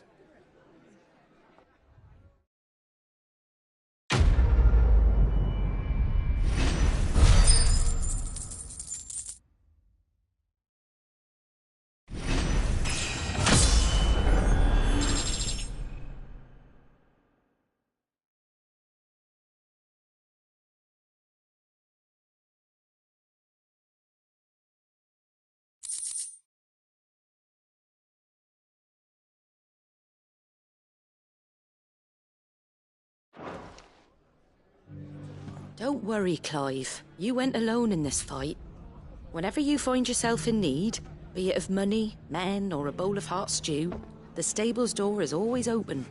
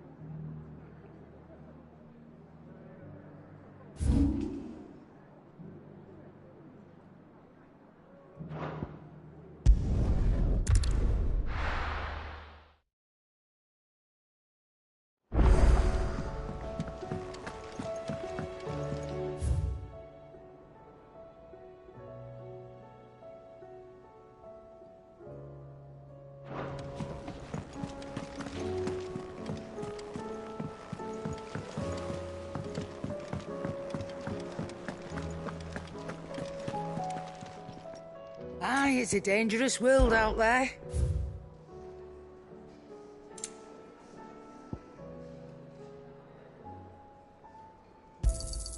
You're rubbing me blind, you know.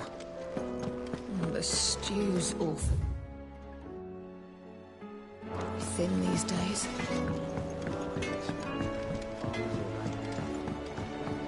Have you tried Molly's lemon tarts? I've never had anything so delicious.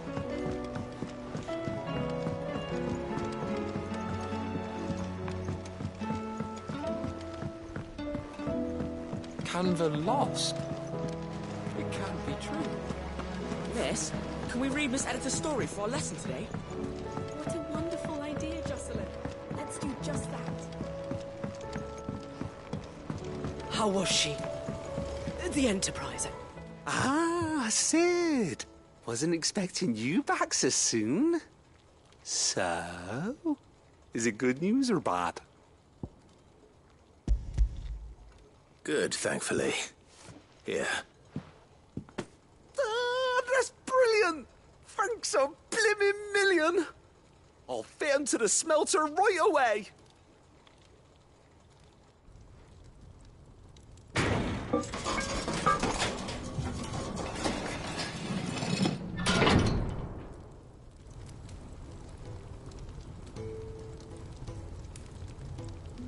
May I present to you the Telemon Furnace! Ain't bad, is she? She's a beauty. You saved my bacon again, Sid, and I ain't about to let your good deed go unrewarded. It's fine, really. My bag's flexible enough already. Oh, don't say that. I'm sure I can make a few improvements to it yet. You could just buy me a bigger... How about that clasp? Looks a bit stiff. Reckon you could loosen it up and make some more room? And I reckon I know how.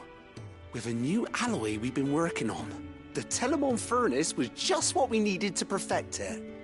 It's a metal, see? So it's lovely and strong, but it's also, well, stretchy, if you can believe it. Stretchy metal. Well, if you insist. That is the spirit. You'll love it, I promise.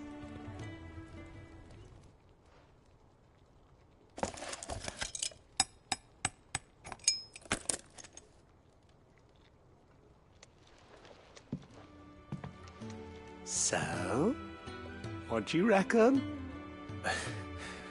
It's actually quite ingenious. Thank you, Owain. Shh, don't mention it. You earned it. And I wanted to get some practice in using that metal anyway. Reckon we'll have all kinds of uses for it around the hideaway. Can't think of any right now, but that's our job, innit? Dreaming up new ways to make life easier around here. Maybe even out there, too. One day, the whole world's gonna know about the inventions you've helped us put together. That bag of yours will be the first of many. You mark my words. They'll hardly believe their eyes, I'm sure.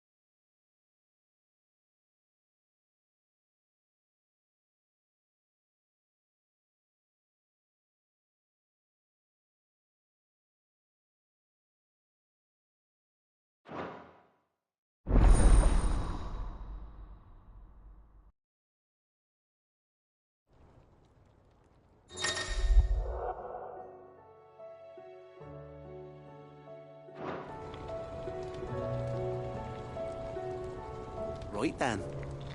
Let's get back to work. These world-changing inventions ain't gonna invent themselves.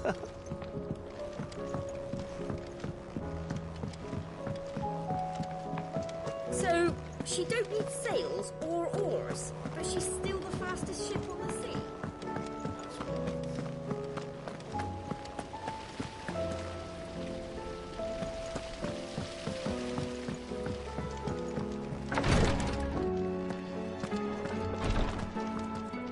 Well, what are you waiting for? The crystal isn't going to crack herself?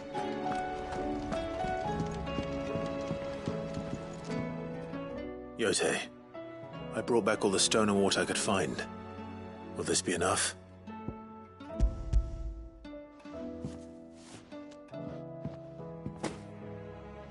Yes, my lord. Thank you. I'm sure it will serve us until we can find another source. I'm very glad to hear it. You and His Grace are very much alike, you know. You think only of how you might help others, and never of the danger to yourselves. No more than you have minding my brother. You've risked a lot for him, and I thank you for it. I am honored that you should say so. But I beg you, my lord, do not give too much of yourself for the sake of others. We could not afford to lose you. I'll keep that in mind.